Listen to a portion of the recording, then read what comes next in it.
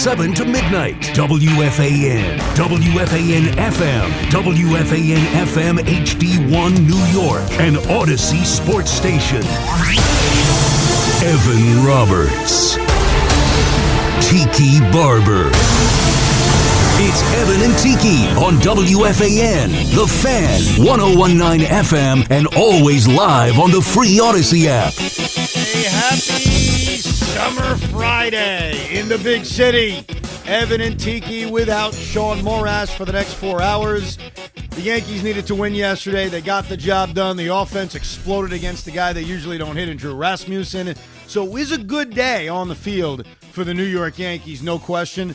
But I got to tell you, Tiki, I heard Brian Cashman before the game, and I know he doesn't know, but his words around Aaron Judge just does not instill confidence that we're going to see him anytime soon, and that is a major, major worry moving forward in my book. It's a major worry because of what we've seen over the last 20 games, not counting this one, which was the 21st game, where they were horrendously bad, hadn't scored over 5 runs in any of those games since going back to June 17th against the Chicago White Sox, where they scored 10.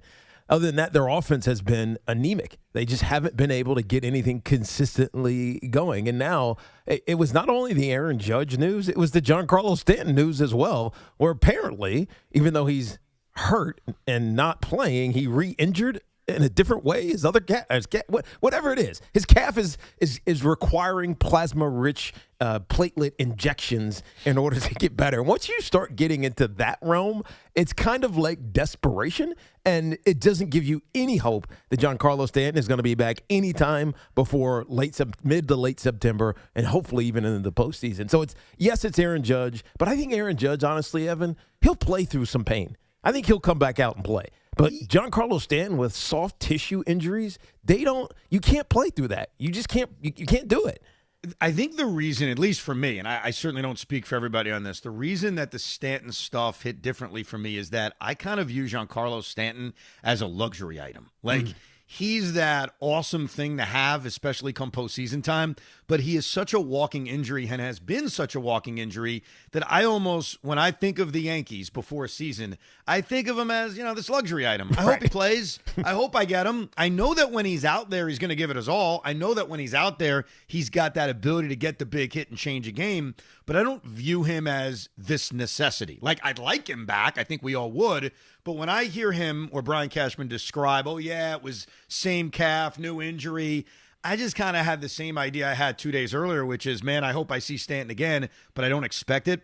In the case of Aaron Judge, and we talked about this yesterday in regards to why the Yankees go through a swoon every year, and it's tough to figure out why. And at least my theory on it is that they are so reliant on one player. Watching baseball over the years, I've never seen a team as reliant on one player as the Yankees are with Aaron Judge.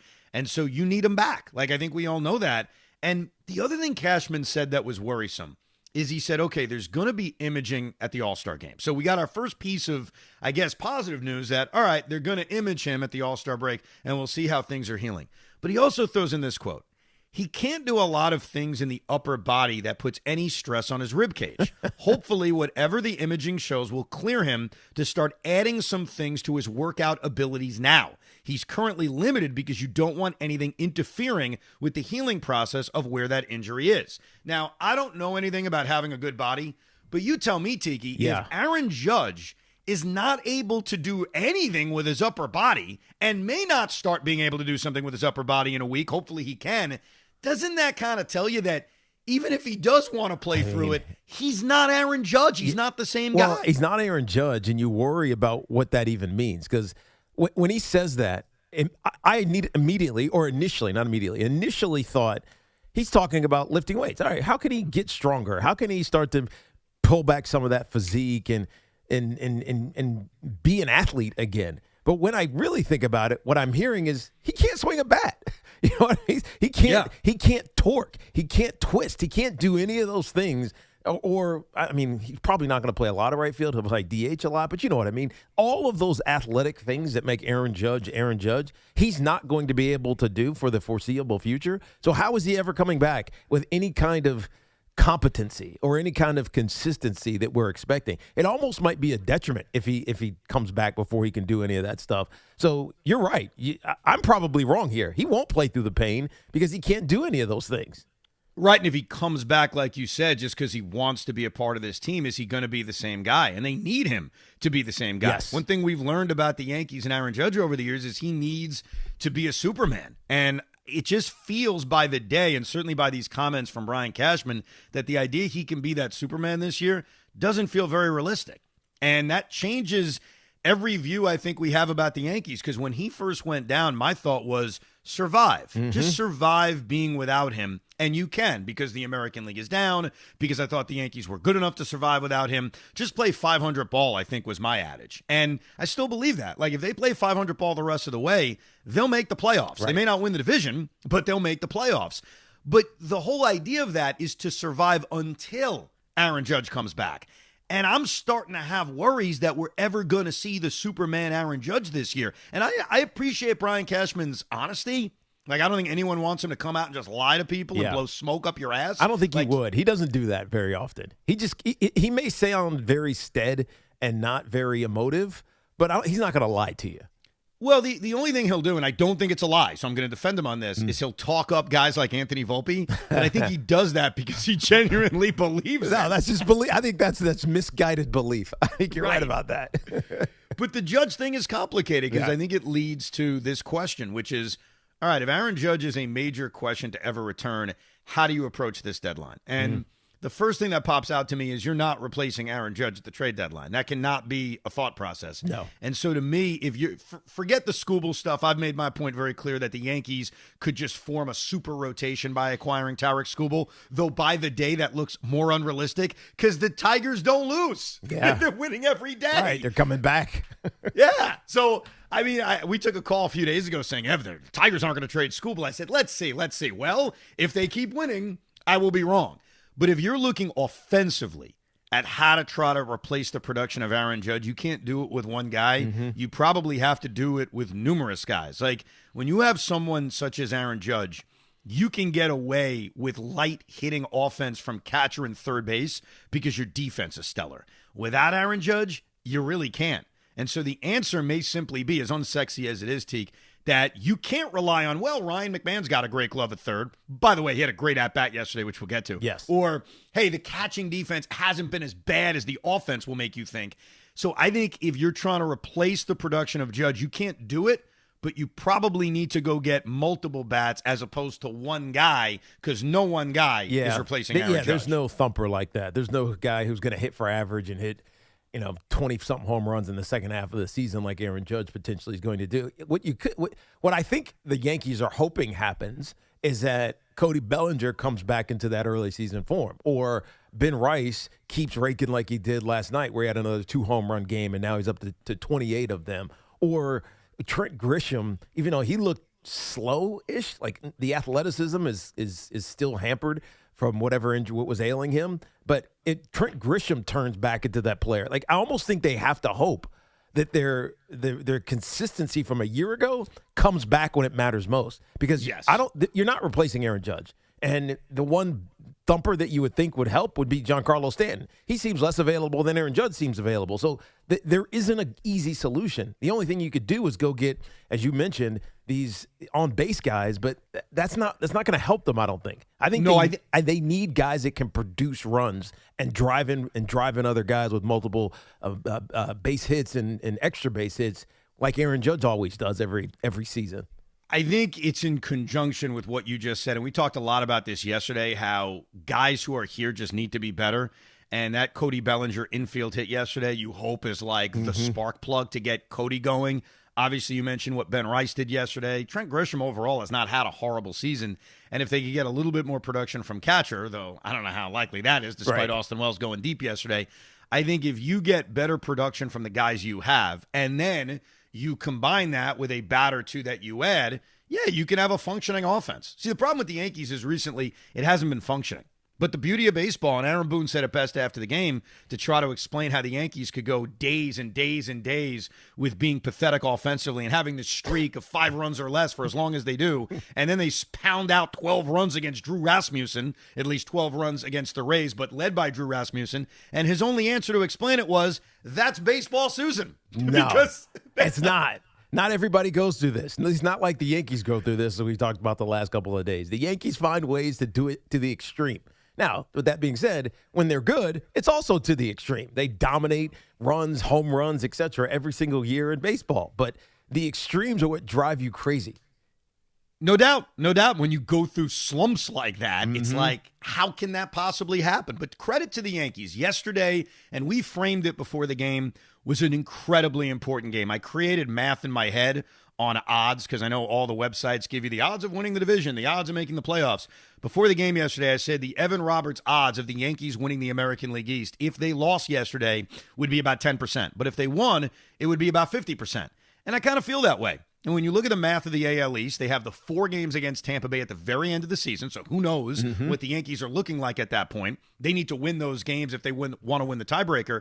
Like, I give them about a 45 to 50% chance of winning the American League East. Like, they're not the favorites I thought they would be 2 weeks ago.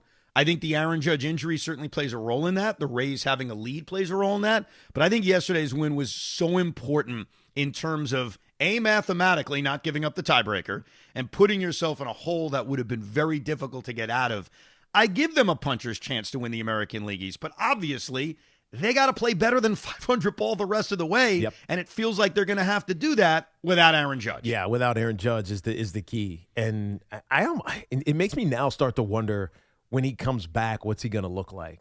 I don't know. That's a big worry, T. Of course it is, because he's going to be out for so long, or have been out for so long, likely 2.5, maybe even 3 months, that it's almost like he needs to restart as if he was going back to spring training in order to get his timing back, in order to get his comfort back. I know he's around, and so mentally he's still dialed in, but unless you're doing it physically, it's like a runner who just like, oh, I just ran a marathon. Then you sit out for 2 months. You're like, yeah, I can go run another marathon.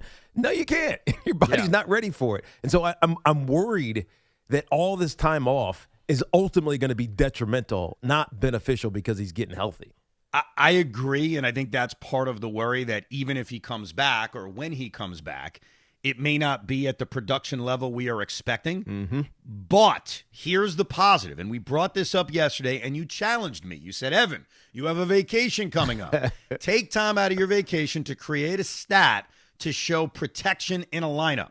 Well, Aaron Judge back, even if he's not Aaron Judge, does offer protection. That's true. By the way, I think you can just AI that. Just ask AI. Just ask whatever one you use. Create this stat for me. See if they can do it. You know what? I'll do it, because I'll ask AI anything. I just won't trust AI on everything. That's the way. Well, whatever they give you, test it. Just trial it. It's one of those things where I probably will, because I need to find out. I've had this argument because I don't consider myself this new age, relying on the new metric baseball fan, but I'm also not one to ignore it. I like to think I'm in the middle, kind of like where I am with my politics. I'm not extreme on other end. Right. So depending on the discussion, I may sound like I'm an old school curmudgeon, but then in other discussions, I'm going to sound like a new age geek. So it balances itself out. But one argument I've always had with the new age geeks is the idea that protection matters, and it exists. I do believe it does. There just hasn't been a way to prove it. Aaron Judge being in this New York Yankee lineup, even when he's not going well, like I believe that, because he's still Aaron Judge, even when he's struggling, offers something that a lot of guys don't. And I think makes Cody Bellinger better. I think makes Ben Rice better. I think will make the guys around them better. So, and by the way, just to, I guess, always try to prove something that I've wanted for a long time. If Aaron Judge comes back and there's a concern that he's not the same guy, simple, lead him off. Because then he'll still draw 1 million walks, right? That's right. Right. By the way, you've been calling for that forever. I know. Great. If he draws walks, that's fine. As long as his legs are healthy and he can run around the bases, which he is athletically able to do, then it's great for everybody. And then he might hit a bunch of home runs from the leadoff spot, because pitchers are just, I'll just throw this fastball right down the middle. He won't be ready for that. And then you know what you go yard. Could be a benefit to it. 100%. Couple of other things on yesterday's win because it was really, really important. Jason Dominguez is starting to produce. His defense remains suspect, and it's almost something we just have to live with, that Jason Dominguez is never going to be a plus defender. I think the hope is he can just become an average defender. But Ryan McMahon had an at-bat in the second inning that, to me, in a lot of ways, changed the game. I mean, the Yankees went down very quietly in the first 2 innings. They were losing 1-0. It sort of felt like it was going to be just a typical Yankee day. Yeah. Especially a guy like Drew Rasmussen, who they've never hit. Like, his career numbers against the Yankees have been fantastic. And there's a runner on first. There's nobody out. It feels innocuous. And Ryan McMahon is behind in the count 1-2. And he worked it. He fouled pitches off. And I've said this to you before, that I've got a weird turn on to the long at bat. Like, the long at bat is I remember telling you about this Luisky Orme spring training at bat that got me hot and bothered. What? Yeah, it was like it's spring training. This is like you watching the Nets in the summer league. By the way, I got a big issue with it. Can I get this off my chest real quick? Go ahead. I'm sorry. We'll get back to the Yankees. You got 30 seconds on the net. 30-second net timeout. It's an NBA thing. It's not really a net thing. So you know how trades have to be made official? Well, Yes. The Nets have held out announcing the Julius Randle trade because they can use their cap space before announcing the Randle trade. So they've waited just to see if anything else develops. Fine. Joshua Jefferson, the kid that they drafted with the pick they got in the Randle trade, can't play in the summer league because he's not officially a Net. What the hell is that, Tiki? That is ridiculous. that is a loophole that hurts the kid. Now, look, the summer, eventually it'll happen, but he doesn't get to be the splash that Mikael Brown gets to be for the Nets. And the learning experience. Of course. Whatever. That's a whole sham. The Nets still in the league. Only you would think of that, Evan. Like, seriously, only you would think of that. Like, who the hell cares about the Julius Randle trade? Oh, wait, this guy can't play. This is what's on my mind when my baseball team's 14 games under 500. Hey, they won 2 in a row, dude. But great at-bat by Ryan McMahon. I thought that at-bat, in a way, changed the whole game. A 12-pitch at-bat.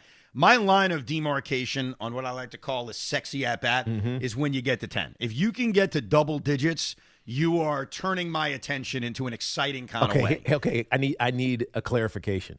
Yes. 10 and a hit or just 10? Just 10. It doesn't Just even, 10? Yeah, obviously if it turns into a hit or it turns into a walk, it's a lot better. Of course.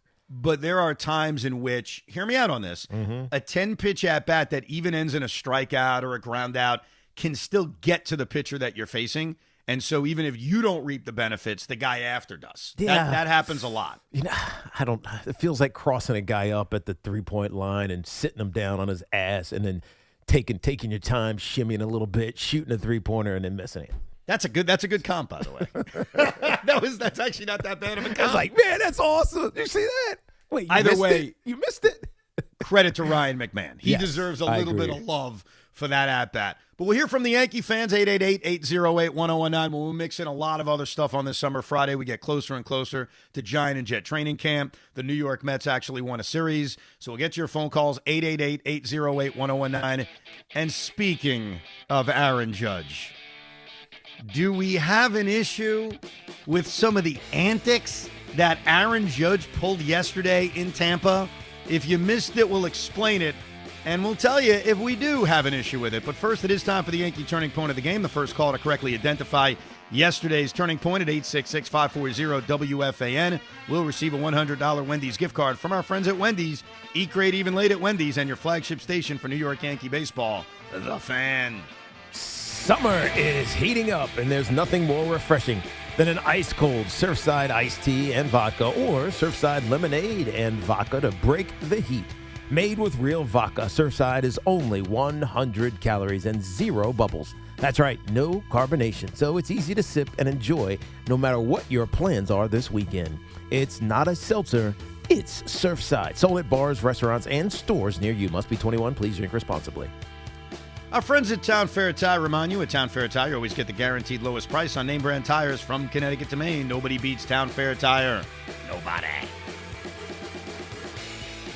The Yankees hit the road and traveled to D.C. to take on the Nationals. 6:45 today. Give it up. Say goodbye. Susan Waldman and Dave Sims call all the action. The home of Yankees baseball is The Fan. 101.9 FM, 660 AM, and always available en Espanol with Ricky Ricardo on the Odyssey app. With Bet365 Early Payout, you win even if they lose. Get paid out instantly when your team goes up big, even if they blow the lead later. Bet365. Winning is everything. Gambling problem? Call 1-800-GAMBLER. 21 plus only. Must be physically located in New Jersey. Hey everyone, Boomer Esiason here. I've spent years on the field learning what really matters most: reliability, consistency, and trust. That's why I love Red Pocket Mobile. You choose from 3 major 5G networks. Plans start at just $10 a month and stay there. Plus, real customer care answers in under 2 minutes. Red Pocket Mobile, your new ultimate cell carrier.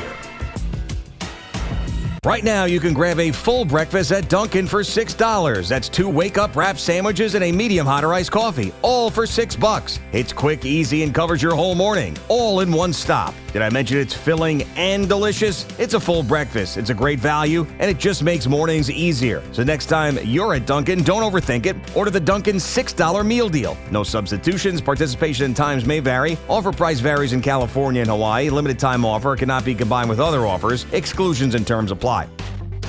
On the biggest stage in the world, FanDuel is changing the game because sometimes your player gets subbed off and your bet goes with them. Not anymore with FanDuel's Super Sub. If your player is subbed out, your bet stays in. That's right. If your player leaves the match, your bet continues with the substitute. So you're still in it until the final whistle. Visit FanDuel.com/New York to get started now. Let there be goals this summer on FanDuel. Just visit FanDuel.com/New York, and with FanDuel Super Sub, if your player is subbed out, your bet stays in. That's right. If your player leaves the match, your bet continues on with the substitute. So you're still in it until the final whistle. We just love the app around here. It's safe and secure. It has all the betting markets you could possibly want. And when you win, you get paid instantly. FanDuel Sportsbook is the official sportsbook of WFAN. 21 and over and physically present in New York. For help with a gambling problem, call 877-8-HOPE-NY or text HOPE-NY 467-369. Orgavattazona? Is that a word? In the 2026 Kia Sportage Turbo Hybrid, it might as well be, because it can be one road trip. It's all about turbocharged power and hybrid efficiency working together, so you get the thrill of quick acceleration and the satisfaction of fuel efficiency. Book a test drive and keep the adventure going. Kia, movement that inspires. Call 800-3334-KIA for details. Always drive safely. One of life's greatest mysteries has finally been solved. Who let the dogs out? Spruce, spruce, spruce. It's Spruce, the weed and grass killer that's safe for use around people, pets, and bees when used as directed. Spray the leaves for visible results in just 1 hour and dead weeds in just 1 day. You spray, they play. Spruce, pet friendly, weed deadly. Find wherever weed killers are sold. And the match is about to begin. Most of the team is out with COVID-19, so there'll be some substitutes tonight. What's this? We have an unexpected guest on the field. It's a dog. Well, they could do with extra players. She's going for the ball. Are front paws hands or feet? Soccer season is full of surprises, and COVID-19 could be one of them. If you test positive, prescription medications may help. Ask your doctor if they're right for you. Learn more at PfizerForAll.com. Sponsored by Pfizer. T-Mobile has an exclusive bundle for customers 55 and up. I'm Sarah Bowl. Yeah, I'm Frank Bowl. A reliable network is key for us. And with T-Mobile, it's been wonderful. And going to the 55 plus plan saved us so much money. A lot. And that's important. Trying to keep costs down. The home internet's been perfect. It's fast, it's quick. The setup was so easy, it took less than 15 minutes. It was like, ta-da! If you want simplicity, coverage, reliability, you want the whole package, T-Mobile has it. Right now, T-Mobile customers 55 and up can get 2 phone lines on America's best network, plus America's fastest 5G home internet for just $30 each. $30 per month each line with autopay plus taxes and fees. Minimum age 55. Pricing for home internet rely on 2 lines of Essentials Choice 55. $35 connection charge per line required. Best mobile network and fastest 5G home internet based on analysis by Ookla of Speed Test Intelligence data 2H 2025. All rights reserved. The Mega Millions jackpot is now up to $604 million. It only takes one ticket to walk away with a big win. Get yours today. Anything can happen in Jersey. Here's a World Soccer Championship recap. Brought to you by Lowe's. Members get more at Lowe's, and by the first ever Infinity QX65. 2 goals in quick succession early in the second half propelled France to a 2-0 win over Morocco. Kylian Mbappe had one of those goals, moving him to a share of the tournament lead with 8 goals total. France has now made the semifinals for a 3rd straight tournament and the 5th in the last 8 World Cups. I'm Mike Conti.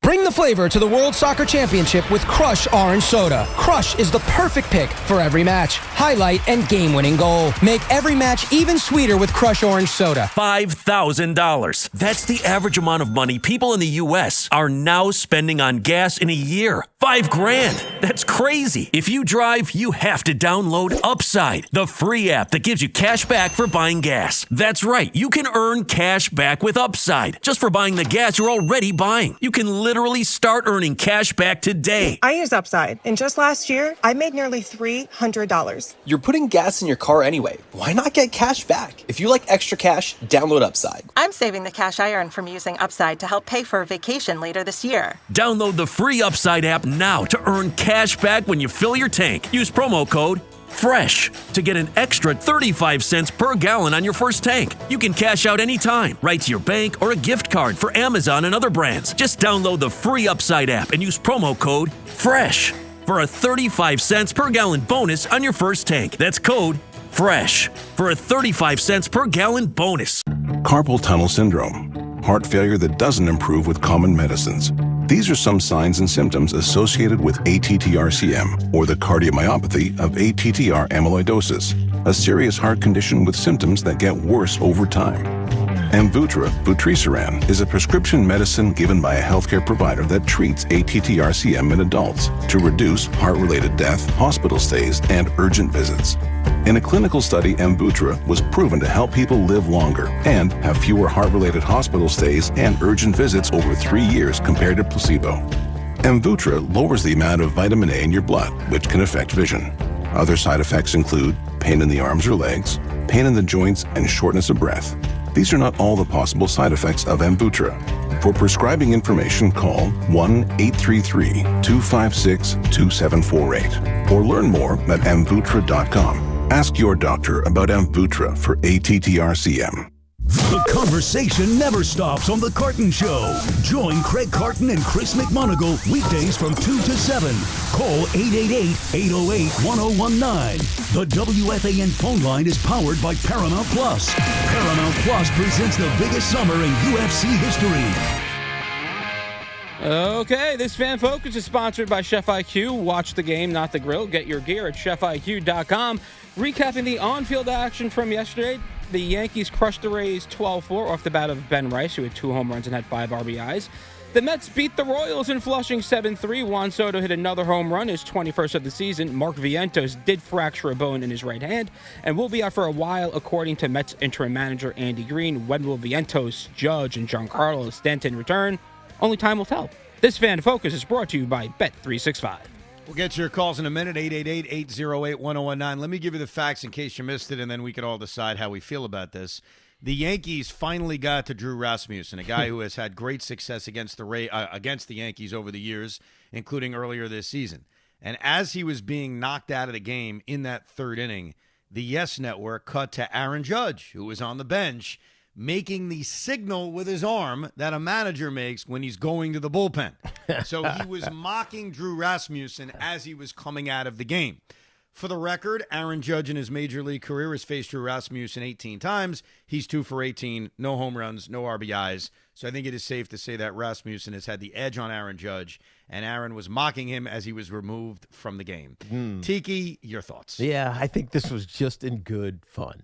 Aaron Judge finally feeling good about the Yankees again because they were putting up or about to put up a million runs against the Rays yesterday. But I can't make a big deal out of it. This wasn't malicious in any way. It was just kind of fun. Like, oh, we got you.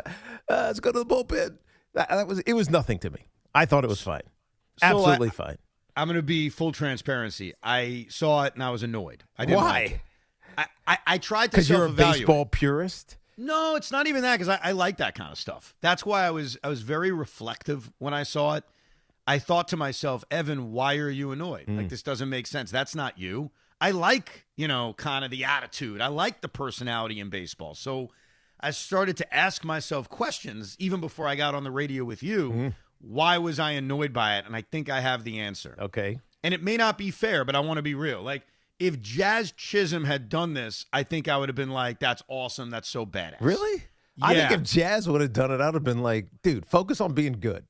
Really? Yes. How about that? Because Aaron Judge is a great player. He's got multiple MVPs. You know that he's dialed in. So you can have fun and not expect it to distract from what you're trying to do on the baseball diamond. Now, Aaron Judge isn't playing, so it really doesn't even matter. But if Jazz was doing that, you'd be like, come on, Jazz, you're hitting 212 right now. See, if Jazz did it, I think it would have been A, the lead story, and B, I would have been on the other end of it. I would have said, come on, man, he's having fun. The Yankees are... He needs to loosen up, like all those good things. It's their rival. You're supposed to hate your rival. I think I would have liked it. I think the reason, though, on self-reflectiveness, on why I didn't like it from Judge, is that's not Aaron Judge. Like, when has Aaron Judge been the kind of guy to show up his opponent? Like, other than the boombox incident from Fenway Park many years ago when the Yankees beat the Red Sox in a game in the postseason in the best-of-5 series, and he had the boombox, whatever he had. I forget the exact details, but they was playing New York. Other than that, Aaron Judge has never been that kind of guy. And so I think what annoyed me is that's just not him, and it felt weird. Like, if it comes like it was beneath him? Kind of, yeah. Oh, come on, Aaron. I don't expect that from him. Yeah, but that's what makes it, I think, interesting. Because I think Aaron Judge is, I mean, I've met him a few times. So this doesn't even back up what I think I'm going to say. But he comes across as this ridiculously stoic, always serious, always dialed in. I'm going to say the right thing all the time. But nobody can be that way all the time. You know what I mean? Especially playing a kid's game, making a king's ransom, as the cliche goes. And that's what Aaron Judge is doing. So at some point, it's got to be fun, right? It's got to be what it is. It's a kid's game. And so I think Aaron Judge suppresses that personality side of him, and it just kind of released itself in a moment when they were starting to feel good about themselves because they were getting a Drew Rasmussen. But that's what I felt. But let's say all of that is accurate and true, and I think a lot of it is. Don't you find it odd that the moment of his release is when he's on the injured list, he can't do anything about it, and the Yankees, while they're winning an important game, they're getting a split against the Tampa Bay Rays. True, but hold on, Evan. Let's dial this back into what the Yankees actually need. Okay. So we said this maybe a week and a half, 2 weeks ago. The reason that maybe Cam Schlittler had a bad outing or Garrett Cole had a bad outing is because the bats are silent and they're putting too much pressure on themselves to be perfect, right? Cam Schlittler is overthrowing. He can't locate his fastballs, all those things. Garrett Cole, same thing. He just loses a little bit of control, puts one bad ball in the wrong place, gets banged around a little bit. It's pressure, right? And the same thing can be said about all these hitters. Cody Bellinger, Ben Rice, Paul Goldschmidt. They're so tight because of the anxiousness of the last 20 games. I mean, they were 6-14 over the last 20 games. That's pathetic. They're one of the worst teams WRC plus wise in baseball. And so maybe they need some levity. Maybe. And so if you're Aaron Judge and you see everybody with the sphincter that's like this, you can't see light through it, right? They're just loosen it up a little bit. And so I almost kind of give them credit for trying to take some of that anxiety out of the dugout. So what you're saying is Aaron Judge was actually playing 4D chess. Yes. And he was using his leadership skills in a very different way. In a different way that we're not used to because he hasn't had to use it. What I will ask everybody out there, and it's the same thing I did, is be reflective for a second. If a different player did that, Met fans can get involved too. If Juan Soto did that. Juan Soto would never. Francisco Lindor might. I actually disagree with you. I could totally see Juan Soto doing that, and here's why. Soto is so like active with his emotions, whether it's turning his head on a pitch that was called a strike or agreeing like, oh, that's a good pitch. Like, he's so communicative with the pitcher that I could totally see him doing that. Right. It wouldn't surprise me. But the game is, would you act differently or would you look at it differently if it was somebody else? And I think for myself, as odd as it is, because it's clearly the opposite of you and maybe many others, because Aaron Judge is so above the fray, that's probably why it took me back. Like, I was like, whoa, I can't believe Aaron Judge is doing that. And if I was Drew Rasmussen, not that you should care about that because he's an opponent. He's a division rival. If I'm Drew Rasmussen and I see that clip, I'd say, you son of a bitch, man. I own you. You haven't hit me. Right. You've done nothing against me. And you're mocking me on something that doesn't involve you. It's not like you hit a home run and you're making the signal. So I would, if I'm Drew Rasmussen, be like a little taken back by that. I think I'd drill Aaron Judge the next time I saw him. No way. Then I would run. Then I would get out of exactly. You're gonna drill him and be like, what the hell? That was not a good idea. Help! Yeah, and run away like Guillermo Mota. If you've never seen that clip, that was unbelievable. He drilled Mike Piazza in a spring training game, and Mike went after him, and Guillermo Mota ran away. And it got so bad that Piazza looked for him in the locker rooms. It was amazing. Let's get to your phone calls, whether it's on this or Aaron Judge or anything else, because it is an all-encompassing Friday. Football's almost here. A huge summer league game later today, between the defending NBA champion New York Knicks and your Brooklyn Nets. The New York Mets actually won a series. There's a ton on the table. 888-808-1019. Let's kick it off with Santo in West Haven, Connecticut. Good morning, Santo. Evan, I got one question before I go. Are you going to Fanatics Fest?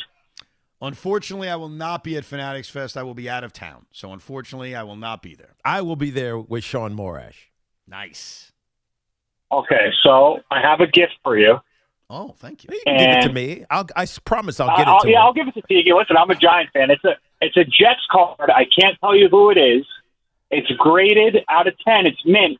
Some would say it's a Jets legend. Others would say it's the worst Jet of all time. Oh, it's I know who it is. I already know who it is. Can I guess, or would you not want me to guess? No, you can't guess. Okay. You got to be surprised. Right. There's only 75 of them, and it's for you. I got my. I'm all into the new card hobby. I got my Instagram SB Card Vault 7 on Instagram, and maybe I'll take a picture. I want to take a picture with you, but I guess I'll take a picture with the Giants legend Tiki Barber when I give it to him. Nice. I like it. That is very nice. I'll be there Friday. Yes, that's when we'll be there. We're doing our show. Our show from 10 to 2. We'll be there. You know what I'll do? My name, yeah. You know what I'll do, Santo? I don't know if this works.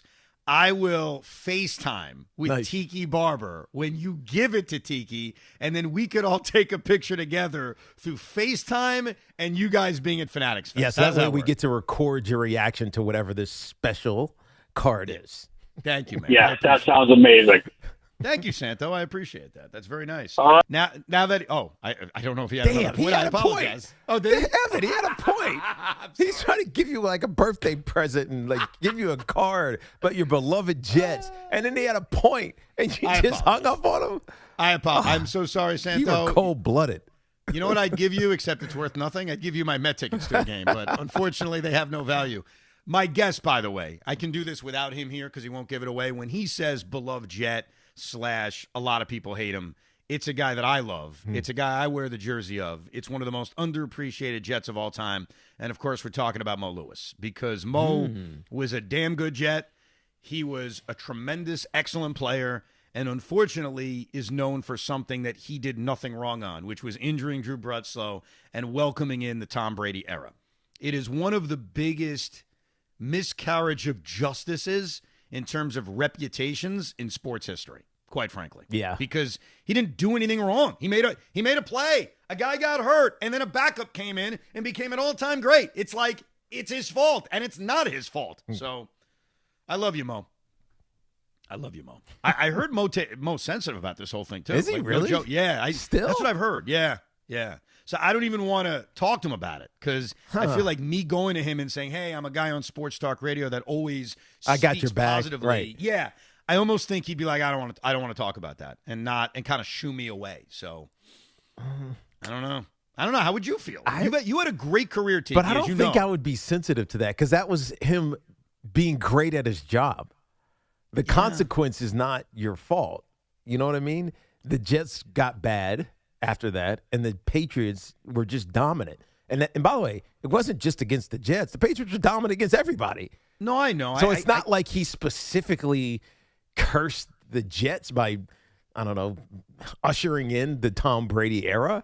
It was meant to be. You're right. Obviously, I agree with you. But if I say the name Mo Lewis to 97 football fans out of 100, instead of them talking about what he did on the football field, they're all going to say, oh, he's the answer to the trivia question. He got Drew Bledsoe hurt and welcomed in the Tom Brady era. And that's not fair. I mean, I agree with you. No one's arguing. It's just, it's one of the biggest injustices in all of sports. I'm not even joking about it. Like, I'm not even laughing about it because it does piss me off, which is why I wear his jersey with pride. But I'm just guessing. Maybe that's not what Santos' gift is. I have no idea. But we'll find out.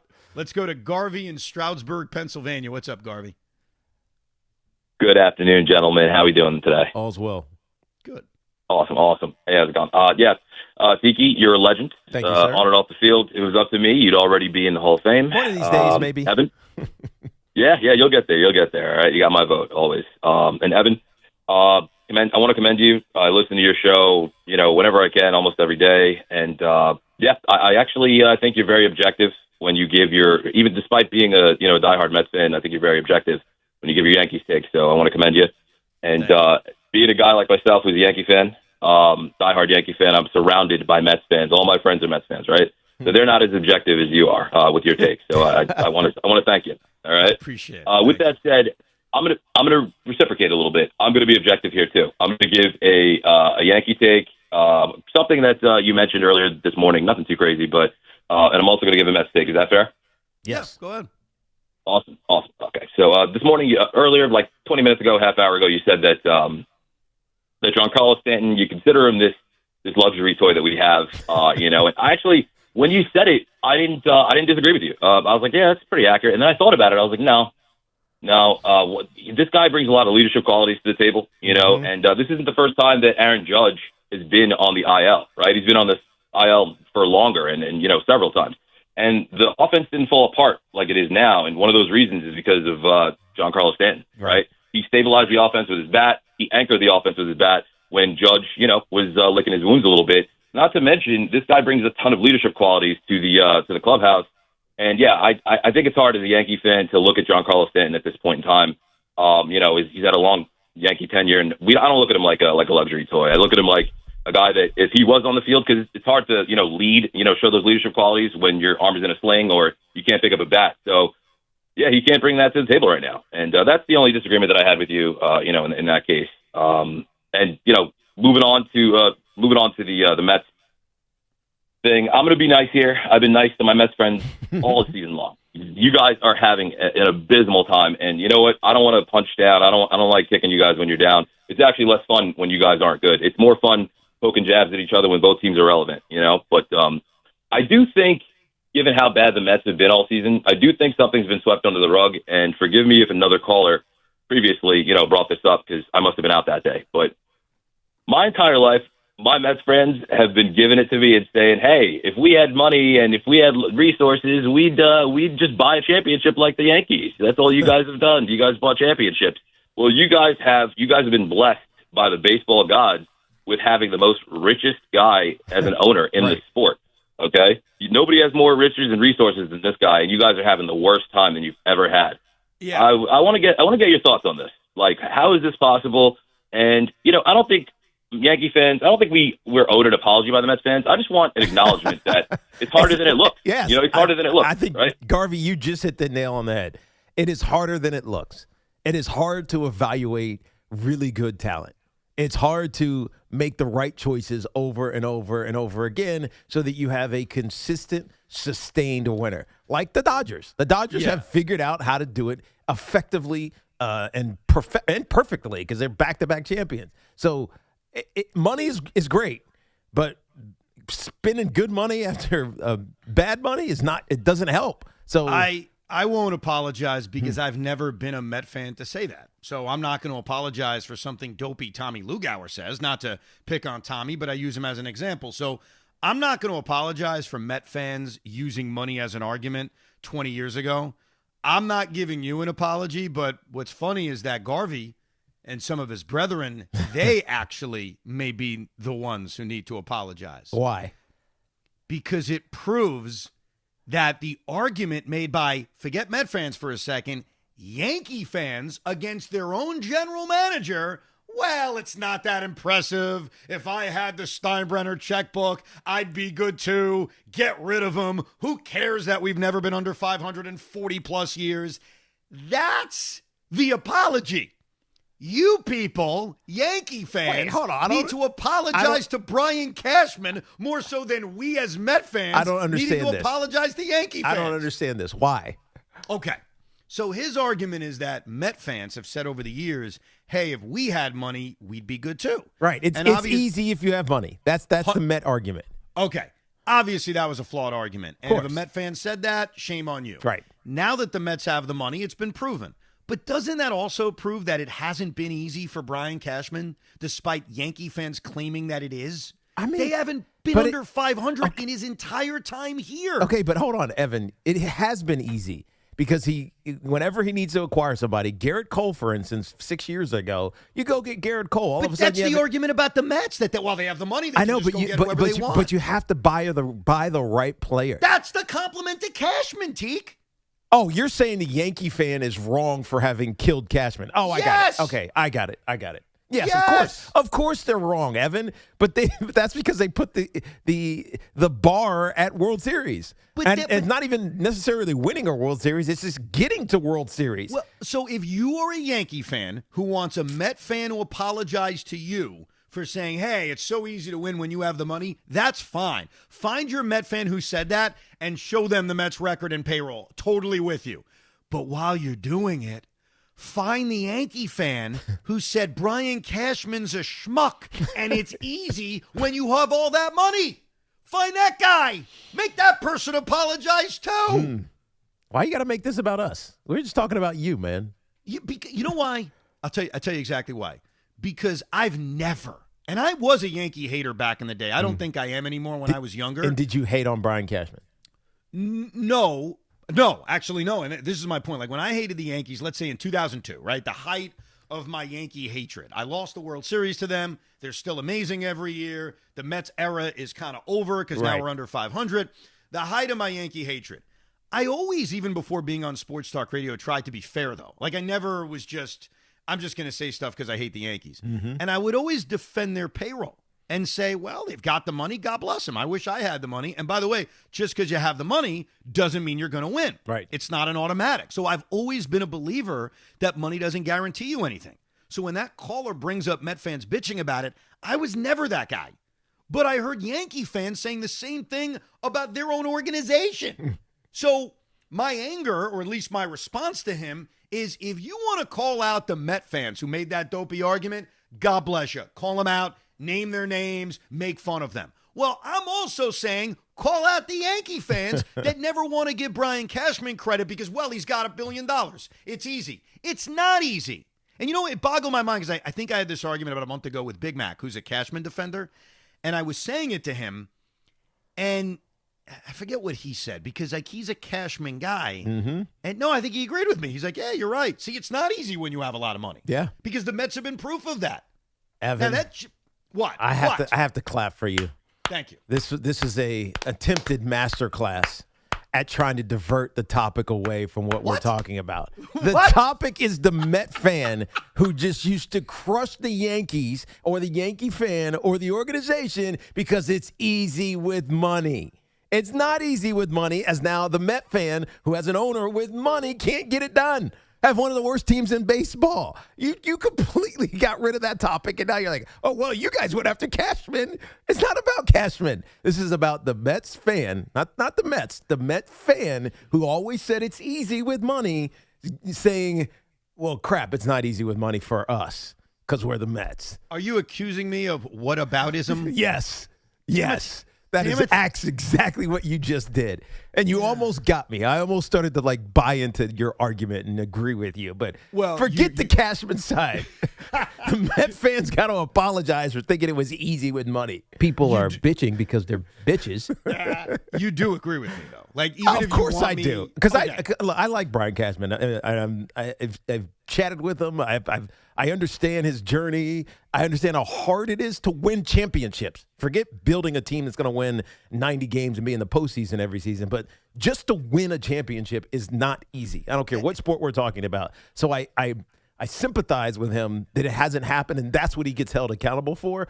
But he's been consistent. The team has been consistently good for a long damn time. And he should be, by the way, this is not to exonerate him. You should still be held accountable when you have a higher bar. The Yankees have a much higher bar based on their history and performance than the Mets do. It's just, that's why, I forget who told me this recently, the Mets are the Yankees. The Mets are not the Yankees. The Mets are not the Yankees until they're consistently in the playoffs every single year. Right. When that happens, then the mentality will be championship or bust. But just because the Met bar is so low doesn't mean that what's happening with the Yankees is acceptable. Right. I'm not suggesting that. I'm just reminding you, which sometimes needs a reminder, that just because you have a lot of money and just because you have a massive payroll doesn't make things easy. Now, I had another meeting last night in my head because this is a 50-50 show. And Tiki Barber expressed something on the air yesterday that stunned me, but I had to give it a lot of thought. He revealed that he doesn't really like guessing the Yankee turning point. And I said to myself, wow, that hurts. I love guessing the Yankee turning point, but it's Tiki's show too. So I gave it a lot of thought last night, and I came up with a compromise. Oh, Are you ready? Hear it. Yes, let's. On a compelling Yankee game that features a non-obvious turning point, we should guess the turning point. But if it's a run-of-the-mill, come on, man, we're wasting time. Ben Rice's home run in the third inning, right? No. What? I think I disagree with that completely. What? Okay, so here's what we're going to do. Before each show, because we congregate before each show. We do. We'll talk. I'll say, this is what I think it was. And if we agree, then we won't do it. Okay. If it's obvious like that, we won't do it. But if we disagree, like today, we would have disagreed. But you're going on a trip, so you're from home, chilling, probably in your underwear over there. I am not chilling, put it that way. And if we disagree, we'll do it. Fair enough. All right. I was waiting. By the way, I was waiting for Boomer to make fun of me doing a show from home, but then he didn't show up to work on a Friday. So I guess I win, Boomer. Yeah, he's golfing, or maybe he golfed too much yesterday, or the 19th hold it too much yesterday. There you go. All right. Your turning point is the Ben Rice controversial home run that wasn't really controversial. It's just that the Yes cameras didn't show it to us until later. 100%. They're like, what? Really? What are you talking about? That was a home run. You clearly see once they came back from the pitching change, and they corrected it, so good job by them, that the ball hits the seat behind the fence. Yes. But on first glance, it looked like it was in play. Yes. But no, that to me wasn't the turning point. I think it was the Ryan McMahon 12-pitch at-bat. I really do. I thought that was a game-changing at-bat, and I think in a lot of ways it broke Drew Rasmussen. But let's find out who's right. Here is the turning point of yesterday's Yankee victory. Pitch Rasmussen swing on line drive down the right field line. That is a fair ball under chalk. Schumann walks home. McMahon digging for two, and he'll settle in right there as the Yankees have tied this game up 1-1 on a double by Ryan McMahon. RBI for him is 24. Acknowledge me. You were right. Congratulations, Evan. You know the Yankees better than the Yankees. Well, I wouldn't phrase it that way. That would have tied the game. That wasn't a turning point. Ben Rice smashed it open. Remember what I told you earlier about the sexy long at-bat? Yes. And you were asking me, does it have to end in a hit? What are the rules of the long at-bat? And I said, look, man, sometimes the long at-bat can break a pitcher, can really affect them. I can never prove this, obviously. But in a lot of ways, the evidence supports that at-bat by Ryan McMahon broke a pitcher who the Yankees never get to in Drew Rasmussen. Yeah, I can see it. Because the floodgates open from there. Thank you very much. I appreciate it. Congratulations, Evan. Thank you. We'll get back to your calls in a second, 888-808-1019, plus a very important ethical question involving my seats at Citi Field. You know what? I'll explain it when we come back, but it's a very complicated question that maybe you can help answer. It is Evan and Tiki without Sean Morash till 2 this afternoon. If you're looking to level up your wardrobe, check out Collars & Co. You've seen them on Shark Tank. They landed a deal with Mark Cuban. They're the team behind the dress collar polo that sold over 1 million shirts. Well, now they've launched the Maverick Performance Blazer. And this thing is legit, sharp, lightweight, and completely wrinkle-resistant, making it perfect for travel. You can pack it up, and it comes out looking fresh. Plus, get smart features like security zip pockets, a sunglasses loop, and an optional pocket square. So hit up my friends over at collarsandco.com. Use code Tiki for 20% off. That's at collarsandco.com. Ever wonder why Fanatics Sportsbook is America's fastest growing sportsbook? Other sportsbooks, well, their rewards are just the same old, same old. But the Fan Cash is the ultimate sports currency, and betting with Fanatics lets you stack Fan Cash. With Fanatics Sportsbook, you can get up to 10% Fan Cash back on your wagers, win or lose. Use your Fan Cash to unlock the world of Fanatics with unlimited profit boosts, exclusive merch, collectibles, game tickets, and so much more. If you want value for bets, Fanatics will always have your back. Did I also mention they're giving away millions in Fan Cash this year with games like Fan Cash Drop? Tap in every Friday and see what all the fuss is about. So switch to a sportsbook that will always give you more to play with. Go check it out yourself and download the Fanatics Sportsbook app today. Winning hits different here. Must be 21 or over. Gambling problem? Call 1-800-GAMBLER. New York residents call 877-8-HOPE-NY or text HOPE-NY 467-369. Connecticut residents call 888-789-7777 or visit ccpg.org. This is an Odyssey Sports Minute. Sponsored by AutoZone. Get in the zone, AutoZone. What a night of NBA Summer League as number 1 overall pick AJ DeBanza faced off against number 2 overall pick Darren Peterson. AJ led all scorers in the game with 27 points, and Peterson led the Jazz with 24. Both of these guys look to be living up to the hype, and both should have major impacts for the Wizards and the Jazz in their rookie seasons. I'm PJ Glasser. The world's biggest soccer tournament has arrived, and you can trade the entire tournament on Kalshi. Trade every match from the opening rounds all the way to the final. Last week, Norway was trading at 2.5% to win it all, meaning a $100 trade could pay out $3,740 if they win soccer's biggest prize. Want to know what they're at today? Check Kalshi. For a limited time, download the Kalshi app and use code PITCH to get a $10 credit when you trade $10. That's promo code PITCH. Kalshi. Trade on anything. 18 plus only. Must be present in state where it is legal to trade. Event contract trading involves risk and may not be suitable for all investors. Prizes, values, and available markets may differ from those mentioned. $10 free credit with no expiration. Restrictions and eligibility requirements apply. For more information, see Kalshi.com/regulatory. This is the story of the one. As a maintenance engineer at a beverage manufacturing plant, he starts his day knowing every line is ready to run because Grainger delivers the industrial-grade products he needs to keep mixers, conveyors, and packaging equipment moving. With Grainger's vast selection of bearings, belts, and motors, he keeps operations running smoothly, so nothing grinds to a halt. Call 1-800-GRAINGER, click Grainger.com, or just stop by. Grainger, for the ones who get it done. Operating engineers Local 825 are the men and women who make our region move. So whether it's roads, bridges, or our favorite team stadium, they build and maintain the critical transportation, water, and energy infrastructure we rely on. That's why their advocacy organization, ELEC, the Engineers Labor Employer Cooperative, fights for those priorities every day. That's ELEC, representing the signatory contractors and the hardworking men and women who build both New York and New Jersey. Hi, I'm Patty, founder of Awesome Tex. I started with a big idea to give old clothes a new life by turning them into recycled fibers and threads. Everyone told me that this was going to be impossible, but Chase for Business believed in me. They gave me a lot of guidance from the beginning. Get financial guidance from bankers in the New York community and convenient digital tools all in one place. Learn more at chaseforbusiness.com. Make more of what's yours.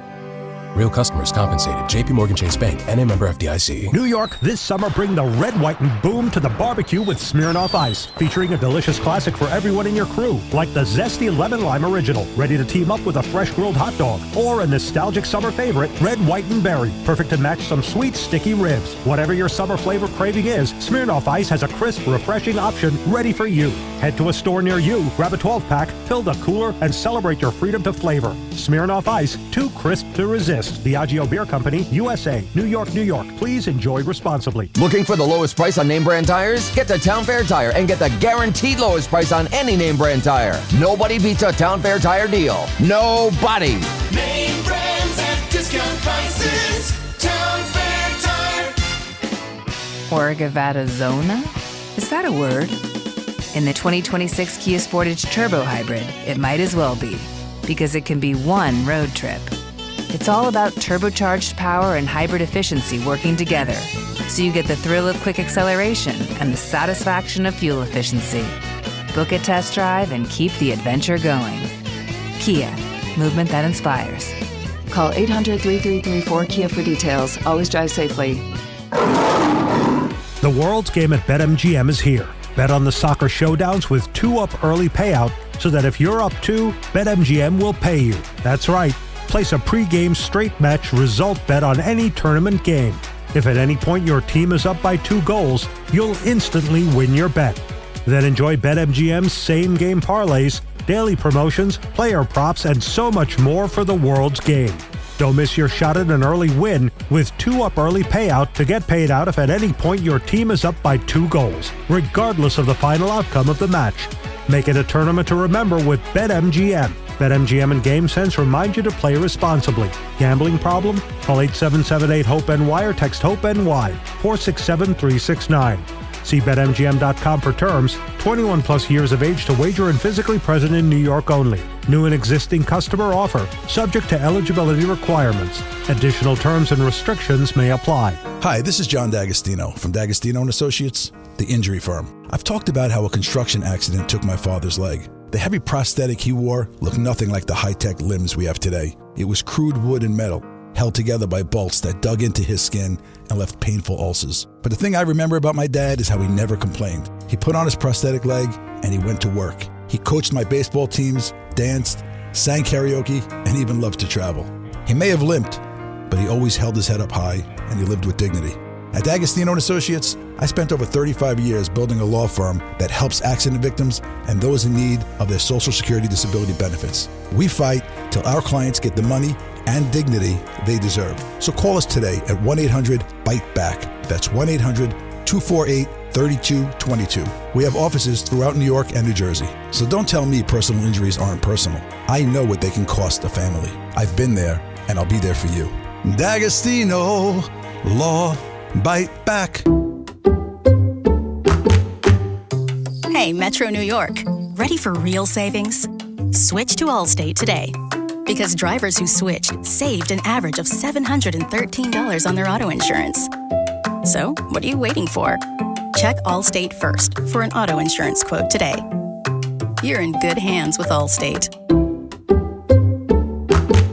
Based on the national average annual savings for new customers surveyed in 2024, savings vary, subject to terms and availability. This is the story of the one who keeps multiple buildings running smoothly day after day.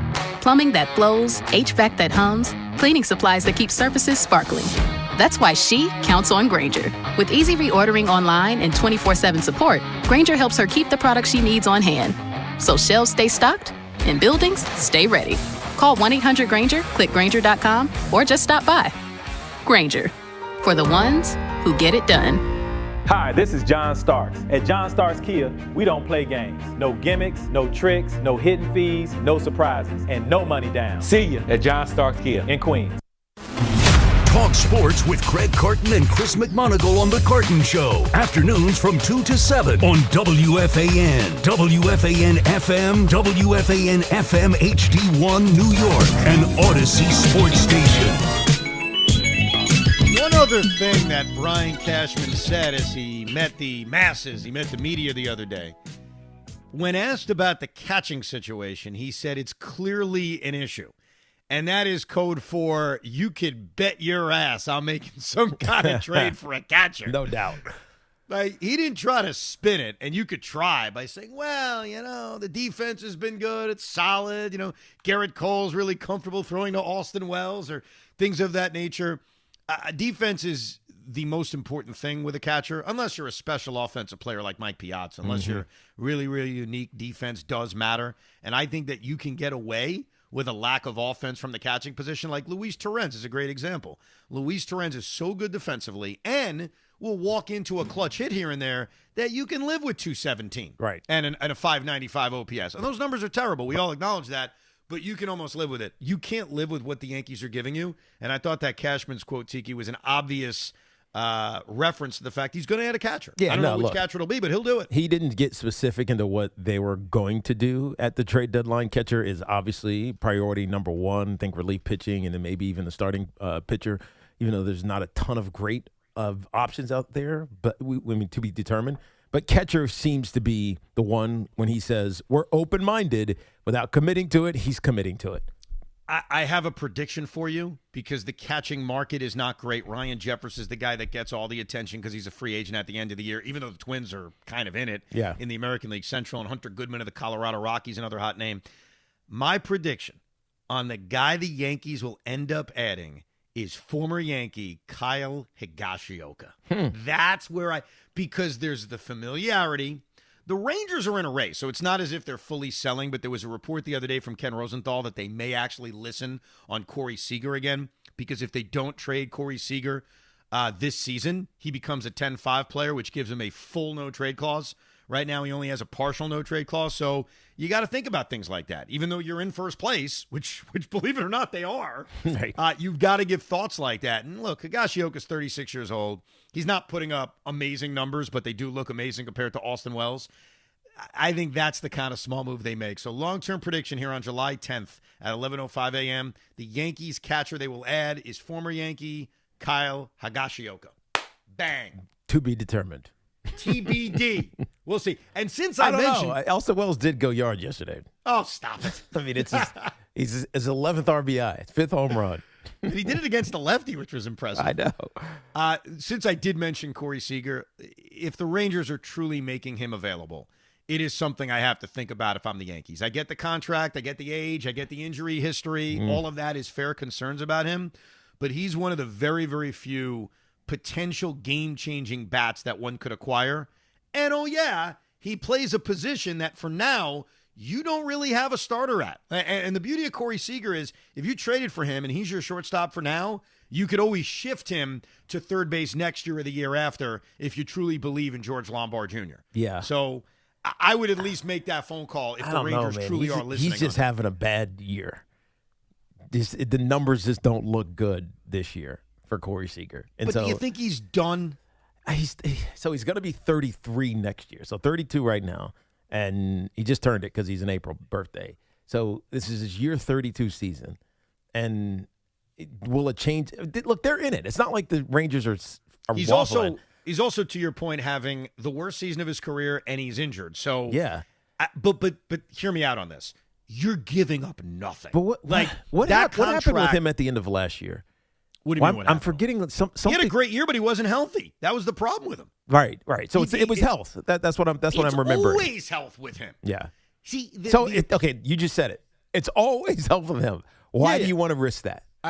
I'll tell you why. Because I think if the Rangers are moving him, knowing he's about to be a 10-5 player, they're going to expect very little back, and they're probably going to pay down a big portion of that contract. Yeah. So they're just trying to get him away.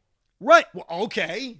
Well, that's where my interest level would be. Like, I get my eyes are wide open on the concerns of him as a player, especially I think that's this risky. season. I just think it's risky. To me, that's too risky for a team that's trying to win a World Series because he could just dud out. This is the kind of move, and the Mets are not in position to do it because they suck, obviously. But this is what I would call a power financial move. If I have the money, if I have ownership with a lot of money, and it's not going to cost me any prospect capital, and I'm going to get the other team to eat down some of the money, I would take the risk on Seager being healthy for a period of time and being the kind of player he was up until this season.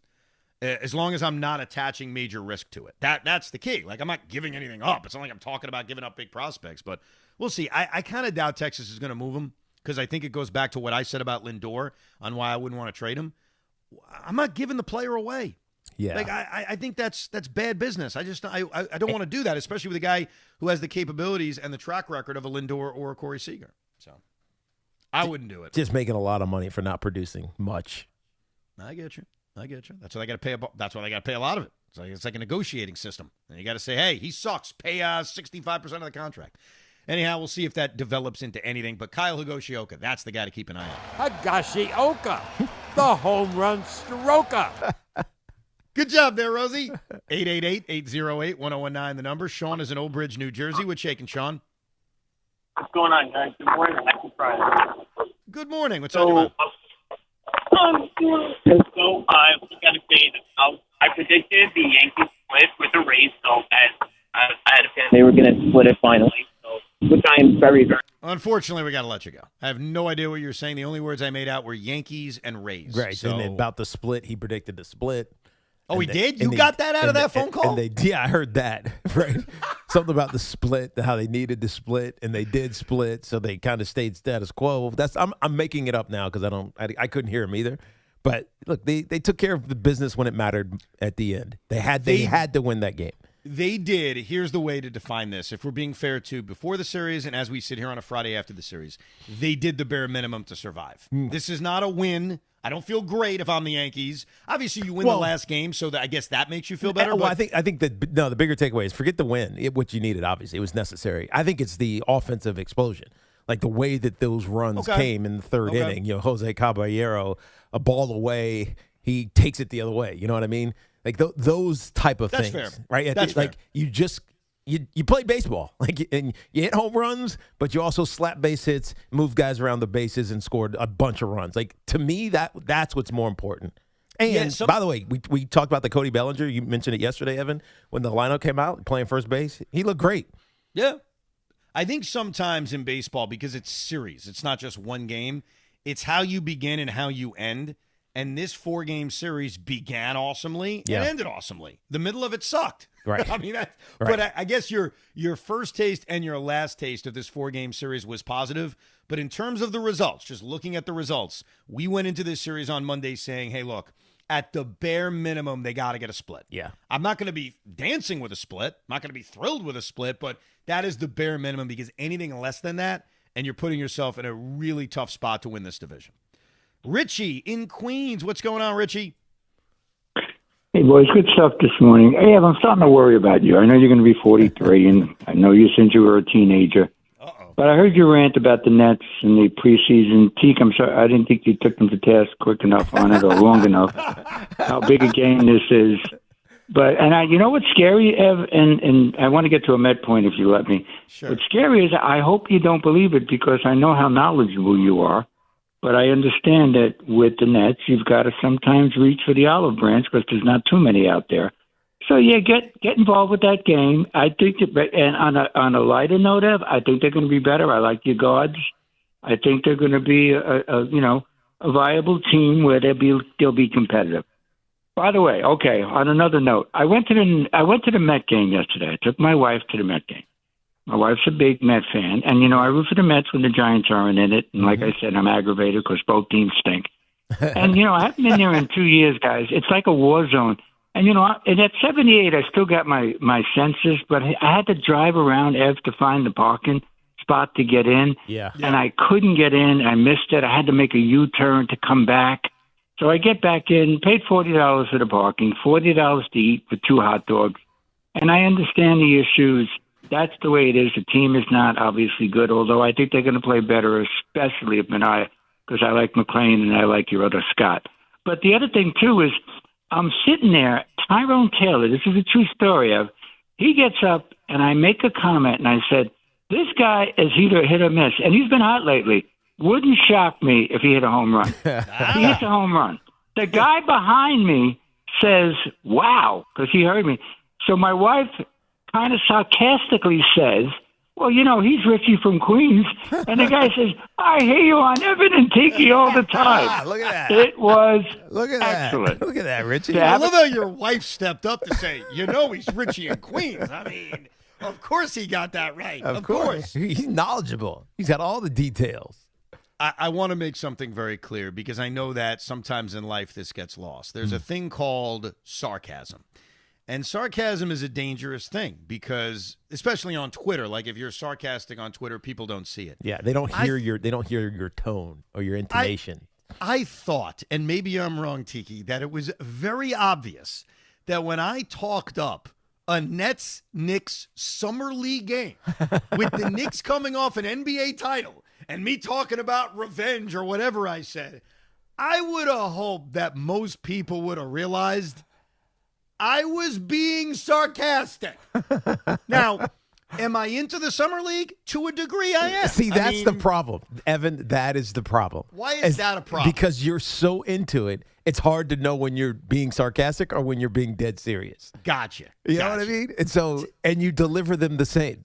And so it doesn't feel like you're being sarcastic. Yesterday, even though you have to really know you to know when you're being sarcastic. Yesterday was a rough day because, and I don't control or even tell them what to do, but WFAN Digital put me in a real tough spot yesterday. So number one, they put that clip out there. Yes. Of me talking about Nets-Knicks in the Summer League. And enough people took it as Evans lost his effing mind. Yes. He thinks the Summer League's a big deal. This is his NBA championship. This is his preseason championship. They have the in-season tournament. They have the NBA championship. This is the preseason championship for Evan Roberts. So I got that. And then the second one, which was not my fault, this is on digital, they put out my opinion that losing Zach Wheeler is worse than losing Tom Seaver. Except they phrased it as the Mets traded Zach Wheeler, which they didn't. They lost him as a free agent. Right. And so all the come on, man, they didn't trade his ass. And I'm like, come on, digital. Right. Don't put me in a spot where they think I thought they traded Zach Wheeler. Listen to the segment. You can rewind on the free Odyssey app. That's right. That's right. My only point was they lost Zach Wheeler as a free agent. We actually even went through who they got back as the comp pick, and we found out it was Isaiah Green. By the way, and I didn't know this. This is where I'll raise my hand and say I appreciate a Rico audience member on this. So we mentioned that the Mets lost Zach Wheeler to the Phillies. It bothers me. Wheeler could be a Hall of Famer, blah, blah, blah, blah, blah. And I asked, who did they get as the comp pick? Yes. Because when they lost DeGrom, they got A.J. Ewing. When they lost Mike Hampton, they got David Wright. So Connor Green, who did a great job yesterday, says it was a prospect by the name of Isaiah Green. He never made the major leagues. Can I give you a factoid about Isaiah Green, Teak, that may change the discussion? Okay, tell me about Isaiah Green. Did he go on become a fantastic, executive? No, but the Mets traded him. He was a part of the trade that acquired Francisco Lindor. What? Yes. It was Andres Jimenez, who we remember, and Ahmed Rosario. Those are the names people remember because they're major leaguers. The third piece of the trade was a prospect named Isaiah Green, who the Mets got as the comp pick for Zach Wheeler. So what do we do? Does this change? Does this change our view on losing? I mean, it does. I gotta check. Oh yeah, you're right. The Cleveland Guardians. Or Indians, now the Guardians, got infielder Andres Jimenez, Ahmad Rosario, right-handed pitcher Josh Wolf, and outfielder Isaiah Green. He was a piece. The New York Mets got Francisco Lindor and Carlos Carrasco. Wow. So what do we do with this now? I mean, now it looks different. It's different, but it's tiny. It's a tiny piece of that because of the three other pieces that you gave up. Yeah, because I'm also going to make the assumption that the Mets would have still traded for Lindor, and that fourth piece just would have been somebody different. Now, granted, that fourth piece could have been someone who made the major leagues, and maybe that would have looked bad. I'd have to go back into the farm system of the 2021, 20 and 21 offseason to see who the equivalent would have been. But it does add a confusion now to losing Zach Wheeler to the Phillies. These comp picks, man, they're damn confusing. But yeah, my only point was Zach Wheeler has now done more in Philadelphia than Tom Seaver did in Cincinnati. And that's just backed up by facts. But obviously the emotion of trading Seaver, losing Wheeler as a free agent, very, very different. But my only point was, hey, Digital, get your facts straight, all right? Right. Because you know who gets blamed for that? The guy in the clip who said nothing about Zach Wheeler being traded. That guy gets blamed. Anyhow, Tony is calling from the great state of New Jersey. What's up, Tony? Yeah, hey guys, how you doing? I'm listening to this stuff about Cashman, and it's really driving me crazy. I think he's run his course. I think he's got to go. I mean, take it back. But why? Just take it back. Just take it back to last year. First of all, the deadline, right? You think he didn't get hosed for those relief pitchers? Oh, yeah. Jake Bird and Duvall? Camilo Duvall. What? I mean, yeah. Camilo Duvall might be salvageable. Jake Bird, I'm not so sure about. Was David Bednar a good? Was David Bednar a good trade? Yeah, Bednar was great. Yeah, and he has his moments too. First game he got killed in Miami. Remember that whole meltdown there? Yeah, I remember it, but I'm also talking about what he is right now. He's the closer for your team, and he's been really good for a while. Yeah, he hasn't been perfect. He also gave up a home run to Tyrone Taylor and blew that Subway Series game. I get that he isn't perfect, but when you say that, hey, let's analyze Brian Cashman's trade deadline last year, which is a fair critique, we need to be honest about the good and the bad. And one of the goods that come with it is that your closer is David Bednar.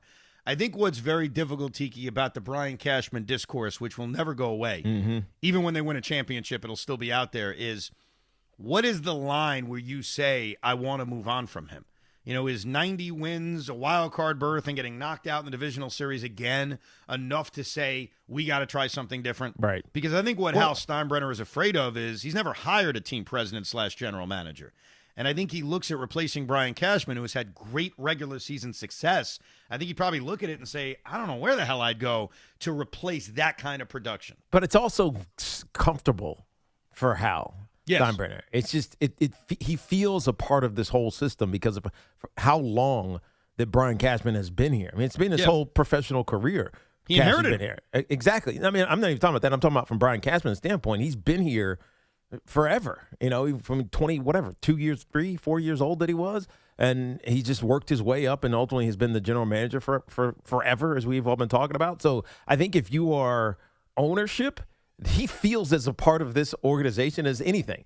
And so it's hard to move on from that, especially when there isn't actual reason. There is fan reason because the championships haven't been there as of late, but there isn't an actual reason to say Brian Cashman needs to lose his job.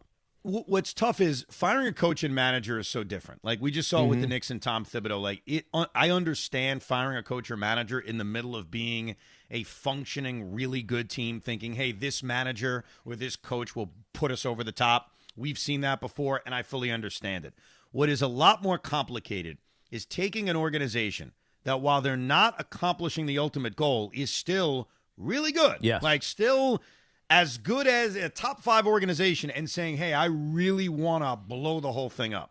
And I think firing Brian Cashman, which our last caller suggested, and not just internally replacing him, not just taking his underling and saying, we're going to continue the Cashman administration like George Bush replacing Ronald Reagan, or Al Gore replacing Bill Clinton, or Joe Biden replacing Barack Obama. Like, we're just promoting the VP, which is what I think the Yankees would do. Right. And by the way, our last caller wouldn't like that. You'd be like, it's the same old, same old. But blowing up an organization in the midst of being really good, that's a tough one. Evan, it's a complicated one. I'm disappointed in you. What did I do? Joe Biden didn't replace Barack Obama. And Al Gore didn't replace Bill Clinton. I'm talking about a vice president eventually replacing I know, but the president. there was a presidency in between. I know, and Al Gore wasn't president. So if you want me to only use vice presidents replacing presidents, it's actually, believe it or not that long of a list. I know because, like, LBJ counts, but that's only because someone killed Kennedy. It's Bush, Reagan. Strategery. Yes. And it's not that Bush, but good try there, Rosie. The other one. It's Bush, Reagan. It's LBJ for John Kennedy. But again, it's because he was killed. Yeah, that's different circumstances. And it's Truman for Roosevelt. Dude, honestly, go down the list. I was Maybe trying to think. last, I was looking at there's not a ton. Other than death, which has happened a lot. And we can't even really count that. Well, then if we're not counting it, it's a very short list. Right, you can't count death because that's not the people saying, we like this guy so much he can't run anymore. Let's take his underling, his vice president. Well, death, what if that death person, is like, dude, you got to be president, man. The president died. You had no choice. What if you become president because of death and then you get reelected? Yeah, I guess that works. That works. Okay. Well, then we got LBJ, and then we got Harry Truman, and then we've got Calvin Coolidge, and Teddy Roosevelt. Then we got a lot of examples of that, but all those guys I mentioned took over because of death. Gerald Ford took over when Nixon resigned, but he couldn't win re-election. Yeah. He lost to Jimmy Carter. Yeah, so he doesn't count. And because of that, and because I knew this, you got to buy my comparison. Of course, it's not directly replacing. Again, Al Gore didn't replace Bill Clinton, but he ran for office. That'd be like firing Brian.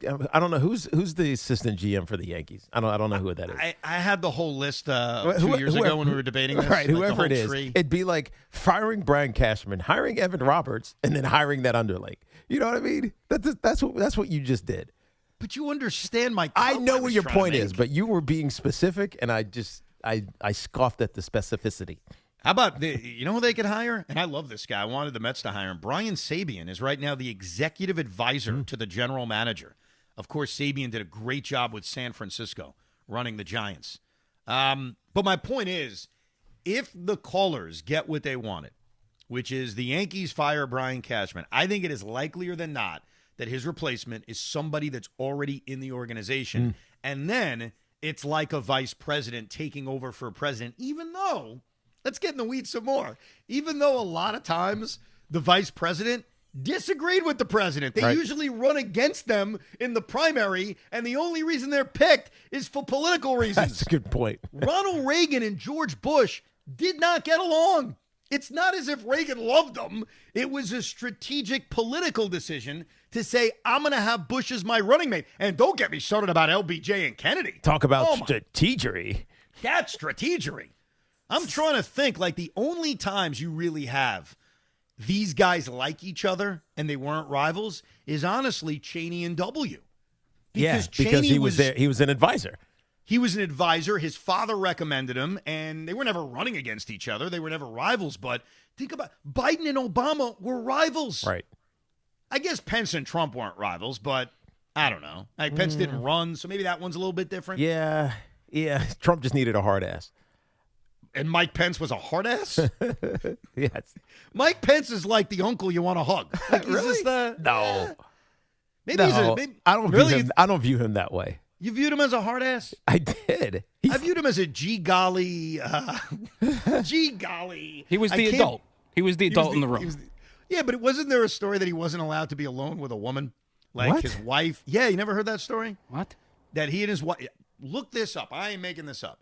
That Mike Pence and his wife almost had an agreement that Pence couldn't be alone with a woman not named his wife. And when I mean alone, I don't mean in a hotel room. I mean like out to lunch. Like what? Yeah. Oh, yeah. True. You think I made that stuff up? Mike Pence maintains a strict personal rule not to dine with any woman alone other than his wife. Wow. Thank you. First reported in 2002. That's smart. And popularized during his time as a VP. That's smart. That's smart. That's smart. Yeah. Because you can't get accused of anything? I'm talking, if you're a politician, that's smart. All right. I love how it was reported in 2002 and nobody gave a rat's ass. And then it became a story when he was the running mate in 2015, 2016. Anyhow, we'll get back to your calls in a minute, 888-808-1019. And Tiki will teach me the rules of how much control I have over my tickets when I'm not using them at a Mets game. Because apparently there was an incident in my seats the other day that I guess I'm responsible for. I'm not sure. Even though you weren't there. Even though I wasn't there. Sports fans, the biggest weekend of the year is coming to New York. Fanatics Fest takes over the Javits Center July 16th through the 19th. We'll take the sixth caller at 866-540-WFAN for your chance to win a pair of tickets to Fanatics Fest for one day of your choice. See athletes, cards, memorabilia, and WFAN broadcasting live all weekend from our friends at Fanatics. Visit fanaticsfest.com for full details and to purchase tickets. With the warm months here, it's time for a healthier you. My good buddy John Gallucci Jr., CEO of JAG Physical Therapy, always tells me how important it is to focus on your biomechanical chain to reduce injuries. Well, now is the time for you and your loved ones to turn to JAG to get stronger and function at a higher level. A dedicated team of physical therapists at JAG Physical Therapy will develop a plan specifically for you to help prevent injuries. And if you have an existing injury, their expertise and commitment will help you get back the life you love. Schedule your appointment today at jagpt.com. That's JAGPT.com.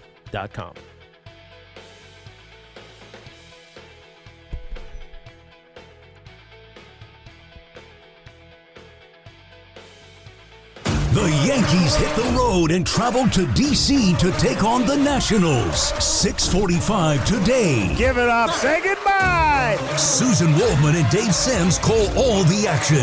The home of Yankees baseball is The Fan. 101.9 FM, 660 AM, and always available en Espanol with Ricky Ricardo on the Odyssey app.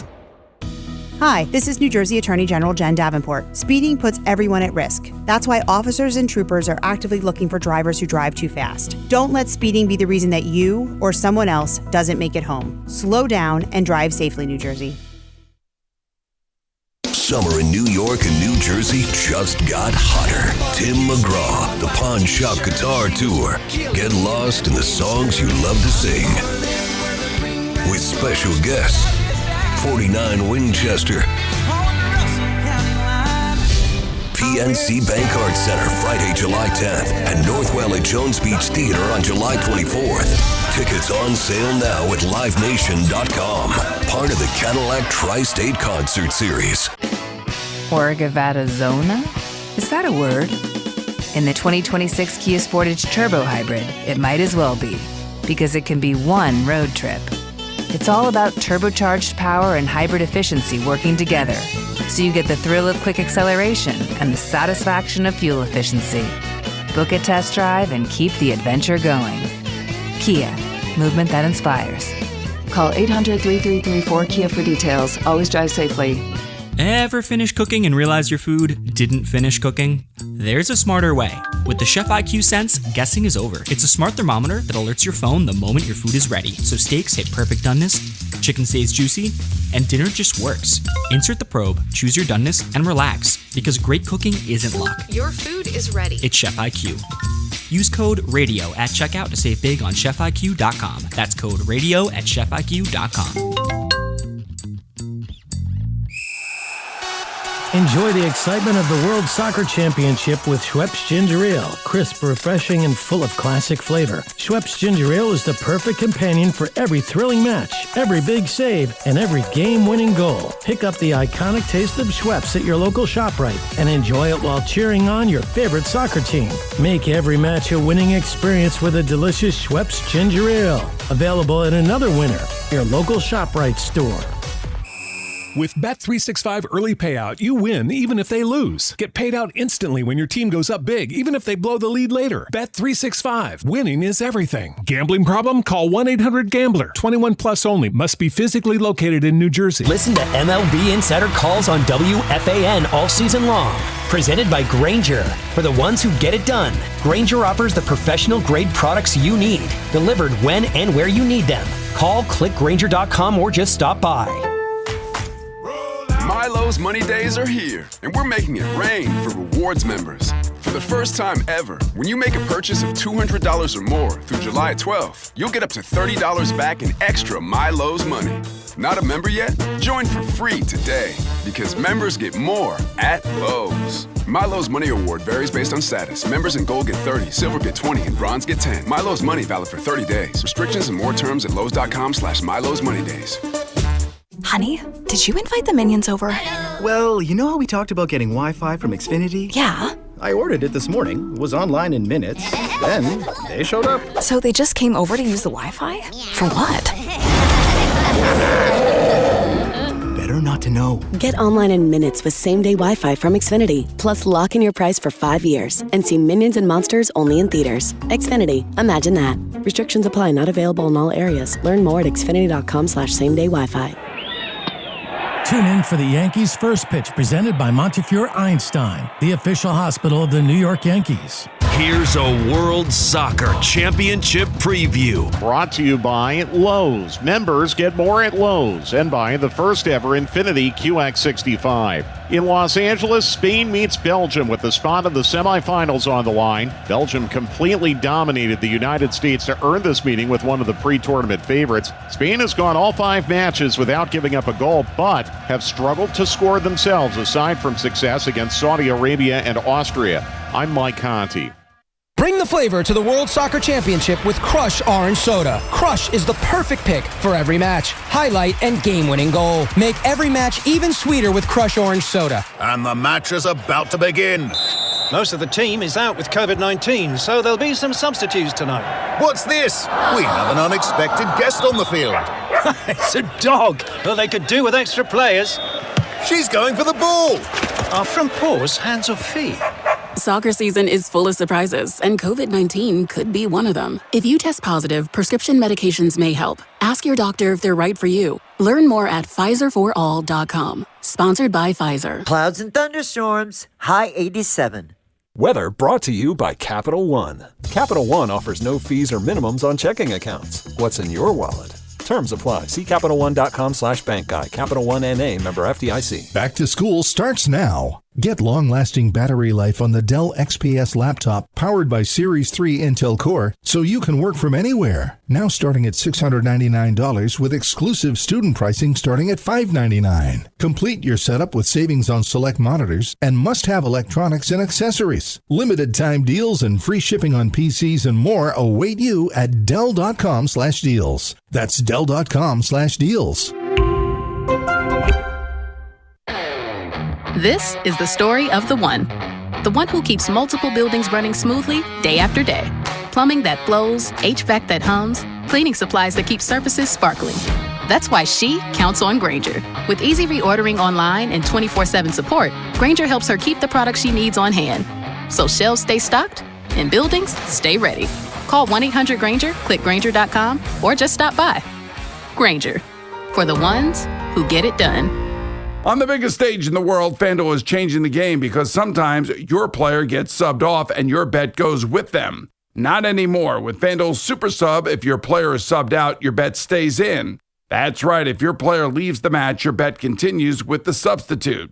So you're still in it until the final whistle. Visit FanDuel.com/New York to get started today. Let there be goals this summer on FanDuel. Just visit FanDuel.com/New York, and with FanDuel's Super Sub, if your player is subbed out, your bet stays in. That's right. If your player leaves the match, your bet continues on with the substitute. So you're still in it until the final whistle. We all love the app around here. It is safe and secure, has all the betting markets you could possibly want, and when you win, you get paid instantly. FanDuel Sportsbook is the official sportsbook of WFAN. 21 and older, physically present in New York. For help with a gambling problem, please call 877-8-HOPE-NY or text HOPE-NY. That's 467-369. The New York Giants are getting ready for a new season. What are your expectations for Big Blue? Join the conversation at 888-808-1019. The WFAN phone line is powered by Paramount Plus. Paramount Plus presents the biggest summer in UFC history. This Fan Focus is sponsored by Chef IQ. Watch the game, not the grill. Get your gear at chefiq.com. France beat Morocco 2-0 yesterday at Gillette Stadium to advance to the quarterfinals of the World Cup. Kylian Mbappe scored his 8th goal of the tournament and 20th of his World Cup career, one behind the leader, who is Messi at 21. Mbappe downplayed his ankle injury that he suffered in the second half. The French will play the winner of Spain and Belgium, who play this afternoon at 3 o'clock Eastern at SoFi Stadium in California. This Fan Focus was sponsored by Town Fair Tire. Nobody beats Town Fair Tire, nobody, and sponsored by the New Jersey Division of Highway Traffic and Safety. When does this World Cup end? Next weekend? Is that when it's finally over? July 19th is the final at MetLife Stadium. Are you rooting for somebody now France. that the U.S. is gone? I told you at the beginning. France. France is my team. France is your team. They have one of the strongest attacking four in the sport right now with Kylian Mbappe, who Rosie just mentioned. The other goal they scored yesterday was by Dembele. Their other two forwards are Elise and Doué, and all of them are great on the ball. So once you get into the attacking half, any four of those guys can score. So I just think they can outscore any teams that they play, and they did it against Morocco yesterday, who just kind of played very passive. Like, we talk about Morocco a lot because of Yusuf, who cleans up around here, and he's Moroccan, and they had a great run. They played ridiculously passive yesterday, and France took advantage of it, even though they didn't score until the second half. Our friends at Town Fair Tire remind you, at Town Fair Tire, you always get the guaranteed lowest price on name brand tires from Connecticut to Maine. Nobody beats Town Fair Tire. Nobody. I received this email the other day, and I don't know what I'm supposed to do about it. Hi, I sit in section 317 at Citi Field. I hope you sold your tickets tonight. The guy sitting in your seat is a 40-something-year-old who brought his mitt. He went over into our section and muscled a foul ball away from a young couple. Look, I am not responsible over somebody that buys my tickets. I don't know what I'm supposed to do. Like, I can't go to every game. I love going to games. Me and Jet went to the Tuesday rain-missed 16-12 game. Right. I like to go to as many as I can. When I can't go, I sell them. But they knew it wasn't you. I know, but I feel like because it was in my section, it's like renting your house out. and someone having a house party and the neighbors are upset, oh, yes. it's your responsibility. Yes, I can see that now. But I don't know what I'm supposed to do to control it. How do you police that? How do you set rules when you sell your tickets? Do not bring your mitt, and if you do, you can only stay in your little, 8x5 section. That's it. I feel like because I sell my tickets on SeatGeek, that they should be responsible. I give them a percentage of the money, which is not a lot considering Met tickets are not exactly valuable. They should be the ones to police this. But let this be a warning. Let this be a warning. If you are over the age of 20, what are you doing bringing a glove to the game? That's number one. Really? Okay. Yeah. Why? Why are you doing that? Why would you not? That's kind of cool to bring a glove if you catch it with your bare hand. That's number one. But number two is it's a foul ball. Okay? Let's not act like if you catch it, you're going to win $1 million as if it was Aaron Judge's 63rd home run. It's not. Don't be a pig. Don't fight people over baseballs. I find it to be the stupidest thing I've ever seen, and yet most people become animals when there's a foul ball close to them. I get it. Getting a foul ball is cool. Are they valuable at all? No. Hold on. I'm holding right now a foul ball. Yes. In my hands, you can see it on the YouTube chat. This is a foul ball that was caught by my wife. Actually, it was picked up by my wife. She did not catch it. It rolled in front of her. She picked it up. It's a freaking baseball, okay? Is it a memory that you caught the foul ball? Sure. And I think the memory I have is the fact that my wife got it, and I had to scream at her, pick it up, pick it up. And Spence was mad at me that I was protecting him from the ball hitting him. That's more valuable than this thing. I can buy this thing at Dick's. So it's the memory. And the reason I say that is if you're a 40-year-old with a glove and you're wrestling the ball away from a young couple, let that be your memory. The memory is you're a pig. The memory is you acted like it was a war to get this thing, a baseball. That's your memory. And so we need to grow up as society and not act like it's freaking gold. Why are you ball shaming everybody over here?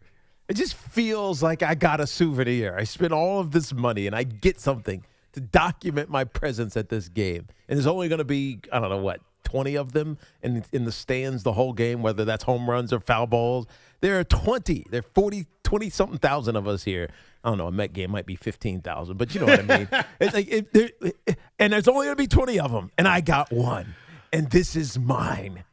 I want you to do me a favor. I know you have access to it, and I think this your description will do it justice for the audience. So last night, this actually may be tough to find, so I may have to just describe it for you.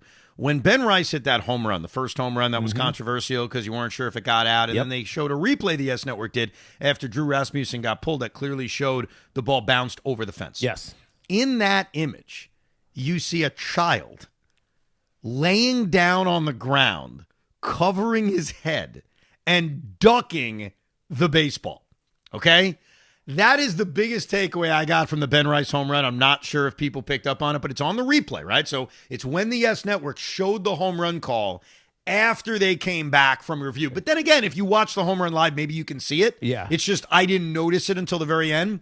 But there is a child, probably my son Jet's age, and he is got his hands over his head, and he's on the ground ducking. Okay. And I am not mocking the kid. That's me. That's how I act if a baseball's being hit towards me. I'm getting the hell out of the way. I'm getting ready to look at it now. This is the second home run hit the water tank, but I'm looking at the first home run. Yes, do you see it? I do. Okay. You see it, right? It looks like he's ducking into whoever he's sitting to's lap, next to his lap. See, I thought he was on the ground. I thought the kid was literally on the ground, like covering himself as if the Soviets are about to bomb us. Yes, he is. It's like he's trying to get underneath the chair.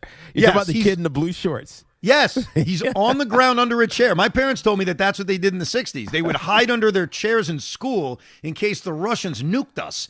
And I would say, Mom, Dad, what did they think that was going to do? You know what? I feel like people, because it's not just that kid. There's another couple in the right. The female is like ducking underneath the guy. It's like I think they're scared of the people coming to get the home run. Oh, so now this proves my greater point, doesn't it? I think that's what they're scared of.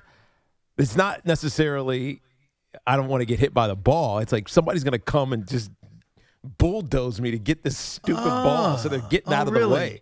Oh, interesting. And so you could tell that the Tampa fan, is that a Tampa fan? No, that's not a Tampa. That's a Yankee fan. I mean, the odds are it's a Yankee fan, but right. Yeah, who knows? Whatever it is, they also don't want to interact with it. Like they don't want to help it along to be a home run. You know what I mean? They want to get out of the way. Yes. So what you were suggesting is that my whole rant about people going crazy for baseballs turned out to be poetic because on that home run, there's a child hiding because he's afraid of psychos going for a home run ball. Yes, that's exactly. Okay. Does that not show you that society has a problem right now? I mean, that's a valuable home run ball. That was Ben Rice's 27th of the season. Tiki. On his way to, finishing top 5 in the MVP in the American League. That's a big deal. How valuable is that home run ball? I mean, okay, now what I'm holding is a foul ball, and I get it, whatever. Oh, by the way, bro, I got to bring this up. Speaking of foul balls. So my dad, every time he caught a foul ball, and he would never go for it either. So he was like me. They just happened to fall in his lap, and he would go to 70 games a year. So, it would happen, especially at the old Chase Stadium. So what he would do after every foul ball is he would write down the batter, and he would write down the pitcher, and he would write down the date. Yes. So my youngest son, Jet, said, hey, I got a great idea. Let's get all those foul balls and actually use it as the Rico display that's behind me. Right now it's autographed baseballs. He said, let's do the foul balls. I said, great idea. So I'm going through my dad's foul balls. Todd Zeal, are you listening? Really? Todd Zeal, we have a foul ball of yours, but not just any foul ball, Todd. A foul ball from your last major league game in your career in October of 2004, in also the final game ever of the Montreal Expos. So I don't know if Todd wants it, but I would be more than happy, even though it is a part of the Roberts collection. It is just a foul ball, though. It is just a foul ball. It's not like he hit a home run. No. And closed out the Expos. That's why I don't know if it means anything to Todd. He may just say, that's cool, whatever. I don't care. I don't know if it means something to him. But, I have a foul ball off the bat of Todd Zeal from the last game of his major league career and the last game of the Montreal Expos' existence from October of 2004. So, Todd, that's very random. It is random, isn't it? Yes. Would you want something like that? I know it's a different sport, but would you want something like that? I don't know. Because I have so many things like game balls, cleats. I told you the story about my cleats that I used to do the same thing, but I would sign them after I had a 150-plus yard day and a couple big games, and put them in the trunk of my car. And then my car got stolen from my garage in New York City, which was definitely an inside job. And it probably was in, I don't know, somewhere overseas before I even knew the car was gone. But I thought I would miss it, and I would miss them. I don't really even care. I have all this. You've been in my basement. You see the footballs that are displayed. Like I don't even look at them. You know what I mean? My kids don't care. So it's like, I don't know if I would want something like that. I don't think it would matter to me. Yeah, and you're right. In Todd's case, it's random. Like yes. It's a memory. It's a random foul ball. Now it's not a random foul ball from a game in 2001. Right. Like it's his last game in the major leagues, which I remember. What did he do in that game? The only thing I remember about what he did in that game is that he caught. Remember, Todd came up as a catcher and then ended up at third base and first base with the Mets. And I think in his last game, the Mets allowed him to catch. So I remember that, and I remember that it was the Expos' last game. Yeah. And I thought that was cool. Like, wow, and I'll never forget the Expo fans' reaction when the game is over. Like all these French people were crying. It was really surreal, bro. Like they kept walking down to the lower bowl area when the game ended, and they would just chant something in French, and they were bawling like babies. And I was taken back, like, wow, okay, I feel bad. Like, this sucks. I'm glad that baseball's coming to Washington, but this is really sad, and you feel bad. So I don't remember anything from the game, but it's a foul ball from Todd Zeal's last game. So wow. I don't know. If he wants it, let me know. If he doesn't want it, don't say anything. All right. It's okay. Let's go to Tommy, who's calling from Great Barrington, very nice town in Massachusetts. What's up, Tommy? Hey, we have you guys have a player for the Nets who just got drafted, or not drafted, but a free agent. Deion Brown is going to be playing tonight. I just want to give a quick shout out to him and good luck for the Nets with him. And go Hoosie Hoops. Nice. So someone called because there's a net player from Massachusetts that he just wanted to shout out. I like that. That is only for you, Evan. You think it's only for me? Yes, because who the hell cares about what was his name? I think he said Dion Brown was his Dion name. Brown. Yeah. He's playing for the Nets. Apparently. Is he going to make the team? No. Is he going to be a two-way player even? I mean, I guess that's look, I don't know enough about him to give an answer, and the truth is, when I watch the Summer League games, fair or not, it's more about the kids that we drafted that we have high hopes for. Yes. Sometimes when you watch the Summer League, a random guy will impress you, and it'll go in the back of your mind. But no, I don't. I'm not excited for it, but I wish him the best of luck. I hope he turns out to be great. I mean, there's a lot of awesome stories in basketball where guys are not drafted or respected or believed in, and then they have to force their way into it. So I wish him all the best. St. Louis University, 6'3" guard, in his first offseason appearance. This is in the California Classic. He's a 6'3" guard? 6'3" guard. Yeah. No, didn't they draft one? We got a lot of 6'3" guards. He had 9 points, 6 rebounds, 8 assists, and 2 steals. In which game? Because I watched the first Summer League game. Maybe I just didn't even register who he was. His first offseason appearance during the California Classic. I know, but which game did he play? They played two. I don't know who that was against. All right. He's currently fighting for a training camp invite, a 2-way contract, or a long shot roster spot. Good for him. I wish him nothing but the best. Lori is calling from Ocean Township, New Jersey. What's up, Lori? Hey, so before I have a question for Tiki, I wanted to ask a question about Sean and his laugh. So Sean? Every time I hear it, his laugh, I think it just sounds like if a cute guy was telling me a story or a joke, and I thought it was funny, but it wasn't actually funny, and I just faked the laugh. That's what his laugh sounds like to me. I don't know if you guys hear it too. Like it's like a high pitch and like, oh. No, I think half the time he is fake laughing. Kiss my fat ass! Like he's like, ah, like that. Yeah. Do that, like, just play it. And I'm like, yeah, I don't know if it's genuine. It's funny. Now that you say that, I hear it. I can hear him say it. Glass-breaking moment where you're going to hear it a lot now. I'm sorry. But, Tiki, I did want to ask you, and I did it, so when everyone was talking about the Mo and Drew Bledsoe thing, and, sorry, I don't know his last name, and whether it be sensitive to bring things up, it has been in the back of my mind. Do you think if you didn't retire that the Giants would have won that Super Bowl in 2007? I mean, I think the Giants were destined to win that Super Bowl. So if I hadn't retired, would they have still won it? Sure. But I don't know. I think part of the reason that they won it was because Eli evolved into like the leader, the guy. And before that, I was the guy. So I don't know. Tom Coughlin was a great coach. Eli had a fantastic season. Our running back room produced exactly the same. I mean, it's uncanny. I think I've done this before, but if you go look at the stats from the 2006 season, which was my last season, and the stats from the 2007 season, which was their Super Bowl season, it's almost exactly the same. So in 2006, my last year, we rushed for 2,156 yards with 14 touchdowns.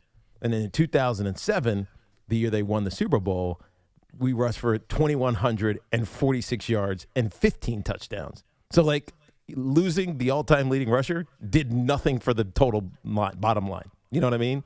So, yes, we would have won still. I just would have had a ring, and I don't. But here's the difference, and you tell me if I'm wrong. I don't think you evaluated that like, all right, let me evaluate this. Here's the production when I was there. Here's the production when I was gone. It's tough to ever know the answer, but yeah, I would have a ring. The difference with Mo Lewis is the perception is I don't think he wants to talk about it. Like, I think if I asked him, even as a supporter of his, hey, I think it's ridiculous you get crap for, the Tom Brady era, I don't think he would break it down. I think he would be like, shut up, I don't want to talk about it. You seem now maybe it's because you're a talk show host, but you seem more than comfortable breaking it down. Well, I kind of got over it quickly. You know what I mean? And I think part of it was because I was covering it. I was working for NBC, and I was actually there. I was on the field after the championship and kind of lived it through those guys. A lot of them who were really close friends and still are close friends. So it's like I didn't play, but I didn't feel as detached from it. You know what I mean? Yeah. So it's not like I was off sitting in a corner crying, staring at the wall. Right? I was actually in the arena as a broadcaster. So I feel close to it, even though I wasn't part of it. We'll get back to your telephone calls. A lot of Yankees throughout the first few hours of the show. We'll continue that. Plus, nothing about the Mets, even though they won a series against the Royals. But I do want to figure out, because I need to figure it out for myself and figure it out for Tiki, how hot would the Mets have to get for us to actually say, wait a second, there's a maybe chance. they're in this thing? There's a chance. We'll try to figure that out coming up. Plus, we'll talk to you, 888-808-1019. Who's Hot in Baseball, sponsored by Petro Home Services. You're about to get a close look at him. Washington's James Wood is hot. He's batting .400. Has hit 4 home runs and driven in 9 runs over the last week. Don't let your AC strike out this summer. Petro's tune-up and repair team has you covered. Go with your local HVAC pros. Go with Petro. For special offers, go to petro.com. That's Petro.com. Your favorite Knicks champions are heading to Fanatics Fest NYC on July 16th through the 19th. Don't miss the Kings of New York panel on Saturday, July 18th. Special championship celebration featuring Jalen Brunson, Karl-Anthony Towns, Josh Hart, and Mikal Bridges. Hear stories from their title run, get behind-the-scenes insight, and experience what it meant bringing a championship back to New York. Plus, limited photo op and autograph tickets for select New York Knicks stars and NYC sports legends are still available. Tickets are selling fast, so get yours now at fanaticsfest.com. Ever wonder why Fanatics Sportsbook is America's fastest-growing sportsbook? Other sportsbooks, well, their rewards are just the same old, same old. But Fan Cash is the ultimate sports currency, and betting with Fanatics lets you stack Fan Cash. With Fanatics Sportsbook, you can get up to 10% Fan Cash back on your wagers. Win or lose, use your Fan Cash to unlock the world of Fanatics with unlimited profit boosts, inclusive merch, collectibles, game tickets, and so much more. If you want value for bets, Fanatics will always have your back. Did I also mention they're giving away millions in Fan Cash this year with games like Fan Cash Drop? Tap it every Friday and see what the fuss is all about, so switch to a sports book that will always give you more to play with. Go check it out yourself and download the Fanatics Sportsbook app today. Winning hits different here. Must be 21 or over. Gambling problem? Call 1-800-GAMBLER. New York residents, call 877-8-HOPE-NY or text HOPE-NY 467-369. Connecticut residents, call 888-789-7777 or visit ccpg.org. This is an Odyssey Sports Minute. Don't look now, folks, but here come the Miami Marlins. The Fish were the best team in baseball in the month of June, and that is carried over to the month of July. The Marlins have now won 6 games in a row and 8 of their last 10. They are currently 10 games above 500 and only 3 games back of the Braves in the NL East. The Marlins are not only a threat to make the playoffs, but to win that division as well. I'm PJ Glasser. As a fitness coach, my active psoriatic arthritis can slow me down. With Skyrizi, risankizumab Riza, I'm treating my skin and joint symptoms so I can keep moving. Skyrizi, a prescription-only injection for adults, helps me move with less joint pain, stiffness, swelling, and fatigue. And for those who have plaque psoriasis, 90% clearer skin is possible. With Skyrizi, there's no daily dosing. It's just 4 doses a year after 2 starter doses. Don't use if allergic to Skyrizi. Serious allergic reactions, increased infections, or lower ability to fight them may occur. Before treatment, get checked for infections and tuberculosis. Tell your doctor about any flu-like symptoms or vaccines. Thanks to Skyrizi, there's nothing like clearer skin and better movement. And that means everything. Ask your doctor about Skyrizi. Visit Skyrizi.com or call 1-866-SKY-RIZI to learn more.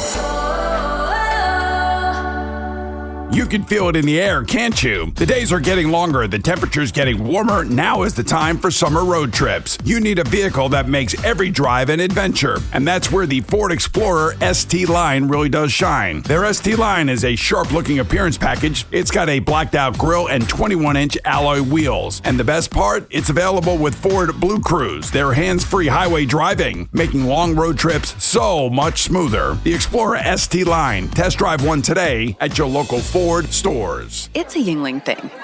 Knowing you should never show up empty-handed. You bring something that fits the night. Like a case of Flight by Yingling. A premium light beer that's low-calorie, low-carb, and deliciously refreshing. It's a Yingling thing. Keep it light with Flight. Get your Yingling Lager at Bourbon Street in Bayside, Gaff West on 48th Street near 9th Avenue, or all New York Miller's Ale House locations. Yingling Lager, an ice-cold tradition, ready to be poured. Enjoy a Yingling today. Hey, Boomer Esiason here. You know, after years in the game, I don't guess. I go with what works. Red Pocket Mobile gives you 3 major 5G networks to choose from. Switching cities? Switch your network. That's like calling your own Audible. Visit redpocket.com to see why more Americans are switching to better wireless without paying more. Red Pocket Mobile, your new ultimate cell carrier. If you're still using a sportsbook to bet on the soccer tournament, you're getting robbed. Delete that app and join the millions using Polymarket. Polymarket is a prediction market, not a sportsbook. Trade against other fans, not the house. Polymarket, your go-to prediction market for soccer's biggest stage. Available in all 50 states. Download the Polymarket app. Use promo code BLAZE to unlock $50 free for your first trade. That's promo code BLAZE. Trading not available in all jurisdictions. Check local regulations before trading. Restrictions and eligibility apply. Don't miss Conor McGregor's epic return against fellow icon Max Holloway at UFC 329. Saturday, July 11th at 9 p.m. Eastern Time on Paramount+. What do parents think of back to school at Staples, where supplies start at just 25 cents? Staples has the latest laptops with up to 40% savings. I may hug the cashier. So embarrassing. It's the most wonderful time of the year. It's a wonderful time at Staples with up to 40% off select tech. Staples. That was easy. Visit Staples today or shop online and in the app. Ends 9/12. Exclusions apply. Hi, this is John Starks, and I'm Tyler Kolek. At John Starks Kia, we don't play games. No gimmicks, no tricks, no hidden fees, no surprises. Lease a Kia Sportage for just $333 a month with just $3 due at signing. What we say is what it is, period. See you at John Starks Kia in Queens. Go New York, go New York, go. 36-month lease excludes tax, title, and MV fees. No security deposit required. 10,000 miles per year. Expires July 31st. When you own your own business, you own every decision. Catch the red eye or take the 6 a.m. Make a new hire or promote internally. Celebrate a win with the toast at the gate or unwind at the lounge. Big props to this team. Some decisions are a win-win, like earning 8 times points on Chase Travel. Chase Sapphire Reserve for Business, the business card that gives back all you put in. Visit chase.com/reserve business to learn more. Cards issued by JPMorgan Chase Bank and a member of FDIC, subject to credit approval. Terms apply. This is John D'Agostino from D'Agostino & Associates, the injury firm. Accident victims, I understand how an accident can turn your world upside down. You're in pain. You need medical care. You can't work. You're struggling to pay your bills, and you don't have a clue what your rights are. So what do? Call the first law firm that pops up on the internet? Look for the best website? Or say, hey, find me a lawyer. The options are endless, but the answers are simple. Ask around, read reviews, and go with your gut. Great law firms build great reputations. I built D'Agostino & Associates one client at a time by doing the right thing for accident victims just like you. Our clients know my team cares, and we're going to fight to get you every dollar you deserve. So call me today at 888-24-LAW-24. That's 888-24-LAW-24. We have offices throughout New York and New Jersey, and we'll come to you. I've been there, and I'll be there for you. D'Agostino Law, bite back. There's nothing more refreshing than an ice-cold Surfside iced tea and vodka or Surfside lemonade and vodka to break the heat. Surfside is only 100 calories and 0 bubbles. That's right, no carbonation. It's not a seltzer, it's Surfside. Must be 21, please drink responsibly. It's the road ahead, brought to you by our local Kia dealers. Visit kia.com and discover movement that inspires. The team from the Bronx continues its final road trip before the break with 3 against Washington. Then they kick off the second half next Friday at home, interleague style against Los Angeles. Optimal Fibers in the house. Y'all know the number. 877-393-4448. Optimum Fibers, so fresh, so fine. Got another provider leaving behind. Come on, everybody, let's get online. $30 a month, gonna blow your mind. 5 whole years, don't hesitate. Lock it in now before it's too late. 877-393-4448. Terms apply. See Optimum.com for details. Come visit the engagement experts at London Jewelers at any one of their 6 locations. Talk sports after hours with Tommy Lugauer, 7 to midnight. WFAN, WFAN FM, WFAN FM HD1 New York, and Odyssey Sports Station. A Friday afternoon in the big city. Evan and Tiki without Sean Morash until Big Mac coming up at 2 o'clock. I do want to warn you that this next 4 to 5 minute discussion is not a belief or an endorsement that the Mets can get back in a pennant race. I think we all realize that that is very, very, very unlikely. I just wanted to ask the question going into the final series of the All-Star break, what would be necessary for the Mets to make me, Tiki, and you to say, wow, okay, maybe there's something here. They're obviously a long ways away from that. Winning 2 out of 3 against the worst team or one of the worst teams in the American League does not bring them back. But I thought about it last night because I wanted to give a good answer. And it's complicated because right now in the National League, the pace of the Marlins and Phillies, the last 2 wildcard teams in the National League, their win pace is 89 wins, which is a big number. Yeah. And that's a number that, when you look at where the Mets are at, feels like a billion miles away.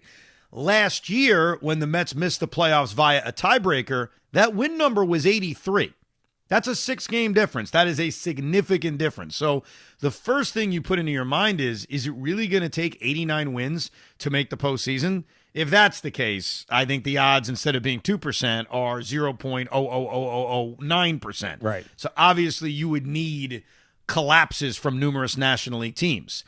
To me, Tiki, my answer is they got to go on a massive winning streak, and I'd say get within 2 or 3 games of 500. Yeah. And I think if that happened, I would start to say, wow, we got something here. Yeah, well, I think when we had this conversation before, briefly, the one thing that we can't forget was the 12-game losing streak earlier in the season. And then, and I still kind of believe it now, the only way they're getting themselves even back in the conversation, because right now they're not even in the conversation. Even if they win 2 of 3, they can win another couple series, and we're still going to say they're still way out of it. They need to match, and maybe not match, but get close to matching that losing streak. So win 10 games in a row, and then you'll start saying, all right, well, maybe they figured something out. But even with all of that said, Evan, there's 68 games left for them. They're going to have to win. They got to win 48. They're going to have to go 48 and 20. Right. Think about that. 48 and 20 in order for them to get into the postseason. So the reality is there is no reality behind this. But I would start having the conversation that they could hope for, I don't know, coming back to the mean or coming back to average from other teams if they get a 10-game winning streak and make you feel like they're actually capable of playing consistent good baseball series over series. And what really complicates this, Tiki, is that there is not enough time between now and the trade deadline to avoid not being a seller. That's right. They are going to sell pieces off as they should. I mean, that might actually be a good thing, though. You know, because if you're going to get rid of underperforming players, and look, we love Freddie Peralta, at least we think we did. And I know he's had a couple of good outings and not nearly enough to justify what he was supposed to be. Sell him, and then give your young kids more of an opportunity to be that player. And if they suck, then who cares? Yeah, well, no, I agree with you. I think that's what makes this whole thing, though, more complicated. That Freddie Peralta is not going to be a part of this team when they're on this magical push that we're creating in our minds. He's going to be traded by August 3rd. There just isn't enough time between now and the trade deadline for the Mets to be convinced that they shouldn't sell. Yes. It would be a mistake not to sell.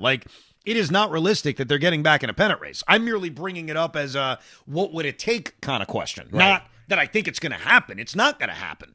And if it does, it's going to occur after they sell. I remember in 2016, I give the Yankees a lot of credit. 2016 is a weird year in Yankee history, but they sold, right? Remember, they sold Andrew Miller. They sold Aroldis Chapman. Yep. They made a rare decision in the history of the New York Yankees to say, not it. So we're going to sell guys off. They called up Gary Sanchez. Gary Sanchez was Linsanity after Linsanity, and the Yankees kept winning, and they actually got themselves sort of in the wild card race. They didn't make it, but they became interesting. And they did it after they sold, Yeah. which is the dream, right? And you sell the pieces off that was and then what, you start 80 winning. That was 84 wins. So maybe they don't have to win 48 games. Maybe they just got to win like 44 games. Yeah, I actually, I'll give you one positive. I don't think 89 is going to be the number for the third wild card spot. I think that's the pace that it is now. Yeah. But I have a tough time imagining the Marlins keeping this up, St. Louis, a lot of I believe in the Phillies, I believe in the Cubs. Okay, so I will totally agree that the top 2 wild card spots may be 90-win teams. I think that is absolutely on the table. But that third wild card team, I don't know what that number is going to be, and I look at all the teams that are battling for it, and right now it's Miami, it's St. Louis, it's Washington, it's even Pittsburgh and Arizona, who are sitting right around 500. Someone will take it. I don't know who, but I don't think it's going to take 89 wins. If I had to guess right now on July 10th, I think the third wild card team wins 85 games to make the postseason. That is my prediction. So that's actually, and look, it's still daunting because it's 44 and 22, but it's still there. It's doable if you get a streak. You got to have a streak, though, that makes you play. That proves to yourself, actually, that you can play good baseball. I think you actually nailed it, and you've said it a few times. I think you're right. I think the only way to, make people believe, but also mathematically get back into it, is to have a winning streak that matches the losing streak. Yep.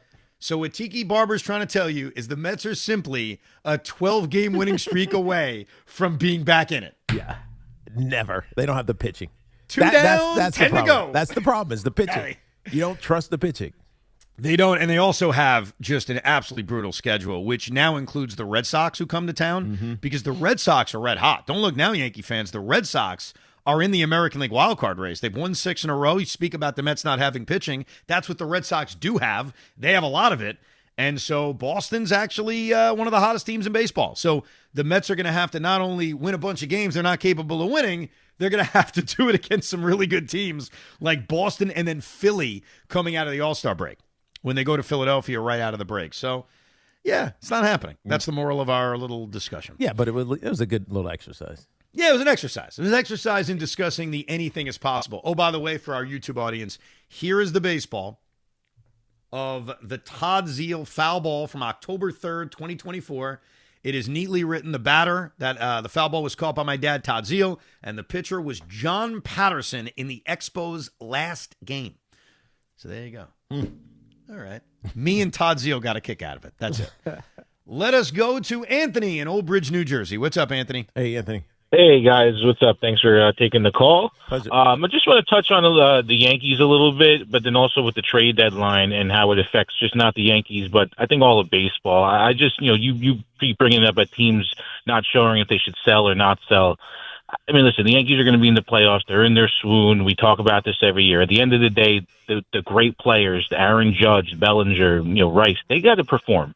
And I think all of us going back and forth, I think is just part of the conversation, but ultimately they have to perform. And in regards to adding the players, I just don't think there's a great group of players, available. When you look at lineups 1 through 9 in all, both leagues, American and National, there's just not that many great players. And I think it's just a part of the problem with the baseball. A lot of these teams are locking up their younger players, so they're not becoming available. Right. And I don't see this, whether the Yankees have the money or not, I don't see this great group of talent coming from anywhere. And I think that's why holding on to your players, people always talk about the prospects and hoarding them, but I think you have to keep them, because if you don't, you have nowhere to turn. If they go get Skubal and they give up Lombard and somebody else, there's nothing coming up the pipeline where you feel confident that when because they are aging out a little bit, Judge a little bit older, Cole's a little bit older.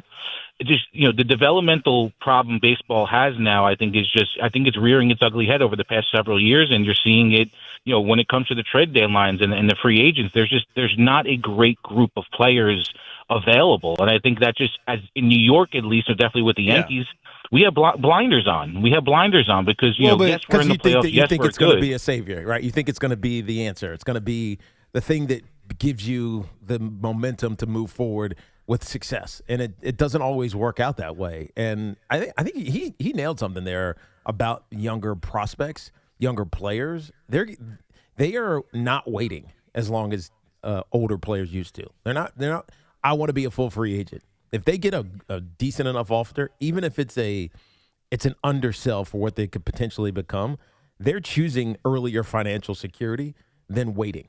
Yeah, there are less impactful free agents like stars in the prime of their careers. That's why Juan Soto was so unique a few years ago when he was a free agent. And it's why he got paid so much.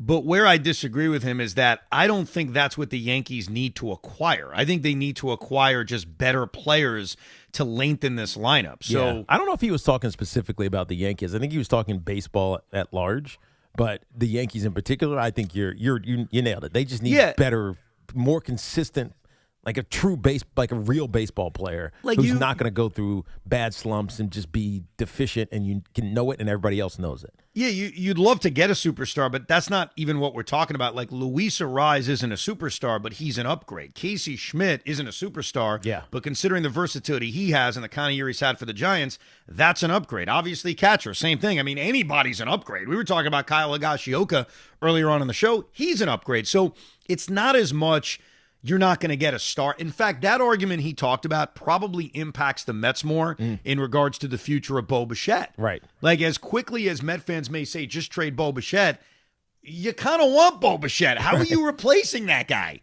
He's still in his 20s. He's been a very good offensive player now for 2 months. He got off to a horrible start. Nobody can defend it. But for about a month and a half, maybe 2 months, I'd have to look at the exact dates, he's been really good offensively. So how do you replace a guy like that? But I don't think the Yankees are necessarily needing young superstars. They're just needing better ball players. Aaron is in Old Bridge. What's up, Aaron? Hello, Aaron. Aaron, what's up, man? Aaron going once. Aaron going twice. Aaron is sold. Let's say good afternoon to Paul in New City. Hey, Paul. What's up, Paul?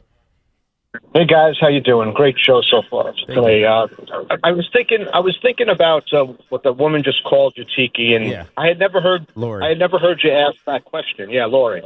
And I was thinking you're like Don Mattingly in for the Yankees in a lot of ways, because a classy, legendary player, and you just missed off. But hold on a second. There's a huge difference. You take it then, because I think there's a monstrous difference. The big difference, Paul, is that I chose to walk away. So I left on my own, ready to do something else. Don Mattingly, I think, would have played for another decade if he could have.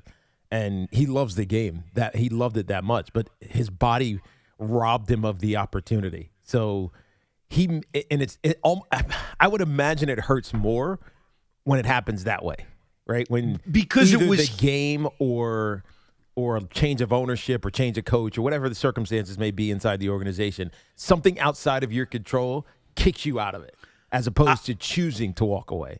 I understand and respect the Don Mattingly Tiki Barber analogy, because beloved players, entire career with one team, and then coincidentally, the year after it ends, team wins a championship. I respect the analogy.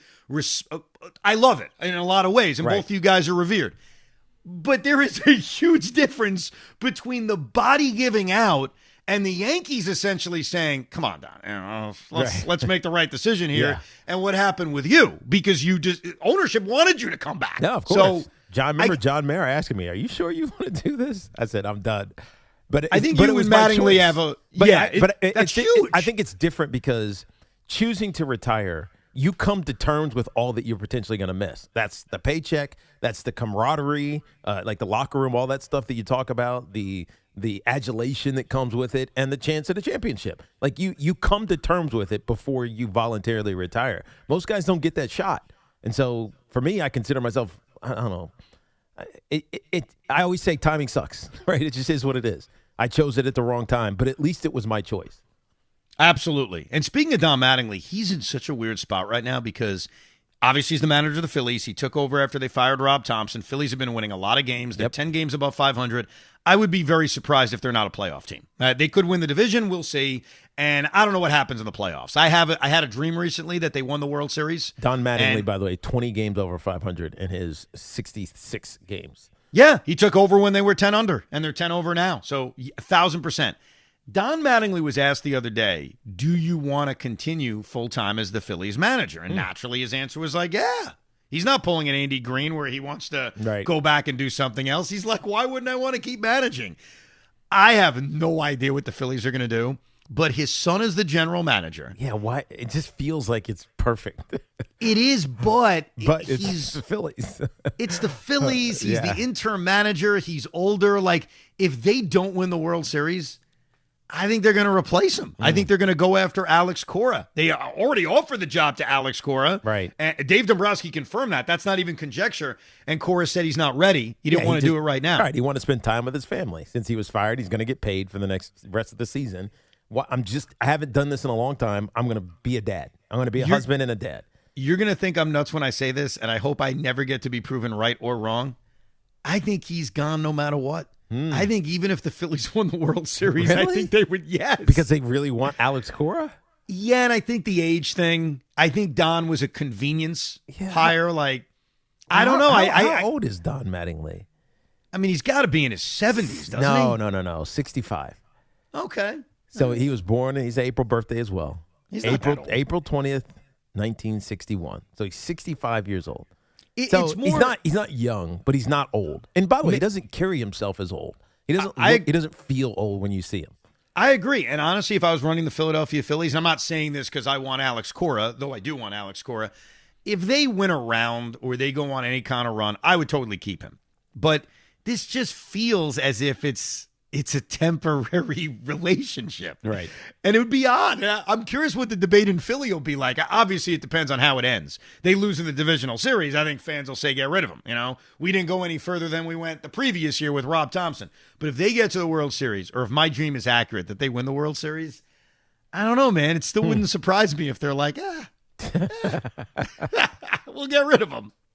We're going to move on. But it's worth keeping an eye on. By the way, you know today is Friday? And it's also Fan Cash Fridays. And Fan Cash Fridays are powered by Fanatics Sportsbook, America's fastest-growing sportsbook. We'll take the 10th caller at 866-540-WFAN for your chance to win $100 in Fan Cash from Fanatics Sportsbook every Friday, because winning hits different here. More of your calls coming up. Plus, I can't stop watching Mitchell Robinson's interactions on social media. Oh, jeez. He has become amazing. We'll get to that coming up as well, as it's Evan and Tiki on the Fan. Now, you ever wonder why Fanatics Sportsbook is America's fastest-growing sportsbook? Other sportsbooks, their rewards are just the same old, same old. But Fan Cash is the ultimate sports currency, and betting with Fanatics lets you stack Fan Cash. With Fanatics Sportsbook, you can get up to 10% Fan Cash back on your wagers, win or lose. Use your Fan Cash to unlock the world of Fanatics with unlimited profit boosts, exclusive merch, collectibles, game tickets, and so much more. If you want value for bets, Fanatics will always have your back. And did I mention they're giving away millions in Fan Cash this year with games like Fan Cash Drop? Tap it every Friday and see what the fuss is about. Switch to a sportsbook that will always give you more to play with. Go check it out yourself and download the Fanatics Sportsbook app today. Winning hits different. Must be 21 or over. Gambling problem? Call 1-800-GAMBLER. New York residents, call 877-8-HOPE-NY or text HOPE-NY 467-369. Connecticut residents, call 888-789-7777 or visit ccpg.org. With the warm months here, it's time for a healthier you. My good buddy John Gallucci Jr., CEO of JAG Physical Therapy, always tells me how important it is to focus on your biomechanical chain to reduce injuries. Well, now is the time for you and your loved ones to turn to JAG to get stronger and function at a higher level. The dedicated team of physical therapists at JAG Physical Therapy will develop a plan specifically for you to help prevent injuries. If you have an existing injury, however, their expertise and commitment will help you get back the life you love. Schedule your appointment today at jagpt.com. That's JAGPT.com. The Yankees hit the road and traveled to D.C. to take on the Nationals. 6:45 today. Give it up. Say goodbye. Susan Waldman and Dave Sims call all the action. The home of Yankees baseball is The Fan. 101.9 FM, 660 AM, and always available en Espanol with Ricky Ricardo on the Odyssey app. What makes Crystal Geyser Alpine Spring Water different? We always bottle our Alpine Spring Water less than 1.5 miles from the spring source, and all our bottles are made with 50% recycled plastic from our own recycling plants. Crystal Geyser, bottled at the spring source. Orgavadazona? Is that a word? In the 2026 Kia Sportage Turbo Hybrid, it might as well be, because it can be one road trip. It's all about turbocharged power and hybrid efficiency working together, so you get the thrill of quick acceleration and the satisfaction of fuel efficiency. Book a test drive and keep the adventure going. Kia, movement that inspires. Call 800-3334-KIA for details. Always drive safely. The World's Game at BetMGM is here. Bet on the soccer showdowns with 2-up early payout so that if you're up 2, BetMGM will pay you. That's right. Place a pre-game straight match result bet on any tournament game. If at any point your team is up by 2 goals, you'll instantly win your bet. Then enjoy BetMGM's same-game parlays, daily promotions, player props, and so much more for the World's Game. Don't miss your shot at an early win with 2-up early payout to get paid out if at any point your team is up by 2 goals, regardless of the final outcome of the match. Make it a tournament to remember with BetMGM. BetMGM and GameSense remind you to play responsibly. Gambling problem? Call 877-8-HOPE-NY or text HOPE-NY 467-369.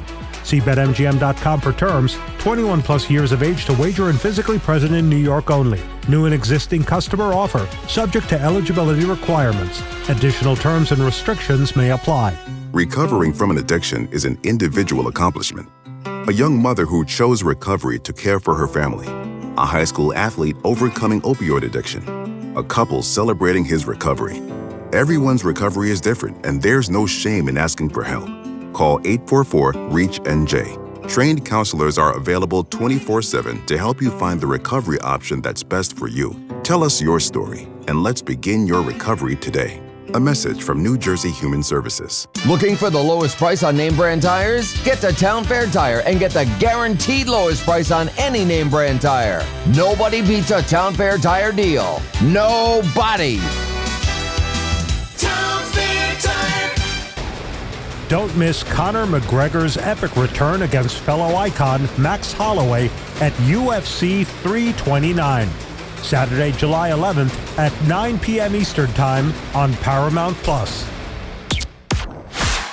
The 96 Midsummer Classic is finally here, and you can find your look right here in the heart of Manhattan. Head over to the MLB NYC flagship store on 6th Avenue and 51st. Shop the exclusive 2026 All-Star Game collection with official New Era caps, Nike jerseys, and limited edition apparel and collectibles. Don't just watch history, wear it. Visit the MLB NYC flagship store today. MLB trademarks used with permission. Kohl's knows summer comes with a few family debates, like what's the best ice cream flavor, or who gets the good pool noodle. But when it comes to Kohl's summer outfits, everyone's in agreement.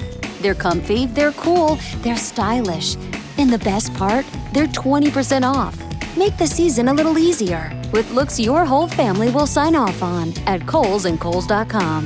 Select styles. Offer ends July 19th. Some exclusions apply. See store or Kohl's.com for details. Is reviewing life insurance on your to-do list? Now's the perfect time to add it. A friend recently told me that securing life insurance sooner rather than later can help you lock in lower rates for years to come. So I bumped this up on my list and got it done. I called SelectQuote and couldn't believe how easy and affordable life insurance is. I'm 40 and got a $500,000 policy for $16 a month. My husband's also 40 and his $500,000 policy was only $18 a month. Plus, with SelectQuote's same-day coverage, there was no medical exam required, and we were covered by the time we hung up. Knowing I have this checked off my list feels amazing, but the peace of mind knowing my family is protected feels even better. Call SelectQuote at 1-800-329-1010. That's 1-800-329-1010. Or go to SelectQuote.com to get your free quote today. That's 1-800-329-1010. Details on example rate at SelectQuote.com. The Mega Millions jackpot is now up to $604 million. It only takes one ticket to walk away with a big win. Get yours today. Anything can happen in Jersey.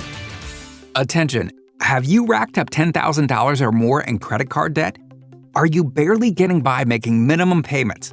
With credit card debt reaching all-time highs, National Debt Relief is notifying consumers about significant debt relief options currently being made available to help those with overwhelming credit card debt. These options may reduce a large portion of credit card debt for those who qualify. You don't need to declare bankruptcy or take out a consolidation loan, and you may only have to pay back a fraction of what you owe, even if you have bad credit. National Debt Relief has already reduced the credit card debt for more than 550,000 consumers, so don't wait. If you owe $10,000, $20,000, or even $100,000 in credit card debt, You can now take advantage of this financial debt relief as the cost of living continues to skyrocket. To check what debt reduction you may qualify for, call 800-358-6868. That's 800-358-6868. Again, 800-358-6868. For adults with Crohn's disease or ulcerative colitis symptoms, every choice matters. Tremfya offers self-injection or intravenous infusion from the start. Tremfya is administered as injections under the skin or infusions through a vein every 4 weeks, followed by injections under the skin every 4 or 8 weeks. If your doctor decides that you can self-inject Tremfya, proper training is required. Tremfya is a prescription medicine used to treat adults with moderately to severely active Crohn's disease and adults with moderately to severely active ulcerative colitis. Serious allergic reactions, increased risk of infections or lower ability to fight them, and liver problems may occur. Before treatment, get checked for infections and tuberculosis. Tell your doctor if you have an infection, flu-like symptoms, or need a vaccine.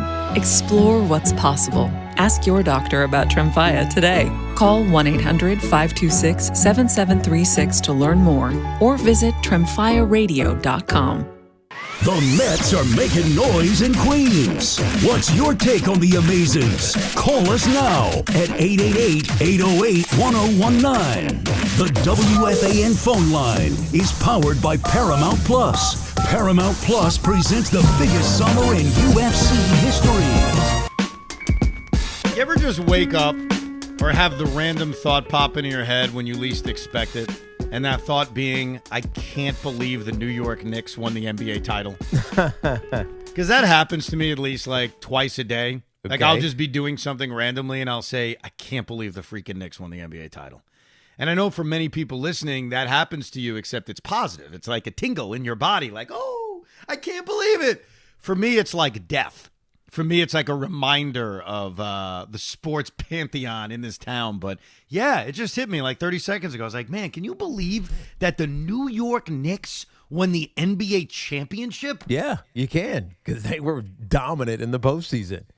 Like it doesn't. You're saying it doesn't feel real. Yeah, and you're so different. You're so like, well, I'm used to it. I'm not. Well, it's not that. I just accept facts because I saw it. Like I experienced it. I mean, I saw with it too. Like all these Knicks fans, crazy ones in Florham Park, or certainly down at the City Hall when we went to the championship parade. So like it was real, and it wasn't out of nowhere. It didn't feel like, oh, this was just a lucky run.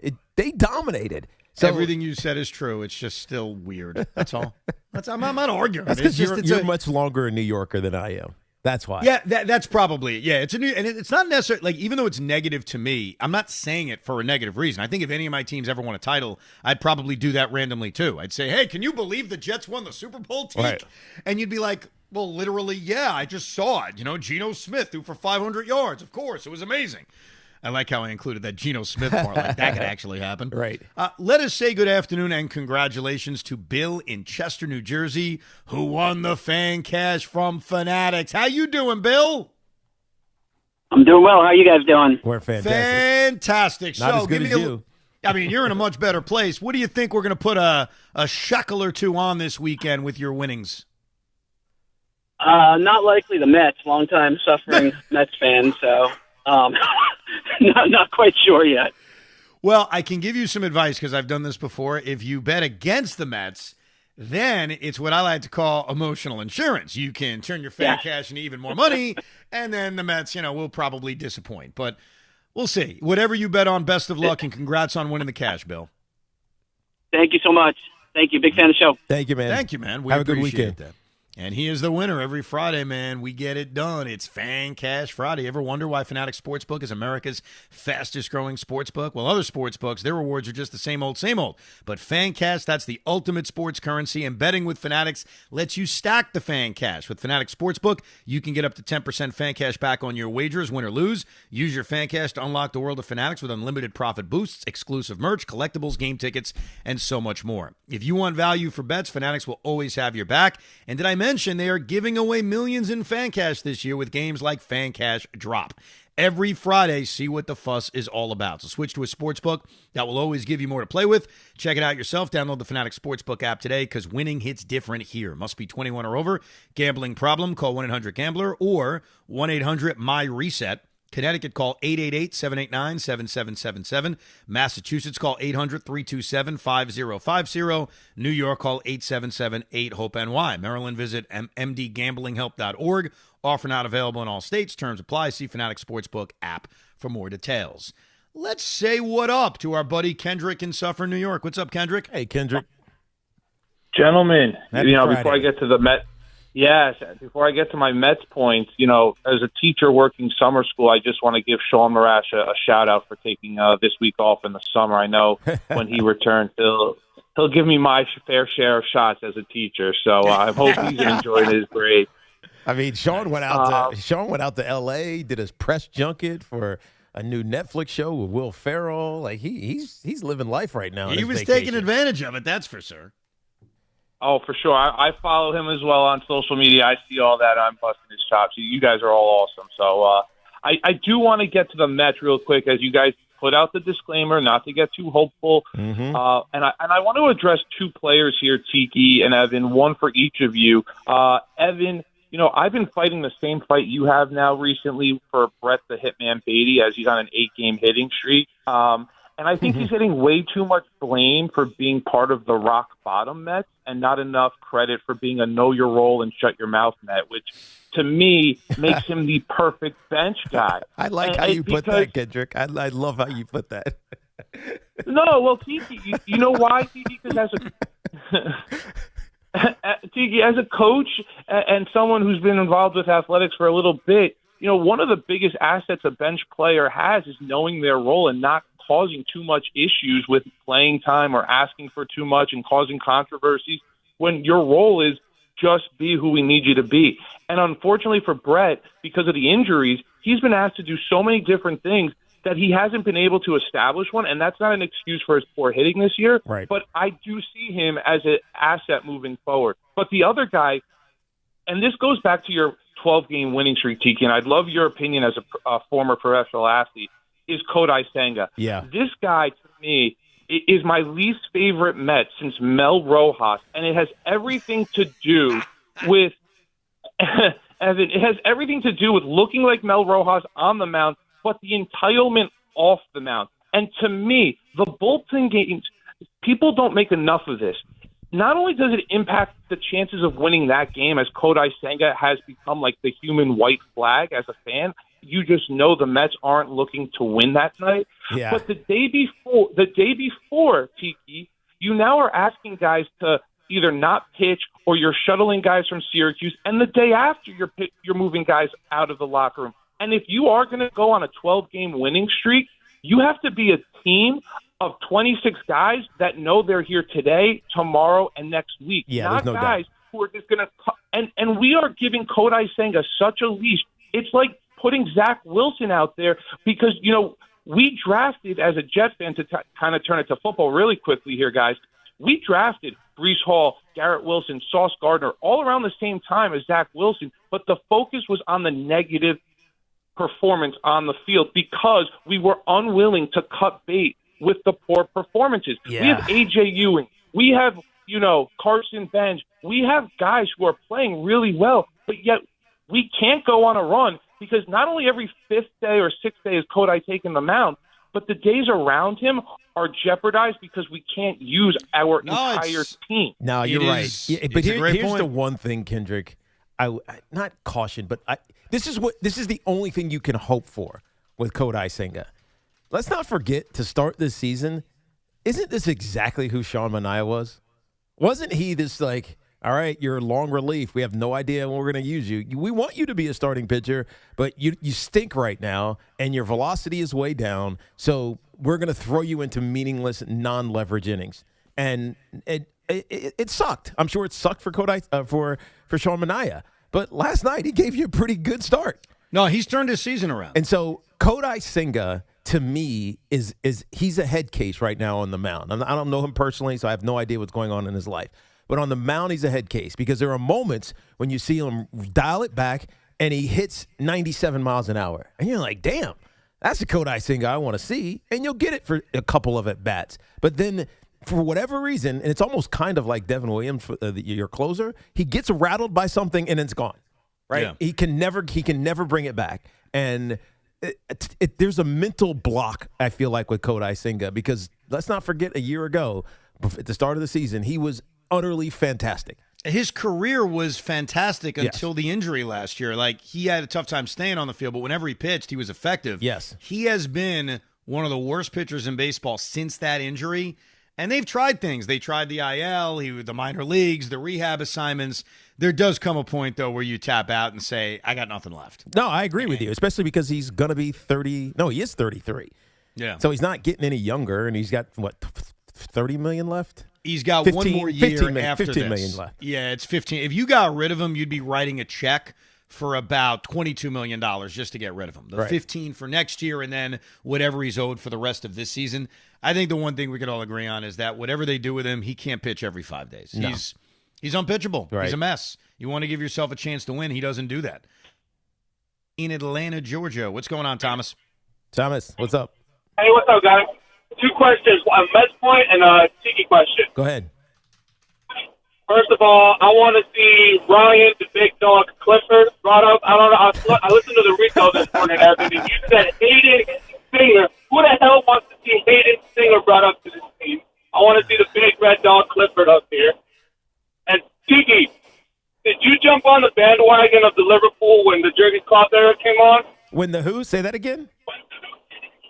When the what? On the Liverpool bandwagon. Yes. Now, What was the timing you guys that you were talking, said? did you jump on when all the Liverpool bandwagons jump on? Like around 16 and 18, between 16 and 18, 2016 No, and 2018. I think I was a little bit after that. I think it was around 2019 that I jumped on the Liverpool bandwagon, and I told you, I think I told this story on air. The reason I did is because Rondé became a massive Manchester United fan. Manchester United is owned by the Glazers, who also own the Tampa Bay Buccaneers. So Rondé became a big soccer fan. And all he wanted to talk to me about was soccer. And I was like, I don't know what the hell you're talking about. And he said, pick a team. And so I picked Man City. But Man City has all these financial fair play stuff. It feels like they cheat because they have basically 2 starting 11s of really good players, and they just dominate. They've won the league multiple times in a row, even though Arsenal won it last year and Liverpool won the year before that. But so I picked Liverpool because I liked Sadio Mane and Mo Salah. And ultimately, they won the Champions League, and they won the Premier League. They won it again 2 years ago. So, I think I was before, or I think I was after that initial Liverpool bandwagon jump on. But they're still my team. It's all Rondé's fault. That's what we've learned from this. It's why I'm a Liverpool fan is because of Rondé. Yeah. I mean, I easily could have picked Arsenal, who won this year. I could have picked Tottenham, like Phil and Mets chat, and they stink and almost got relegated. I could have picked anybody. But I just picked the Liverpool. It sounded cool. And I kind of remembered the Beatles being from Liverpool. And so it just kind of made it, and I'm a Beatles fan, so it kind of made me pick Liverpool. Let me just briefly defend myself. The reason I suggest that the Mets call up Hayden Singer is because they've been using Alvarez at DH a lot. And I believe that if you're going to use your catcher at DH a lot, it would behoove you to have a third catcher. So it's not that I love Hayden Singer. It's just the roster construction argument. I don't know about you. I'm going on a trip later today, so my meal pattern has been way off, but I'm real hungry. And it's always dangerous when the man cooking up a Cinco is Rosie Paul Rosenberg. Paul Rosenberg, the glue. In the booth, somebody hide the castle. Nicely done. Optics flying, phones ringing, Evans yelling. No! Tiki's laughing, chaos cracking, nobody's in control. It's Cinco de Roncho. Bam! Crunch! Let's go! Alrighty! Cinco de Luncho is brought to you by Helix Wireless, connecting everything everywhere. Not that anybody cares about me, but today's my first day back in about 12 days as I just completed a road trip to Florida with a lady friend, which included my first trip to Disney since I was about 9 years old. Spent 5 days there. Yeah. And here are my 5 things I discovered about Disney as an adult. Here we go! Number 5. Ponchos are a Ponzi scheme. You spend $13 for adult ponchos. There's a thunderstorm every single day at 3 p.m. They're at every gift shop. They're at every food establishment, whatever, and nobody reuses them. Not one person ever uses the same one over and over again. They get rid of them afterward. Reuse your ponchos. I did. After I fell into the trap, I had to buy 2. I spent $50 on ponchos in 2 days. It's ridiculous. Rosie, so I had to wear a poncho when I went to Niagara Falls. We did the Maid of the Mist where you get wet seeing the falls. And so they give you the poncho in fairness. Like, it's not even something you buy. I guess it's a part of the ticket. When it was over, I wanted to throw it out. I'm like, what the hell am I doing with it? My father-in-law kept his. Nice. And I'm thinking to myself, you are never going to use this ever again.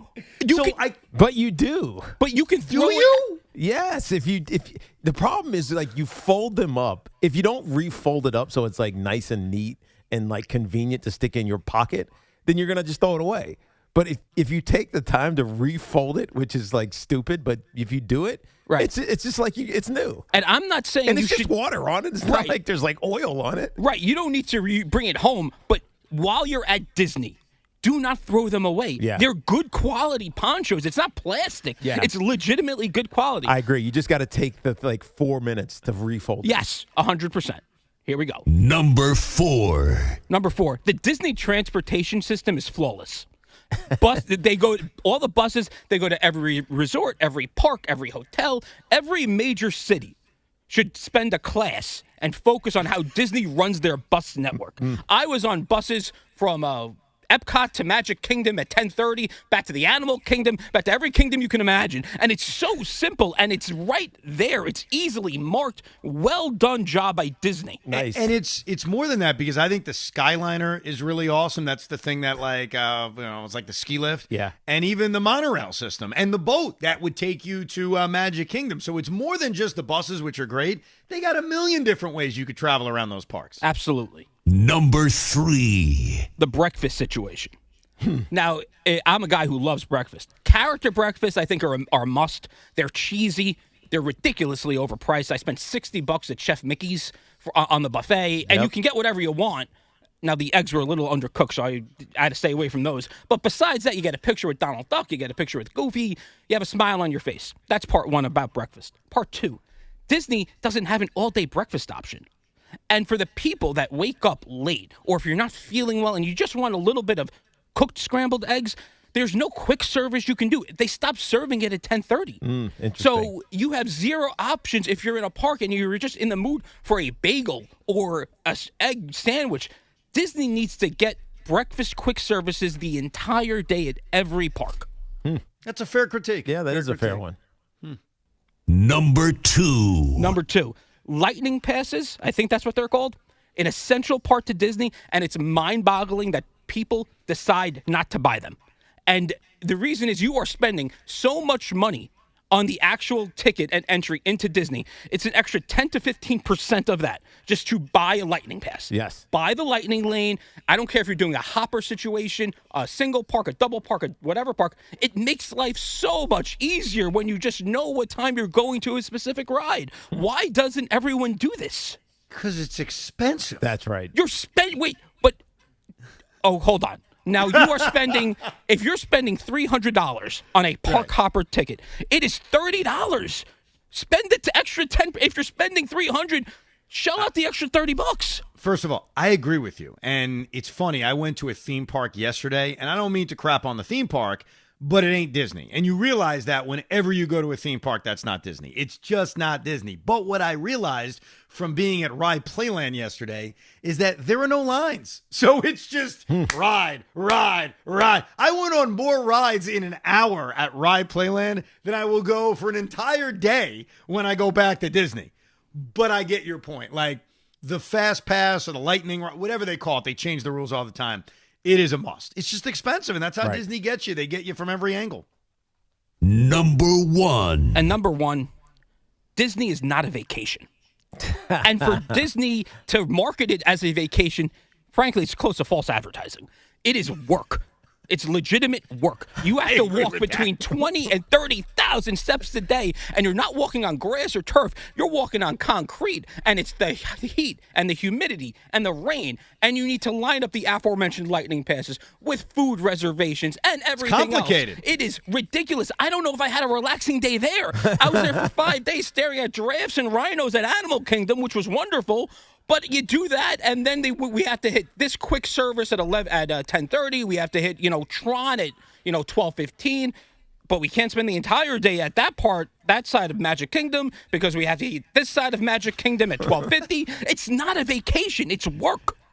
It is an experience because you remember everything that you can detail it, but it is a grind. It is not a relax. We chilled. You don't recharge.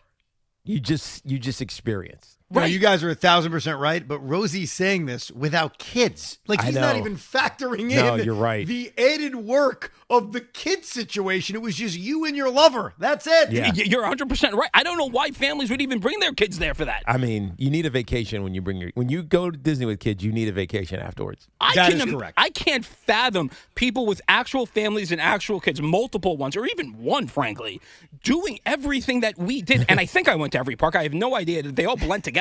Like, it is a lot of work. But overall, you had a good time? Yes, I had a wonderful time. The rides are just exceptional. The rides are so much fun. The problem with Disney, and it's a compliment, and I really mean it because Tiki will tell you, I brought my young son Spence to work yesterday, and what he wanted to do was go to a theme park. It is very tough to match the Disney experience all the way around. It's just very difficult because the people, even the way the workers at Disney act, like they're always on alert to do a show for you. Everything's great. Everything's clean. Everything is impressively put together. And it's not a knock on these other places. Like Ride Playland was fine. It got the job done. But, I mean, it ain't Disney. It's a different world. And you drove there too, Tiki. Did you realize this? Rosie got in a car and drove down to Florida. And it's doable, but it's not with kids. It's challenging with kids. Right. It was challenging just for Evan has done it with kids, and I don't know how you survived. Just for me and the lady friend, we left Jersey and we got as far south as Savannah. Stopped in Savannah for the night and then finished the drive. We stopped at Jacksonville first. We did Jacksonville, Port St. Lucie, Miami, then doubled back to Orlando and then back home. So why did you go to Port St. Lucie? A relative of my lady friend lives in Port St. Lucie. Okay. All right. It was not Mets related, Evan. Well, no. I mean, why would anyone go to Port St. Lucie if it wasn't Mets related? I agree with that. A wonderful, listen, Florida, the humidity and the heat is out of control, but it was very, very nice. Yeah, I think when you do Disney this time of year, man, you got to come prepared with misters and portable fans because it is brutal out there this time of year. But I'm glad you had a good time. Thank you, congratulations, Rosie. Pulled it off. He pulled off the Disney trip with his your fiance, or is that not happening? The lady friend. Yeah, the lady friend. Yes, are you going to he's propose, or where if we you're at? putting a ring on it. Oh, yeah, you put a ring on that? We're on the track. We're certainly on that track. That is so non-committal. It's not non-committal. I'm on the track. I mean, how long have you been together now? Roughly 14, 15 months. Okay, that's not that long. How old are you and your lady friend? You go roughly the same age? I don't want to ask her age. Are you roughly the same age? I'm older. How much older are you than her? 6. 6 years. And how old are you? 40. So congratulations for getting her age out. I think she's gonna I don't know her. I'd love to meet her, by the way. I mean, we're friends. Why don't we do a little double date action? You tell me when you want to go out, and we shall do so. Where should I take you guys to? A Met game? You want to do a little? Oh God! Absolutely. She loves going to baseball games. She's a big sports fan. She's a big Devils fan because she grew up in Jersey. So she's a very big Devils fan. Okay. Wow. You can come over to the Rock with me. Yeah, look, you got multiple double dates going. We'll have a triple date. This is great. She's gonna love this. I think she wants you to put a ring on it, though. Oh, no question she does. I'm not saying she doesn't want that, Evan. Has she said it to you? Has she said, "Hey, where's this going?" Oh yeah, no, we've had discussions about it. Dude, Evan, come on. You can't ask the question without having the conversation with the girl first. There's no way. That's just. I think you can. No, you can do a surprise proposal. Why not? A surprise? No, That doesn't happen, man. Then there's no risk of her saying no if you're always planning it out. Why do you want it to be a risk? Well, look, in fairness, I did have the talk with my wife, so it's not like I'm speaking like I did it this way. Yes. But you can just propose. You don't need to have the discussion at first. So we're going to get proposed by the end of the year. That's the vibe I'm getting, Rosie. Yeah, I think it's by the end of the summer. By the end of the summer. Look at that pressure I just put on Rosie. You should see his face, Evan. But Tiki. Oh, I'm staring at it. I got Zoom up. Oh, nice. This is perfect. Oh, hello, Zoom people. But Tiki, here's why I'm skeptical about the summer. Why? He was just at Disney World. Yeah, but wouldn't that have been the time to do it? No, you don't want. I don't like the public ones with the stadiums and stuff. That's like cheesy. You don't want to do that. This is the last question, and it's the most important. Sure. Is there an expectation that we go to this wedding? Who's we? All of us. All of your friends here at WFAN. Is there an expectation from you? I mean, do you have other friends? Yes. Okay, just making sure. Who would your best man be? Are you leaning towards Loogie? Because you guys have a very close relationship. No, but Loogie will be in the wedding party. He'll be in the wedding party. Yes. Okay. He will be a groom. Would you be upset if I didn't go? Would I be upset? No. No, I'd be upset if you don't send a gift, but no, that's it. No, I always take care of that. There'll always be a gift. But all right, just make it in a convenient location. Yeah. There's a chance. No pressure. You'll get money from me and Evan.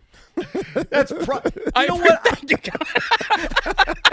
I'm going to be honest with you, and I know that this will see if I go to your wedding, Tommy Lugauer, I'd be dead to him. That's right. Because I went to Tommy's. Nice. I didn't go to Tommy's wedding. Now, I gave him a nice gift, but I don't think that's enough for him. I think it was, why weren't you there? And the reason I wasn't there is it didn't work out. My sister was in town. It was just nothing. It just didn't work. Right. If it lines up perfectly, I may go to your wedding. I can't rule it out. And I'm not telling you to plan it that way. Tommy will be fine. He'll get over it.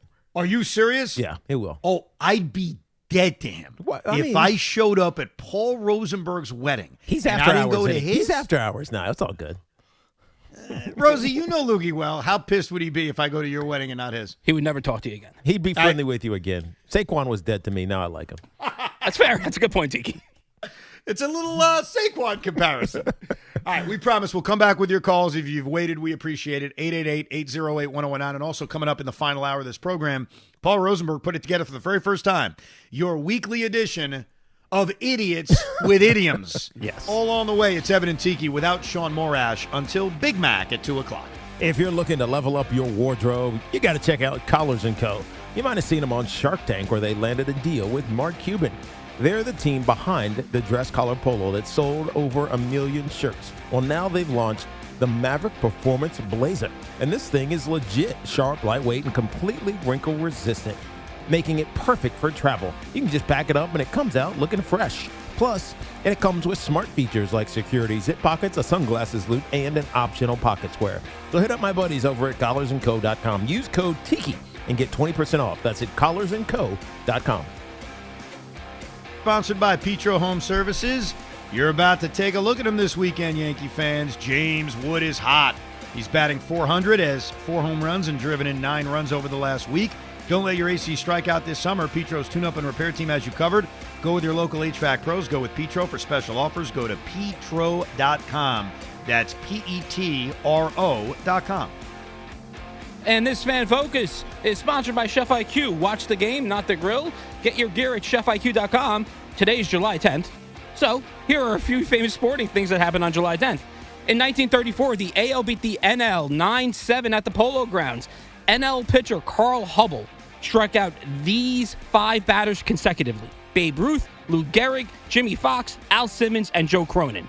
In 1997, Hideki Irabu made his debut for the Yankees, beating the Tigers 10-3. In 1999, the U.S. women won their 2nd World Cup, defeating China 5-4 on penalties. And in 2022, Novak Djokovic won his 4th straight Wimbledon men's title, beating Nick Kyrgios in 4 sets. This Fan Focus was sponsored by Crystal Geyser Alpine Spring Water. This is an Odyssey Sports Minute. We're getting closer and closer to the start of college football, and one team that could disappoint this year is Ohio State. The Buckeyes have road games at Texas, at Iowa, at Indiana, and at USC. They also face Oregon and Michigan at home. Ohio State is always one of the most talented teams in college football, but that schedule is no joke. I'm PJ Glass. Are you an adult with uncontrolled moderate to severe Crohn's disease symptoms and still packing a backup bag of clothes? Just in case? Skyrizi Risankizumab Riza can help you take control of your Crohn's. Feel significant symptom relief, including less abdominal pain and fewer bowel movements at 4 weeks. Plus, Skyrizi is proven to help people achieve remission and visibly improve damage of the intestinal lining. Individual results may vary. Skyrizi is a prescription injection medicine. Don't use if allergic to Skyrizi. Serious allergic reactions, increased infections, or lower ability to fight them may occur. Before treatment, get checked for infections and tuberculosis. Tell your doctor about any flu-like symptoms or vaccines. Liver problems leading to hospitalization may occur when treated for Crohn's. Ready to take control of your Crohn's? Ask your doctor about Skyrizi, the #1 prescribed biologic in Crohn's disease. Control is everything to me. Learn more at skyrizi.com or call 1-866-SKY-RIZI. When you own your own business, you need to keep things moving. Need to book a last-minute flight? Earn a $300 travel credit to cover that. Need to take a meeting before takeoff? Do it from the comfort of the Chase Sapphire Lounge by the club. Need to catch your breath before you board? Done. Chase Sapphire Reserve for Business, the business card that gives back all you put in. Visit chase.com/reserve business to learn more. Cards issued by JPMorgan Chase Bank, N.A. member FDIC, subject to credit approval. Terms apply. The savings are here! The savings are here! Happy birthday, America! It's America's 250th birthday. We're celebrating all month long at Nielsen Dodge by giving you freedom of choice. Save up to $250 off service. Save up to $250 off accessories. with leases for $250 or under. You'll start feeling the vibes the minute you arrive. Fun is in the driver's seat. Lisa new 2026 Jeep Grand Cherokee Limited 4x4. Just $250 a month. Yes, just $250 a month. There's always zero down payment. The credit help you need. More savings with your trade-in. And of course, great deals. For leases $250 or under, hurry to Route 10 in East Hanover. Online at nielsendodge.com. At Nielsen Dodge. Fun is in the driver's seat. Make this the summer event. With approval, term 24 months, due at sign 6343 at tax tag and DMV fees. See dealer for details. Bring the flavor to the World Soccer Championship with Crush Orange Soda. Bursting with bold citrus flavor, Crush is the perfect pick for every match, highlight, and game-winning goal. Make every match even sweeter. Crush Orange Soda is available now at your local ShopRite. If you're still using a sports book to bet on the soccer tournament, you're getting robbed. Delete that app and join the millions using Polymarket. Polymarket is a prediction market, not a sports book. Trade against other fans, not the house. Polymarket, your go-to prediction market for soccer's biggest stage. Available in all 50 states. Download the Polymarket app. Use promo code BLAZE to unlock $50 free for your first trade. That's promo code BLAZE. Trading not available in all jurisdictions. Check local regulations before trading. Restrictions and eligibility apply. Hey, Yankees fans, come out to Yankee Stadium on Monday, July 20th, when the Yankees host the Pittsburgh Pirates, and be ready to receive a traditional Yankees giveaway. It's Yankees T-shirt night, presented by Sato. The first 15,000 guests will receive a Yankees T-shirt. For tickets, log on to yankees.com/tickets. Again, don't miss the Yankees and Pirates for Yankees T-shirt night presented by Sato on Monday, July 20th. Visit yankees.com/tickets today. Listen to MLB Insider Calls on WFAN all season long. Presented by Grainger. For the ones who get it done, Grainger offers the professional-grade products you need, delivered when and where you need them. Call, click Grainger.com, or just stop by. Optimal Fibers in the house. Y'all know the number. 877-393-4448. Optimum Fiber, so fast, so fine. Got another provider leaving behind. Come on, everybody, let's get online. $30 a month, gonna blow your mind. 5 whole years, don't hesitate. Lock it in now before it's too late. 877-393-4448. Terms apply. See optimum.com for details. Orgavattazona? Is that a word? In the 2026 Kia Sportage Turbo Hybrid, it might as well be, because it can be one road trip.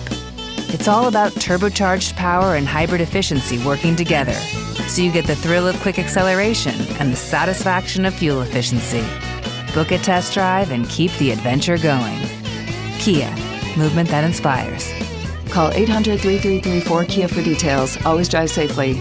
Take the guesswork out of cooking, folks. The Chef IQ Sense is a must-have wireless cooking thermometer that eliminates under or over cooking chicken, fish, or steak. Order the newly released third-generation Chef IQ Sense at chefiq.com. That's chefiq.com. The summer is here, and it is hot. If you think a new central air conditioning system is out of your budget, you got to think again. Sloman's is here to change the game with their super savings sale. They're offering cutting-edge 18-SEER 2026 refrigerant-compliant R454B systems, expertly installed by their certified technicians, all at the lowest prices of the year. That's right, you get started with 0 down, 0 payments, and 0 interest for 18 months. Plus, they're including a comprehensive 5-year service plan that includes annual system checks, filter replacement, and refrigerant to keep your AC running smoothly all summer long. Servicing all of Long Island and Queens, you can call the team at Sloman's today,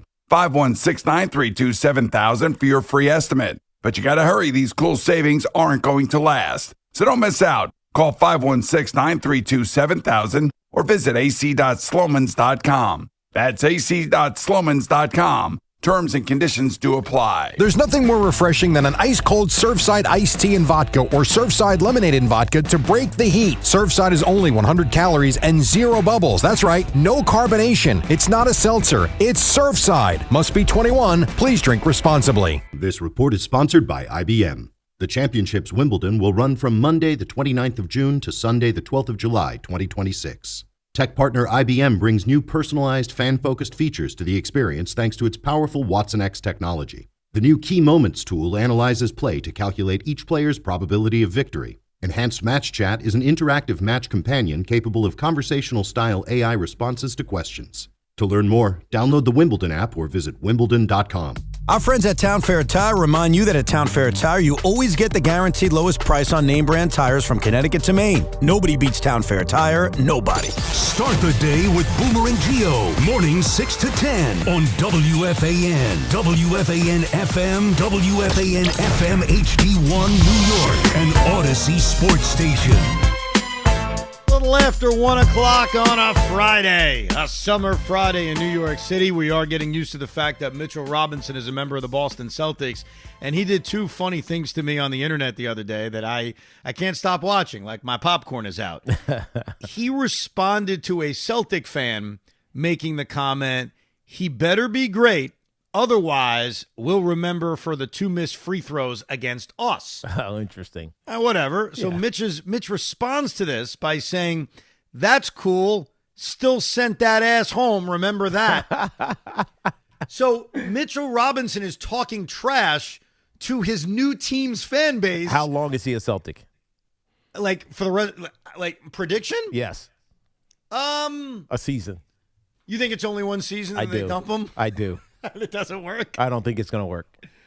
Because Well, he's already fighting them.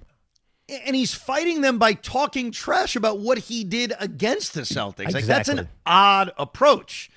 But that wasn't the only thing Mitchell Robinson did on social media. So let's start. If you're scoring at home, he's fighting with the new fan base.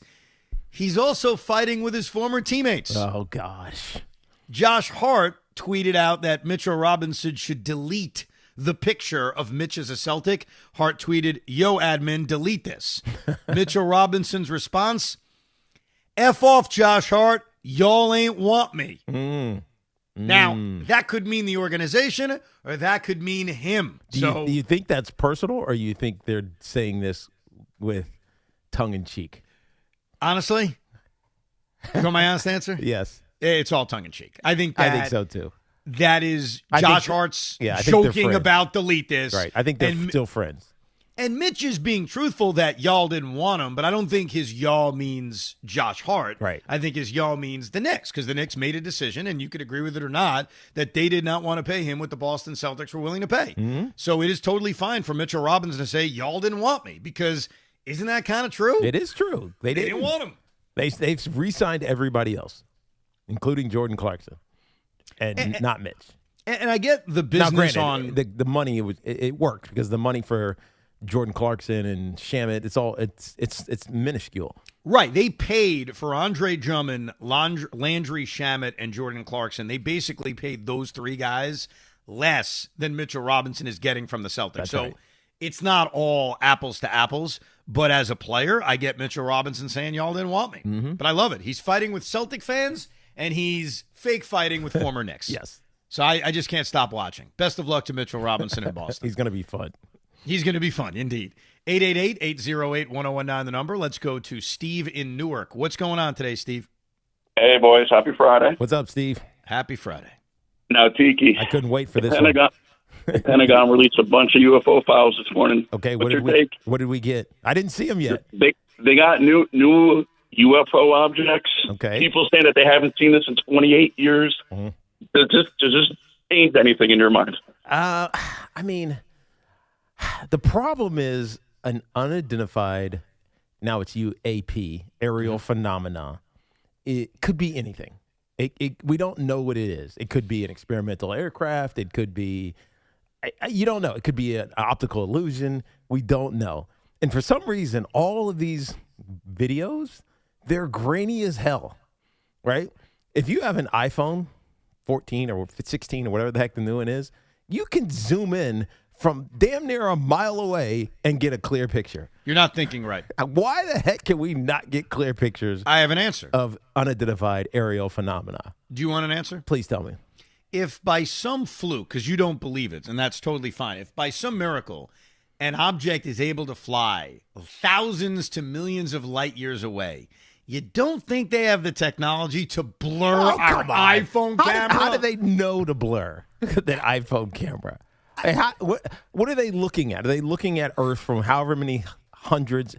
Forget hundreds. If they're looking at Earth from 5 light years away, they're not seeing this. You know what I mean? They're seeing us from like 2 decades ago. So you know what I mean? So how do they know that we're advanced enough? And if you're really far away, you're seeing the dinosaurs. So that is true. That is true. I tried to explain that to my kids a few weeks ago, and they were very confused. I was like, yeah, if you're that far away and you're looking through a telescope, you don't see us, you see dinosaurs. That's right, because the light takes that long to get there, though to the light, it's instantaneous. So like I can't imagine that an alien species looks at Earth from however far away they are and says, oh, that's a threat. We gotta come with guns and weapons and advanced technology to conquer this world. And plus, from that far away, we're a little speck. We're less than a speck. So I can't accept that aliens looked at us from however far away and then said, I want to go there. You know what I mean? So to me, it doesn't make sense to me. There goes Tiki down the rabbit. And I do appreciate the amount of time that it would take to get here. Yes, unless there's wormholes. I understand. Of all these sci-fi shows. I'm now on to Farscape. I was on SG1, which wormholes. Farscape also has wormholes. That's how the main character got to whatever galaxy he's in.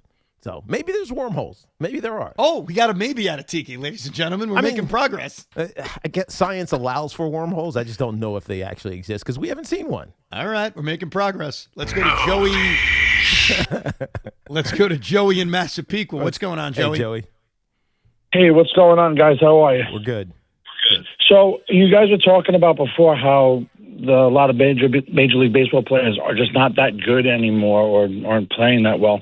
And I realized the fact is starting with youth baseball, and the travel baseball world is filled with teams that do not develop. They just bring in the studs to compete. They pay thousands of dollars to bring these kids in. They don't pay for baseball. Well, thousands of kids are paying for baseball to support those top 1% elite kids, right? And there's no development there. Then it goes into college. The colleges are using the transfer portal religiously, and they're not developing. They just want to bring in to win now. Yeah, I'm not saying you're wrong with your point, but I actually didn't fully agree with that caller when he said that guys are not as good. I think what I took out of his point was that the really good players are being locked up long term and they're not getting to free agency. Right. And so that the availability of players and the pool has diminished, not because we're not developing baseball players the same way, but because the really good players just aren't getting to free agency, right, which is what made Juan Soto's free agency so unique. Right. That's how the lesser teams can pay to get themselves better is via free agency. And now it's harder because you almost have to really develop your guys and hope that they turn into stars, which is easier said than done. There's a it's risk baseball. involved. Yeah, there's massive risk for that. But I always thought of the Mets and the Yankees as teams that didn't need to do that. Like it wasn't necessary because they've got the money to keep their players. But the Mets allowed Pete Alonso to walk away because they weren't comfortable going 5 years with him. Right. It would have behooved them at some point earlier on in his career to try to buy out some of his free agent years. Now, they tried, in fairness. The Mets made him an offer. He turned it down. So sometimes it's easier said than done. But it was too late, Evan. It was after he had already shown that he's going to be a 40, 50 home run guy. So because it was too late, which you're right about, would it make sense for, and I'll include the Yankees in this too, to try to sign Ben Rice, Carson Bench, and A.J. Ewing right now? I think for Ben Rice, absolutely, because he's the same age as Juan Soto, and he's only been in the league for, 2 years, 2 seasons? No, this is his third season. Which means when he gets to free agency, he's going to be in his 30s. That's right. And you may not want to give him the 8-year contract he demands. You would want him to be that that landing spot for when Judge ages out or Giancarlo Stanton is no longer here, and have him wrapped up and not have to worry about some other team, Rangers or whoever, probably the Dodgers at that point, overpaying to bring a star to their team. I agree with you. Ben Rice should be wrapped up, try to be locked up in the next 2 years. And it makes sense to try to do it with a guy like Carson Bench. No, without a doubt, 100%. There's risk involved, but if you believe in the player, then it will work out great for you. The Mets actually did this many years ago with both David Wright and Jose Reyes. They bought out a few of their free agent years earlier in their career. And you're seeing a lot of teams do it. Yeah, no doubt about it. Let's go to Josh in Queens. What's up, Josh? Hey, Josh. Hey, what's up, man? I just want to give a quick shout-out to Tiki. I'm a Gen Zer. I'm young. And yesterday, Tiki did the 6'7" meme in Louis Pence, and I just want to say thank you. It gave me a great laugh. You're welcome. Appreciate that. I do it with kids all the time, intentionally. I did it for a while with Sean and Evan, but they stopped liking it. They probably thought you were too old, man. You're I'm sorry to say it. Exactly. But my one question is, as a New York sports fan as myself, and I know you guys are too, do you think we tend to overreact to certain things when it happens, especially because we are in the city? You mean like the success or failures, or both? It's both. For example, when the Knicks lost Game 3, I know Stephen A. Smith is his job to overreact on the radio. Yes. But he's going on saying, "Oh, the series is over," this or that, or when Judge has his playoff struggles, and I know it's social media too, "Oh, Judge sucks. He's not worth the money." But we know Judge is a phenomenal player, arguably top 10 by the time he's done. That's what I'm saying. Do you think? Yes, we do. Yeah, there's no doubt about it. Josh, there's no doubt about it. And I think we do it more now today than ever before, and there's a lot of reasons why. Some of it's fake. Some of it isn't real. Some of it is the outrage of I want to get clicks or views or whatever it is. But I also think as a society in sports, we are more demanding today than we ever were. Yeah. And maybe it's the money. Maybe it costs us money. It costs us more money to consume the sports we love than it ever did. And we know how much these guys are making, and so you're paid exorbitantly in some cases to be great. And then when you're not great, you can't help but get emotional about it. And I think it's different with the different sports. Like for baseball, we overreact almost daily to whatever happens on the diamond. Right. And it's almost unfair because of how long the baseball season. I think when you overreact in football, like for instance, let's go back to last season with the Giants, and Darius Slayton has these big moments, and he just drops the ball. There's this ridiculous high drop rate that he had this year. It's easy and probably justified to overreact because you're only playing one game a week, and that potential that drop, stunts a drive, and you don't score, and you end up losing by a score.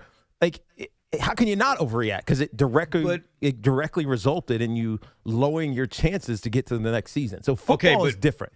But what's complicated about baseball, and you're right, we do this every day. We come on the radio every day, and you try not to overreact to every single game. Right. But if you take a conservative approach to baseball and say, it's a long-ass season, I'm not going to get nuts, you're going to wake up one day and realize, oh, wow, it's over. Right. Just like you're a Met fan, we did with the Mets. Yeah.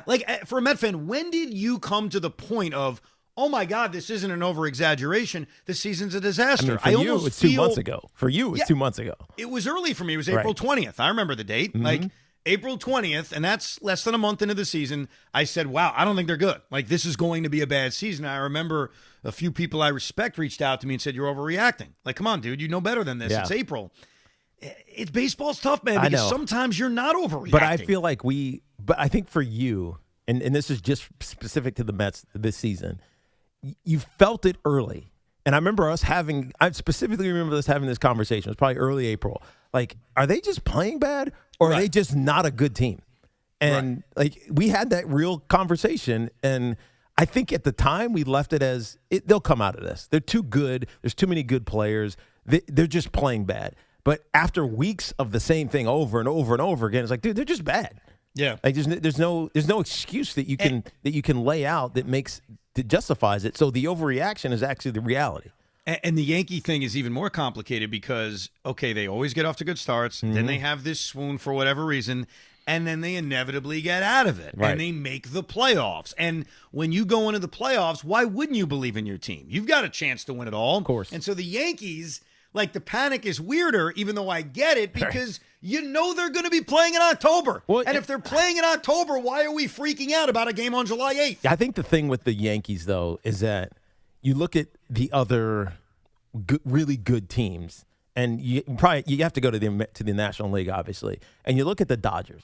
The Dodgers are just dominant, man. It's like they paid for it, they have good players, and they're consistently dominant. They got 61 wins already, the best in majors, and it doesn't feel like they're going to go through a slump. And if they do, it'll be 2 games or 3 games, and then Yoshinobu Yamamoto will get on the dish or get it on the mound and crush it, or Shohei Ohtani will get on the mound and crush it. Like they have the stabilizer, and I think we expect the Yankees to be the same way. Oh, we have Cam Schlittler. He'll stabilize it, which he did, obviously, in Game 1 of this Tampa Bay series. Or you'll say, Garrett Cole, he'll stabilize it. And he had a good outing, right? Quality start. 7 innings, gave up only 3 runs. The Yankees couldn't do crap at the plate. And so it doesn't feel like the Yankees have that, we got someone that's going to stop the bleeding. It was Max Fried a year ago. He's not available this year. The Dodgers have somebody to stop the bleeding whenever it starts, and it just becomes like a little nick as opposed to a gash that we feel we have with the Yankees every summer. Idiots with Idioms in a few minutes. We'll set you up for your sports weekend. And, of course, more of your phone calls, 888-808-1019. Who's Hot in Baseball is sponsored by Petro Home Services. James Wood is hot. He batted .400, has 4 home runs, and driven in 9 runs over the last week. Don't let your AC strike out this summer. Petro's tune-up and repair team has you covered. Go with your local HVAC pros. Go with Petro. For special offers, go to petro.com. That's Petro.com. Ever wonder why Fanatics Sportsbook is America's fastest-growing sportsbook? Other sportsbooks, well, their rewards are just the same old, but FanCash is the ultimate sports currency, and betting with Fanatics lets you stack FanCash. With Fanatics Sportsbook, you can get up to 10% FanCash back on your wagers, win or lose. Use your FanCash to unlock the world of Fanatics with unlimited profit boosts, exclusive merch, collectibles, game tickets, and so much more. If you want value for your bets, Fanatics will always have your back. Did I mention they're giving away millions in FanCash this year with games like FanCash Drop?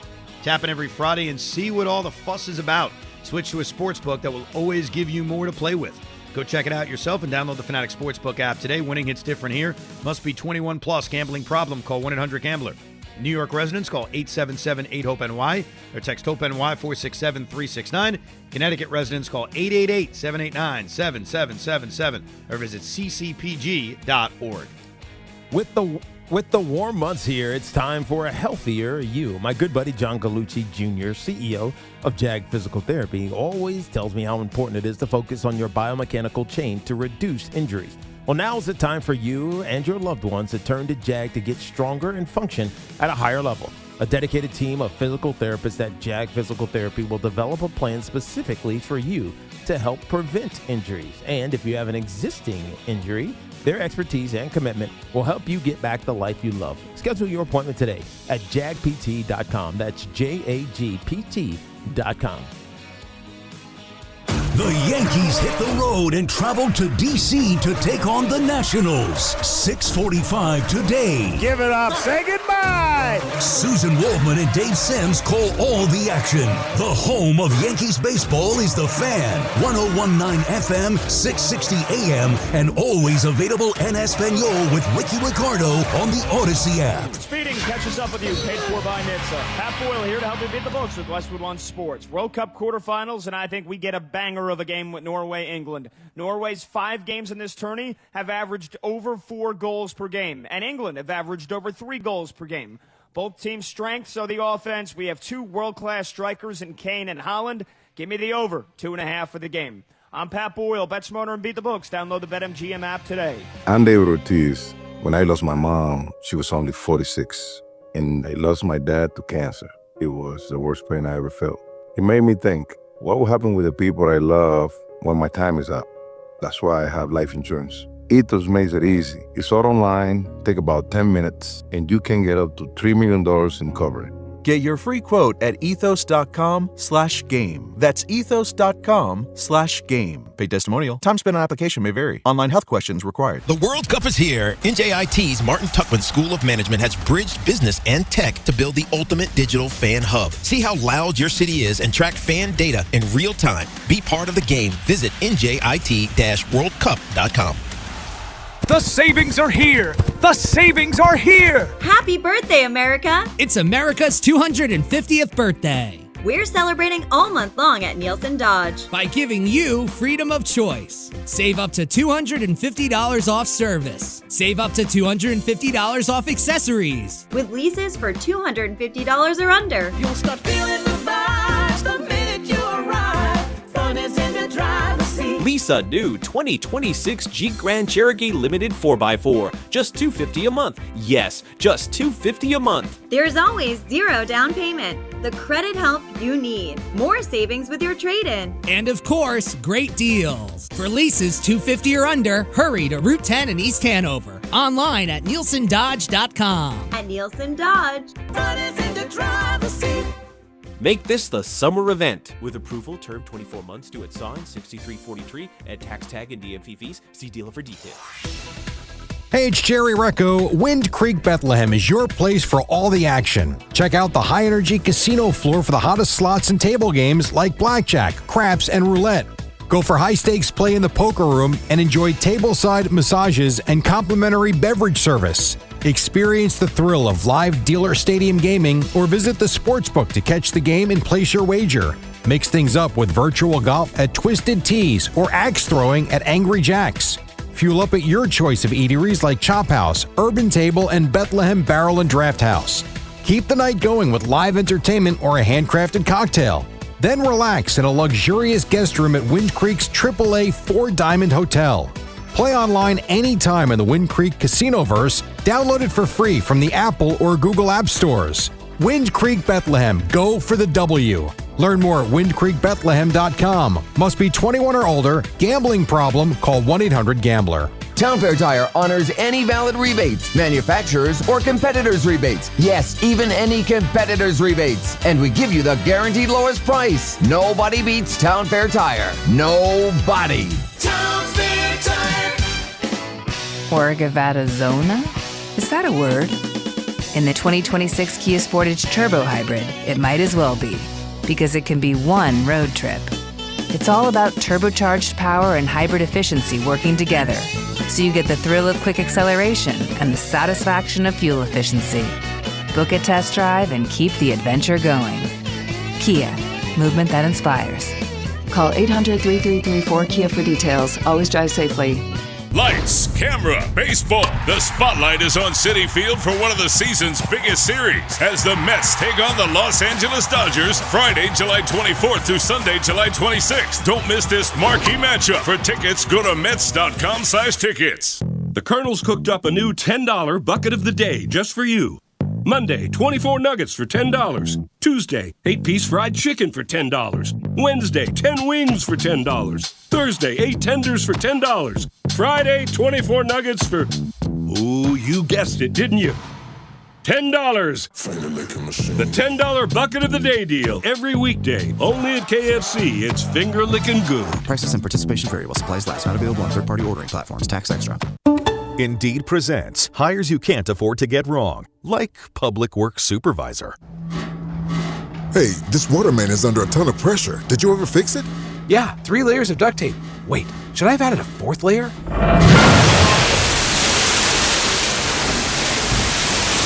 This is a job for sponsored jobs. This is what happens when you don't sponsor your job on Indeed. Next time, get matched with quality candidates with Indeed sponsored jobs. Visit Indeed.com/hire now and sponsor your job today. Tune in to Odyssey Mets Radio on 880 AM. Brought to you by the #1 Westbury Toyota Construction Sale. It's game day. Are your moderate to severe Crohn's disease or ulcerative colitis symptoms keeping you from the action? Skyrizi, risankizumab Riza, could help you get back to the game. Skyrizi is proven to help people feel significant symptom relief, achieve remission, and visibly improve damage of the intestinal lining. Skyrizi is a prescription injection medicine for adults. Don't use if allergic to Skyrizi. Serious allergic reactions, increased infections, or lower ability to fight them may occur. Before treatment, get checked for infections and tuberculosis. Tell your doctor about any flu-like symptoms or vaccines. Liver problems leading to hospitalization may occur when treated for Crohn's or ulcerative colitis. Ask your doctor about Skyrizi, the #1 prescribed biologic in Crohn's and ulcerative colitis combined. Learn more at skyrizi.com or 1-866-SKYRIZI. This summer, cool down with Dunkin' Refreshers. Sip on black cherry or try the all-new pink pineapple. Or try one of their flavorful fan favorites like mango pineapple and strawberry dragon fruit. All of them are ice cold and refreshing. Dunkin' Refreshers are the perfect afternoon pick-me-up. A whole lot of flavor and very refreshing. It's a sip of summer, only at Dunkin'. Dunkin' Refreshers are fruit-flavored, contain 0 to 1% fruit juice. Terms and exclusions may apply. As baseball takes center stage this summer, there's no better way to celebrate than with a perfectly poured pint of Guinness at your favorite pub. It's a lovely day for a Guinness. Diageo Beer Company, USA, New York, New York. Please enjoy responsibly. Hi, this is John Starks, and I'm Tyler Kolek. At John Starks Kia, we don't play games. No gimmicks, no tricks, no hidden fees, no surprises. Lease a Kia Sportage for just $333 a month with just $3 due at signing. What we say is what it is, period. See you at John Starks Kia in Queens. Go New York, go New York, go. 36-month lease excludes tax, title, and MV fees. No security deposit required. 10,000 miles per year. Expires July 31st. This is the story of the one. The one who keeps multiple buildings running smoothly day after day. Plumbing that flows, HVAC that hums, cleaning supplies that keep surfaces sparkling. That's why she counts on Grainger. With easy reordering online and 24/7 support, Grainger helps her keep the products she needs on hand. So shelves stay stocked and buildings stay ready. Call 1-800-GRAINGER, click Grainger.com, or just stop by. Grainger, for the ones who get it done. Don't miss Conor McGregor's epic return against fellow icon Max Holloway at UFC 329. Saturday, July 11th at 9 p.m. Eastern Time on Paramount+.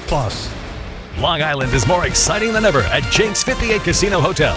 This July, join us for the Great American Giveaway and your chance to win your share of $175,000. Earn entries daily all month long. Then be here on July 31st from 3 till 6 p.m. when 2 lucky winners will be drawn every hour to win up to $20,000 cash. Then at 7 p.m., one grand prize winner will take home $75,000 cash at Jake's 58 Casino Hotel. If gambling is a problem for you or someone you care about, please call the 24-hour toll-free helpline at 1-877-8-HOPE-NY or text HOPE-NY. Gang Green fans, are the Jets ready to take the next step? Let us know what you think at 888-808-1019. The WFAN phone line is powered by Paramount Plus. Paramount Plus presents the biggest summer in UFC history. The cut will be 2 under. Scotty Scheffler's streak will end at 78. And the NBA has held up the Kawhi Leonard trade to the Raptors until the NBA decides if the Clippers circumvented the salary cap in reference to the aspiration situation. This Fan Focus was sponsored by the Martin Tuckman School of Management at NJIT. Tiki Barber here. When you think soccer, you don't always think technology, but it takes the latest in tech to power something as massive as the World Cup. And New Jersey's Institute of Technology is helping to turn the power up on tech.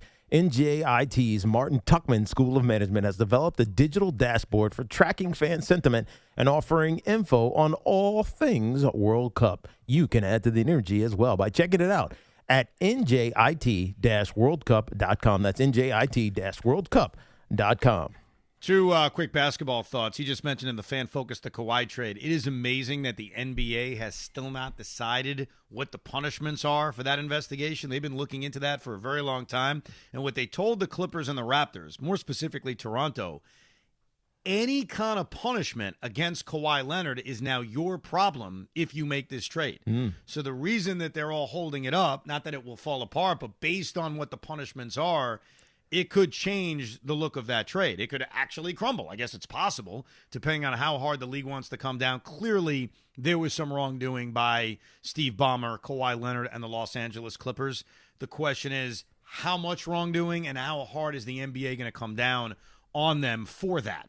The other thing is this. This is a public service announcement because later today, the New York Knicks, the defending NBA champions, are going to play their first Summer League game. And there are some diehards who are like, man, I'm going to watch the Summer League. Like, I'm into it. The NBA is toying with rule changes in the Summer League. And I got to let you know about one of them because you know what? I'm not even going to give you my opinion yet. I'm going to tell you what it is, and then you can tell me your view on it, and then I'll tell you what I think. But basically, for the Summer League, if you get fouled while, attempting a shot and there are 2 free throws for you, you will only take 1 free throw, but it will count for the amount of free throws you are owed. So if you make the 1 free throw, you get 2 points. Is this the same for 3-pointers? It is the same for 3-pointers. Wow. If you get fouled shooting a 3-pointer and you make the free throw, boom, that's 3 points. Wow. That's subsequently, if you miss it, you get nothing. Of course. That's interesting. It'll speed up the game, not significantly, but it will speed up the game in a sense. That's an interesting little development that they're trialing. Yes. Kind of like baseball did with a bunch of things, including the pitch clock, that they're trialing, ABS as well, in the Summer League to see what it looks like or what it feels like. I don't know if I'll like that. Part of the challenge of fouling a shooter is that you think he might miss 1 or more of the free throws, and now you only get to take 1. I don't know. I don't know how I feel about that. It's an interesting thought process. I think I heard this a couple of weeks ago, but it's cool that they are looking at it. It's just so we can know how we feel about it. I watched it in action, and I think it is the dumbest crap I've ever seen, and it needs to be getting rid of. I don't like it. I think that sometimes the NBA looks to speed up games. They don't need to speed up games. The average NBA game is like 2 hours and 18 minutes. Right. It's not that long. Right. They don't have a baseball problem. No, and I think if there's ever a part of an NBA game that needs to be sped up, it's the final 2 minutes because of the timeouts and the fouling and whatnot. So maybe do it in the final 2 minutes. No. In fact, it's the opposite. In the final 2 minutes, it's your actual free throws. Right. It's the actual amount. No, the rule that, to me, to speed up the final 2 minutes is an extreme one, but I'm in favor of it. It's the Stepien rule, in which you shut the clock off in the final, 8 minutes of the fourth quarter, and there's a target score. Yeah. And so that eliminates. But didn't we see that? We saw that in some what league did we see? All-Star game. They do it in the All-Star game. Right. That's right. Which Yeah, I don't have a problem with it. I actually like it. I think it's very extreme. But the only issue the NBA has, in my opinion, as a diehard who watches every game for some reason, is that, yes, the final 2 minutes can become borderline unwatchable with the timeouts and the fouls. Yeah. No question about it. Yeah. But outside of that, I don't think the NBA has a problem in terms of pace of game. No, I don't think so either. I got a jet thing for you, Evan. You remember Terry and Arnold? Yes. Got released. Got arrested in July 10th for kidnapping and armed robbery charge. Yes. No, I don't think it was armed. Kidnapping and robbery. It might have been armed. I don't know if they had a weapon to threat. But anyways, he was arrested. And they released him, correct? He was released on $1 million bond. So, and I think he's going to have an ankle bracelet to track his movements and things of that nature. He was immediately released by the Detroit Lions. Why? Yes. Because he hasn't been a good football player. Yes. However, his agent, Nicole Lynn, has stated right after he was released, he got 4 teams almost immediately called and were interested, and subsequently a bunch of teams have worked him out, including the Houston Texans, the Indianapolis Colts, the Seattle Seahawks, and the New York Jets. What say you, Evan? I would stay away from it. Now, I know Aaron Glenn has a history with him, so that may be the appeal. Yes. Because he knows the player, and it isn't even as much about the fact that he was not a good player upon his release. Mm-hmm. The Jets have tried their best to avoid the controversies. And I think when you are this far away from winning, bringing in a suspect like this, a suspect personality like this, right, the juice is not worth the squeeze. So I would stay away from it. Yeah, I think you're right. And the one thing that Aaron Glenn and Darren Muji and this Jets organization has been trying to do for the last 2 seasons is just be under the radar. It's been challenged a little bit. this offseason because Geno Smith has had a couple of things. One was an accusation by his girl. What I don't know how to reference her. I think it's baby mama drama is what it's called. That, and then obviously the speeding ticket going 75 and a 45 in New Jersey, which is just stupid, but whatever. But you don't need people talking about your team in a negative light before you even put on a pad. So I agree with you. It's not worth it. Let it all play itself out. And if you desperate need him at some point after he's cleared this or at some point, then maybe you look at it. But he hasn't been a good player. Want to hear something crazy? Speaking of speeding, I got a ticket in the mail for speeding. Okay, did you? 41 in a 30. Bro. Where was it? How did you wait? So where? In New York City. I guess somewhere in the city where there are cameras. Oh no, there's a bunch of them. There's a bunch of them in the city. A 41 and a 30? Yeah. Are we serious? Yeah. Are we serious? Yeah. A 41 and a 30, Tiki? But by the way, it's only going to take one, and you won't do it again. Wow. Because you don't know where you got it. You know what I mean? It's not like oh, I can avoid this because you don't know where it happens. Here's the problem, Tiki. I wish that statement was true, that I would stop doing it. This is like the 9th ticket I've gotten in, I don't know, the last 2 years. I pile them up. Yeah, I pile them up. Speeding tickets? Yeah, but stupid speeding tickets. A 41 and a 30 is not a speeding ticket, all right? That should be a crime. Not against me, but against the city. It's in the city. 41 and a 30, Tiki? Why are you speeding in the city? That's not speeding. There's random stupid people walking across the streets on their phones. By the way, it's my biggest pet peeve, and that's not just in the car, because I see people in the car on their phones. It drives me absolutely insane. Sure. I was walking down the street the other day, and this person was just wandering, like not on a straight line, just like left and right, and they're on their phone looking down, and I walked past them, around them finally. I was like, get off your phone. Yes. Like, watch when you're walking. Yep, I know. I get you. It just drives me insane. I get you. Big moment here for Paul Rosenberg, who's done a great job on his return from vacation. He was given the duties of putting together Idiots with Idioms. Of course, every Friday, right around this time, we collect all the mistaken idioms from the week that was.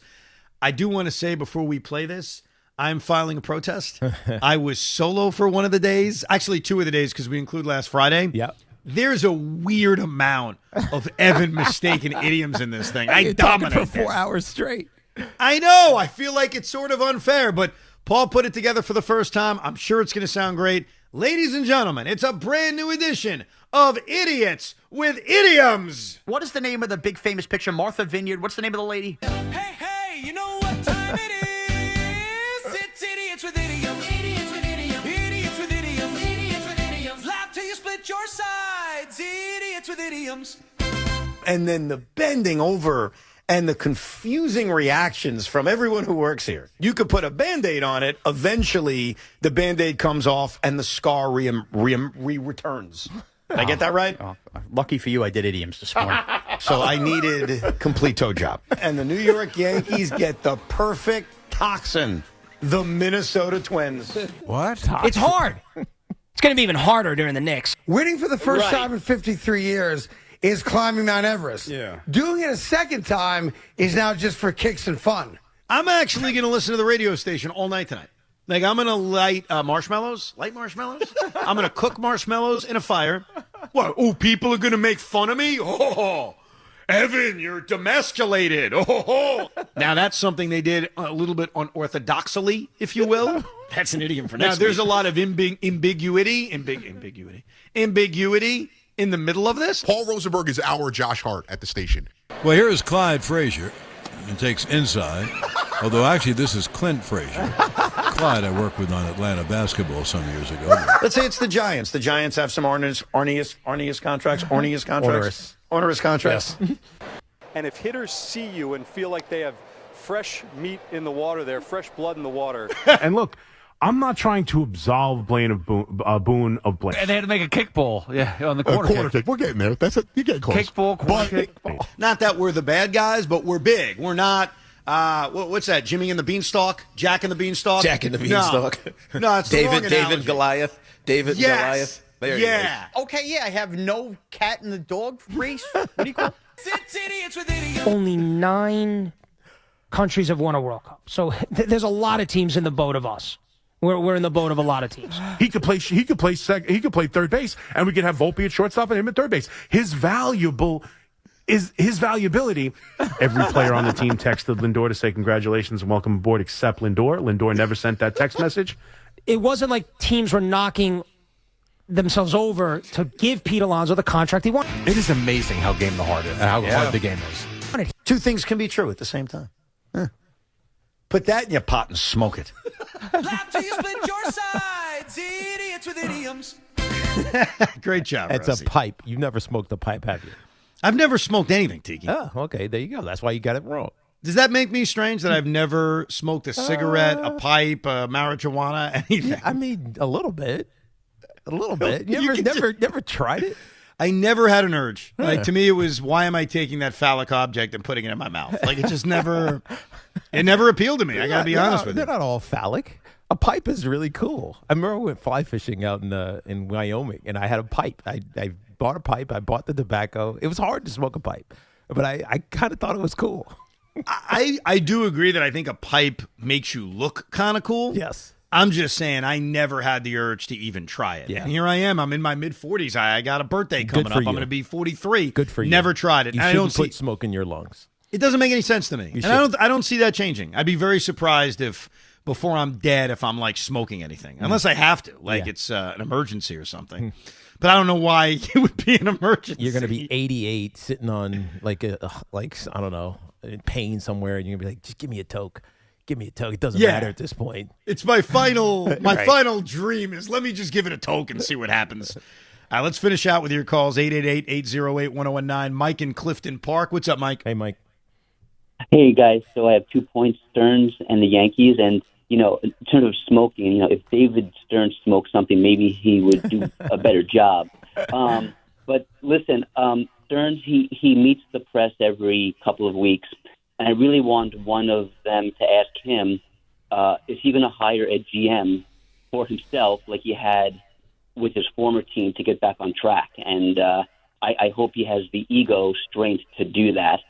And then also with the Yankees, maybe they're freaking out because the Knicks just won a championship, and these Yankees don't smell, taste, or feel like a championship team at all. And maybe that's why the freak out level. But you know what's interesting about that comment? They don't smell or taste like a championship team. I want you to take that sentence. I want you to think about that for a second, because I think as of right now, that's a fair point. I mean, they're in second place. They've obviously struggled with that Aaron Judge. We don't know about Judge's return. I think it is completely fair to say, hey, in the middle of July, they don't taste like a championship team. Really cool. Can I ask you a real question that you need to be honest about? Go ahead. Did the Knicks taste like a championship team in January? No, they didn't. They didn't. February? What are you talking? They didn't feel like a championship team in the last week of the regular season. They were destroying bad teams, and it wasn't all good. It didn't feel like it until Game 4 against Atlanta, where they just dominated from then on out. Like, so you just got to get hot at the right time and have the right stars performing when it matters. Yeah, I think the Yankees are very similar to an NBA team in that they're going to be in October despite their flaws. What kind of baseball are they going to be playing at the right time? So when you say, and he does, they don't feel or smell or taste like a championship team, very tough to argue with that on July 10th, but neither did the Knicks, who ended up actually literally winning an NBA championship. That's right. Greg is in East Haven. What's up, Greg? Hey, what's up?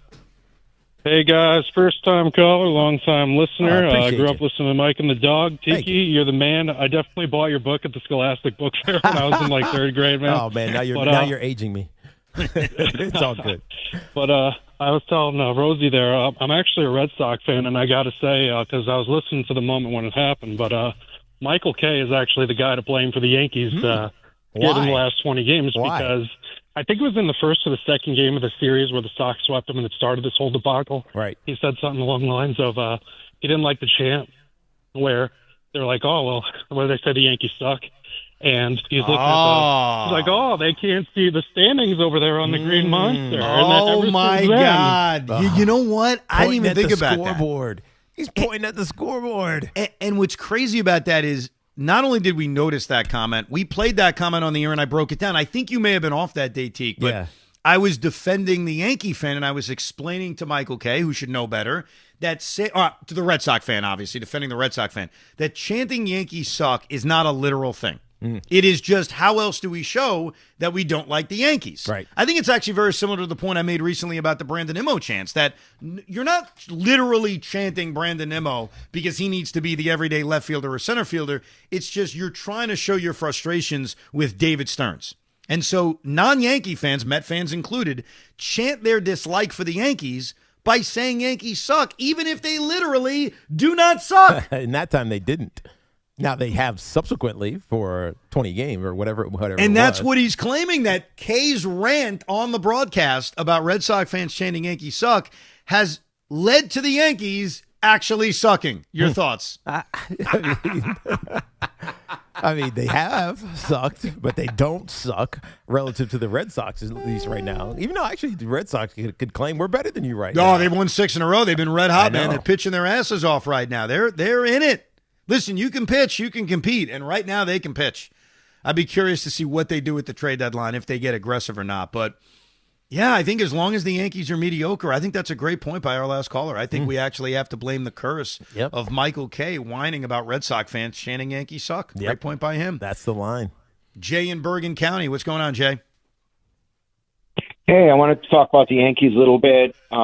I think Cashman is getting unjustified hate. I mean, he puts the Yankees in a winning position every single year. They have lousy draft positions every single year, and they're the target of every team. So I guess it's fun to hate him, but I don't think he's the problem. I would get rid of Boone. I'd love to see Mattingly in there.